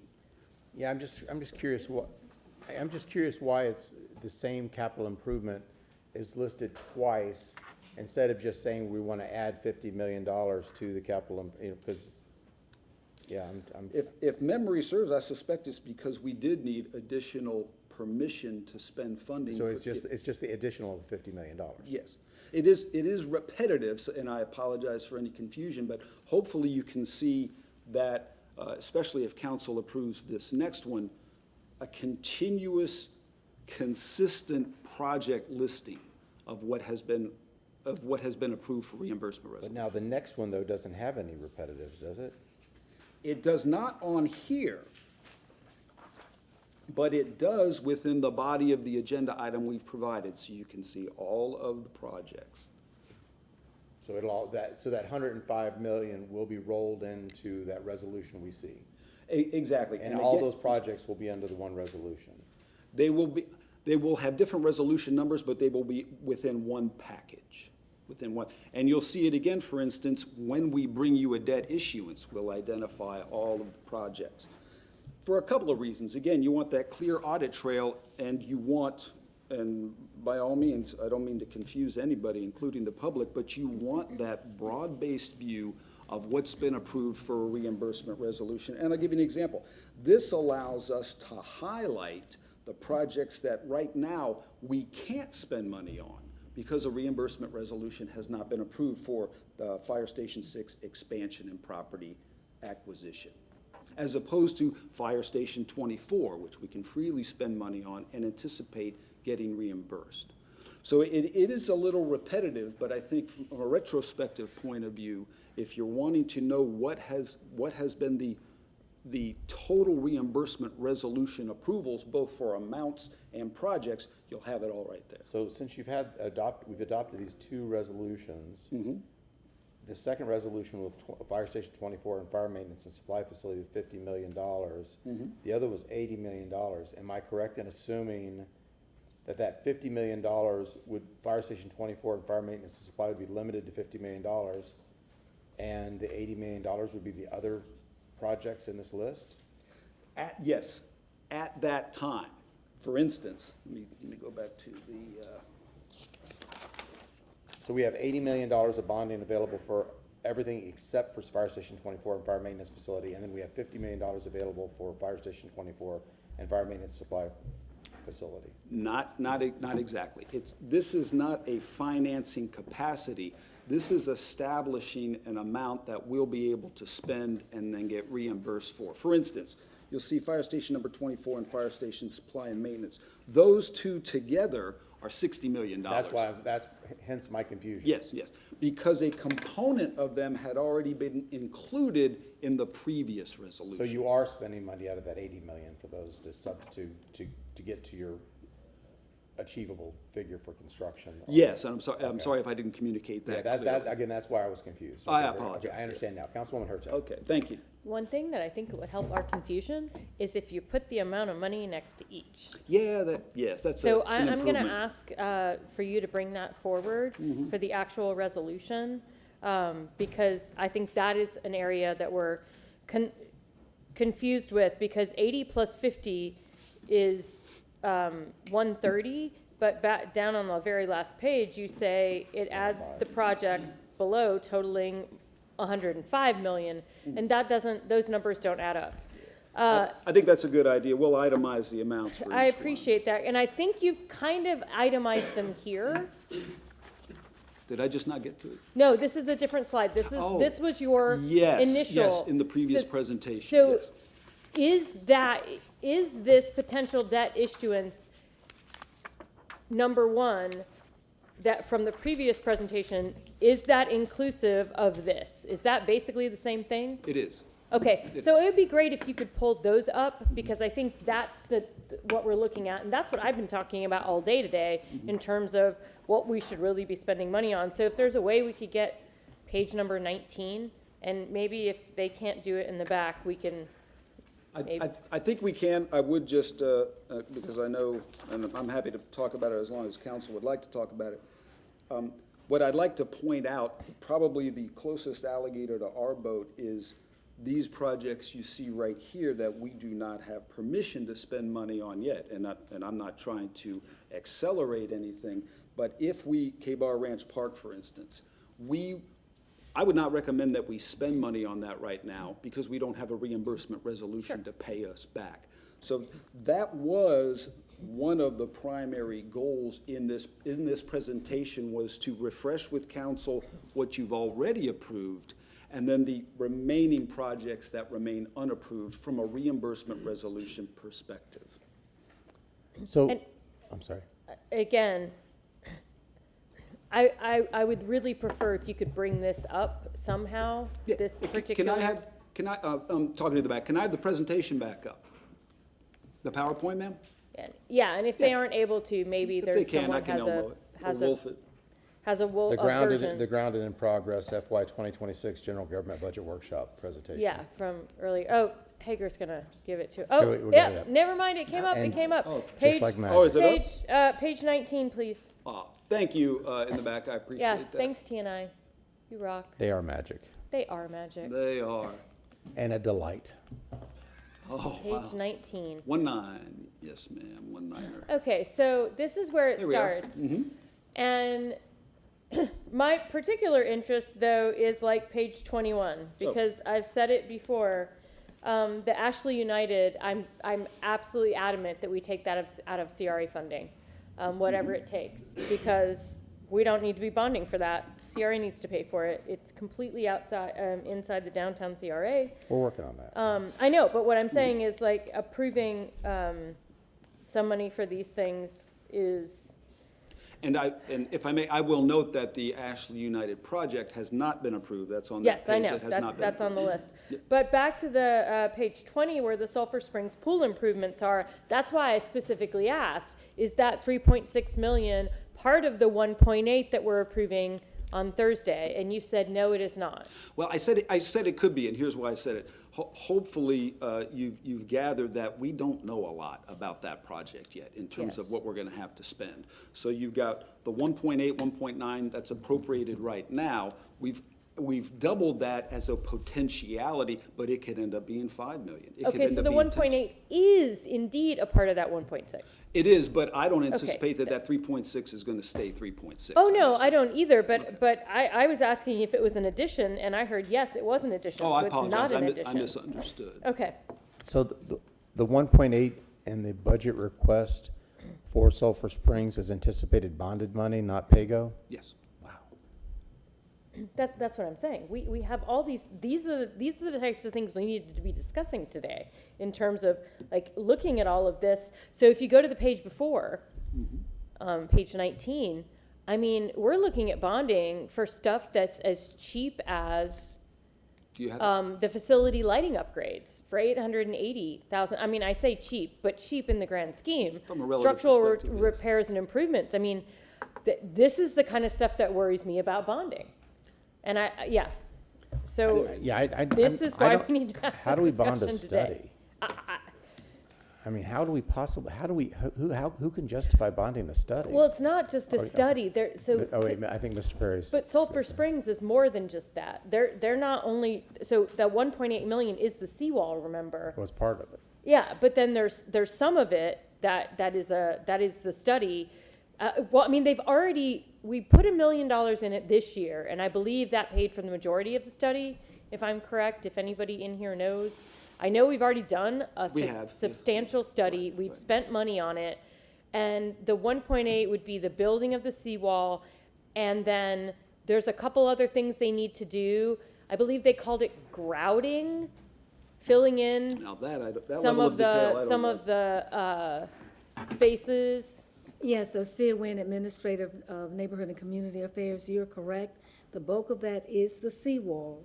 And then, so with the grouting, filling in the spaces, that study helps us understand what is needed in that. Correct.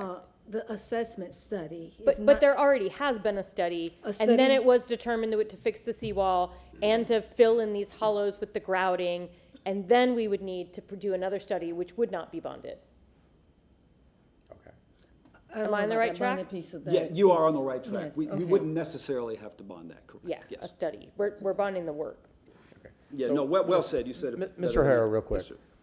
I know we've said this before, and maybe it's just my stupidity in public finance, but as we move forward for the next, cycle for me sitting in the seat, I definitely need these things spelled out really clearly for me when we make votes, like what a project require. I mean, I think it needs to be really enunciated really well that says, if you want this project, you're going to finance this project. This is going to be bonded in a real clear and broken down in a really very specific way and not lumped together with a whole bunch of other things.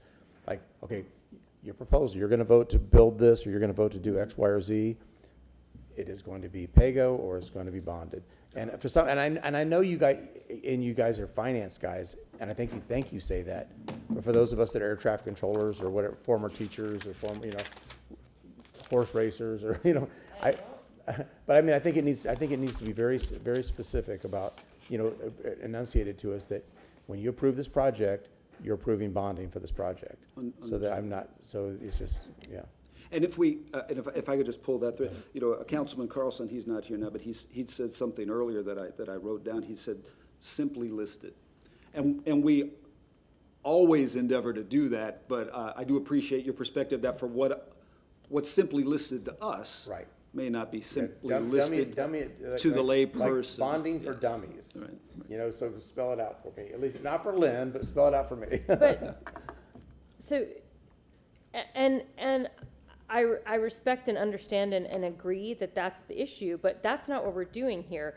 We're simply saying, hey, use the money we already have to pay for this. I get the reimbursable part. I get that. It's just when I look at some of these projects, I'm going, where, because you know what it was? The one slide that was the decision point slide, and it's like, well, there's lots of decision points. It's like there really aren't. Yeah. Well, that's we've learned. No, exactly. This is the decision point. You just nailed it. There are. This but there's is not. it. Yeah. Because I mean, when we adopt the CIP, is that really a decision point? Yeah, it's not it is. I mean, it's a critical decision point. Yeah, but it's not a decision point of how it's financed. It is adopting no, the CIP. But it's saying that we are willing to do the project. So that's why everybody has to read it super carefully to decide, is this something we want to do right now, or do we want to postpone it to 27? That's why I need the administration to say that, okay, we want to build a stop sign, and it is, how are we going to, I need really clear. We're going to build a stop sign. It's going to cost us $1,000, and we're going to bond it. I mean, that's just spelled out, just as simple as could be.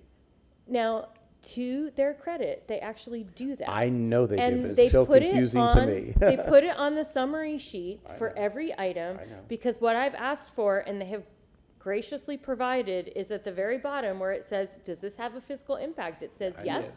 And then down at the bottom, it no longer has a string of numbers as to where it comes from. It has a string of numbers And and a description. the actual place it's coming from in English. Yeah, I absolutely agree with your assessment. I just think when we talk about these things, if it is verbally expressed, so that we have, that it's, so, again, because papers and numbers and reports, they're just, And I see your perspective, and I think that was an excellent example, Councilwoman Hurtak. But we view this as and it may sound a little, I don't know, trite, but as a process of continuous improvement. If there is a misunderstanding or a miscommunication because of the way we're presenting the information, well, this is what we need to hear, so we can present it in a better way for the lay person. well, it goes back to before I was on council, a lot of confusion on different projects. And I think we just continue to improve, like you said, it's a continuous improvement process, so that I don't wake up one day and surprised that, oh my gosh, I voted for that and didn't know I voted for that. So that's what I want to avoid. I don't want to be that council person sitting here 2 years from now and go, oh, I voted for that and was unaware that I voted for it. So Understood, and again, we always want your eyes wide open, Right. to the extent that, again, some of these reimbursement resolutions become a little bit repetitive, because we want council and the public to have that whole picture. Does anybody else have any questions? Councilman Hurtak? I just was gonna say, that brings up a really good point, that there really wasn't any capital discussion today, and that's what I thought we would have, a little more capital discussion. I mean, we had some, but like overall, seeing it would be great if we could get a list of projects that are new to the capital, section of this budget. We have capital coming in on the Well, 11th at 9 a.m. No, it's both. So this was a general fund, this was operations and capital. Oh, that was for Next enterprise week's funds, you're right. is enterprise operations and capital. So I think it would be useful for us in all of these budget meetings to have a list of the new capital projects you'd like to bring. So for enterprise, I'd like to see that, but if you could just bring for general fund For all as of them. well, that way we have an idea of what's coming, Yeah. and obviously I suggest reading it all, but if not, at least knowing what they have projected for something new. Also with stormwater, obviously we're kind of already have those discussions with stormwater anyway, or at least we've already kind of set the table for that, but I would be remiss if I just didn't add that here now too. Understood. Yeah, one of the learning curves on this is now going through this process, especially as chair, is that I guess I had a paradigm of an anticipation that you guys would come up, people would come up and pitch the projects and kind of give us a presentation. I think that probably as we move forward, that would probably be the more appropriate way to conduct this business. I would like to see, the department heads come up and have give us the presentation, talk about what their wants, needs, desires, where the shortages are, and then we could ask questions about it, rather than us take shots in the dark. Because what's going to happen is I'm going to go home and do some more study, and then I'm going to have 10 times more questions. Many questions. And so it's just I think that's ultimately to be fully transparent and full, have an understanding, so we don't walk away with any confusion. I think that'd probably be the better process here. Councilwoman Hurtak. I just had one more topic that we weren't able to bring up today, and that's housing, and Ms. Feely's already left.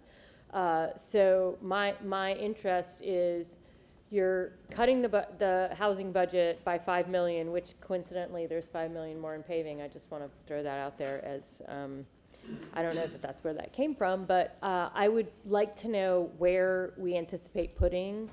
What if there's a breakdown of where we want that housing money? I can look for it, but I'm super concerned as we go forward and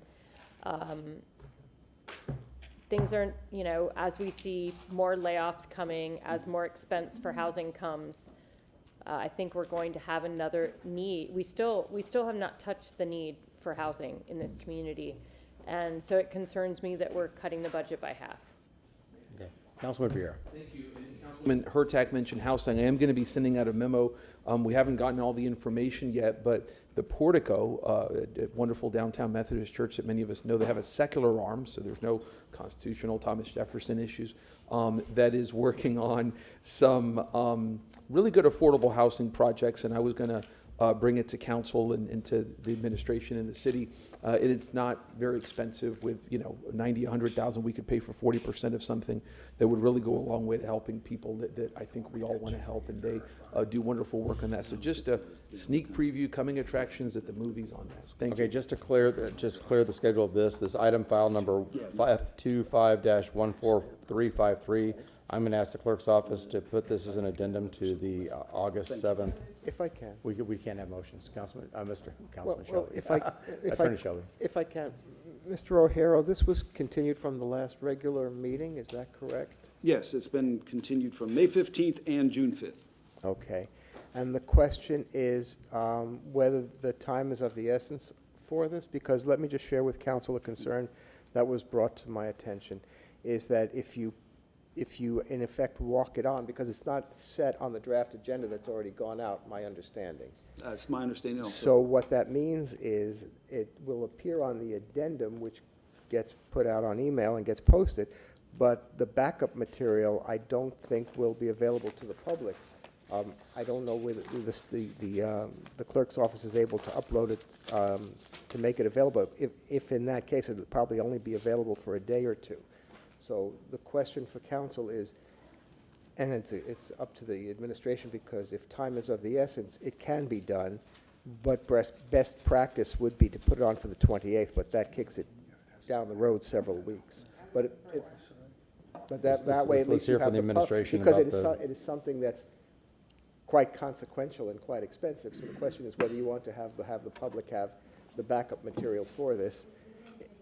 It won't be available till the 28th. Mr. Harrell, is this time critical, or will the 28th work? The 28th will work. Okay, so we'll make sure this is put on the August 28th. Could you then work through on base to be able to get on? Okay, so you guys will submit it for the 28th agenda? Yes. Okay, very good. So No, thank you for surfacing that. Again, we want you to have and be comfortable with all of the information. Okay, so I think we have finished the business of this workshop. I heard a motion to receive and file. Would you like to have a public comment? Okay, we'll go ahead and open it up. We'll open it up to public comment. Go ahead. Oh, Chief of Staff, you have something to say?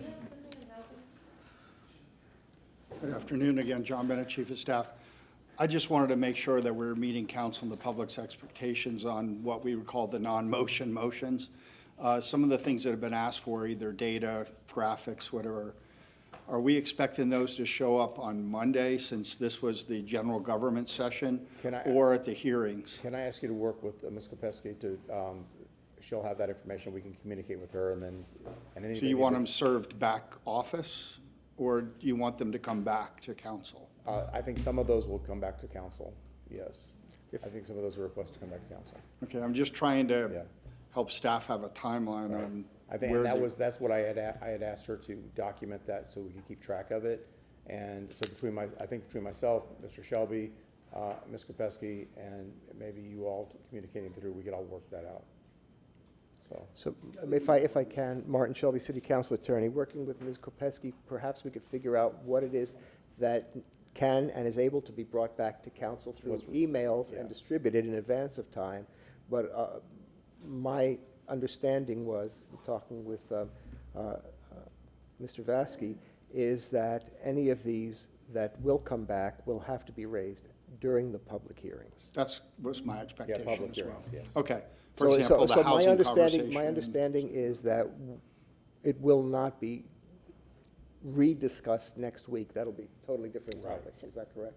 So, and that is fine. My only request is that the information is provided at least a week before the, via email, before that first public hearing, because that's not, I mean, any time. I mean, if you're done with something, send it to us. That way we can take a look at it. But again, I think I'll work with Ms. Kopesky on.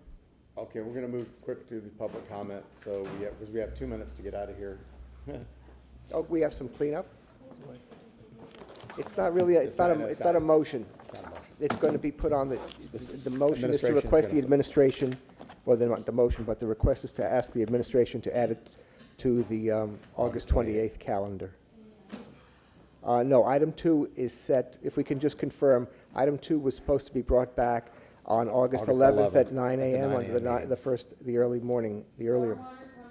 No, it's not What? about stormwater. It's not, I promise. No, the nonprofits, the social action funding. To August What 11th. date is the question? August 11th during the 9 a.m. meeting. That's correct. The clerk just wanted to confirm that. Thank you. Last item. Okay. Yes, ma'am, state your name. Stephanie Pointer.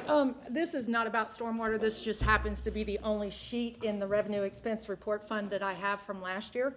Last year's had the account numbers on them. This year's do not. I'd like to know where they went, because it's extremely helpful to be looking for numbers, especially when Ms. Kopasky had put in the numbers, and I sat back there for 45 minutes digging to figure out where the numbers were that she presented. And I'm not faulting her, I'm just saying it took me a very long time to find that information, much longer than most folks would spend in the city of Tampa who were trying to investigate that information. I'm not faulting anyone, I'm just pointing out an obvious issue. This is our CIP report from last year. You know, it fell out on the floor. I had to sit back there all this time.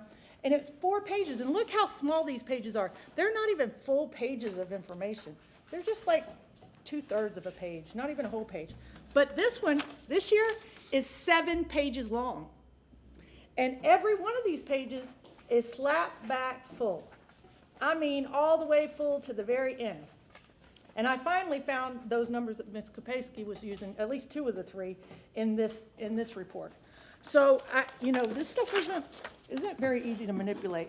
I want to talk about parks for a minute. I've asked 4 or 5 times on my agenda reviews to know the districts of the parks, because we talk about spending money in the North District, the South District. Well, I've never seen anybody spend any money in the South District, but I can make a guess. I'd like to know how much of the $80 million has been paid back at this point. And I'm with Councilwoman Hurtak. 80 and 50 is 130, not 105.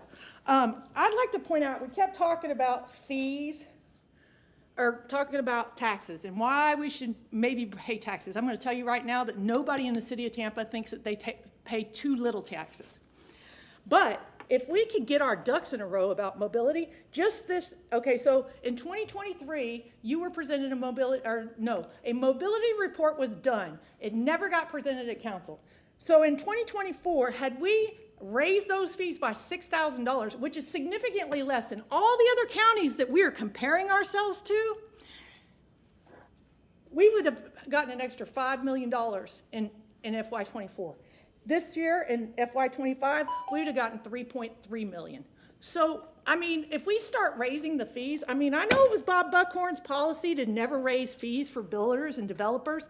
We have water connection fees that haven't been raised since I was in middle school.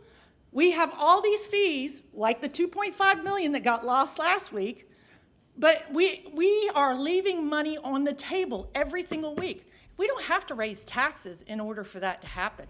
We just need to be more efficient with what we have and quit subsidizing development. Thank you very much. Have a motion to receive him.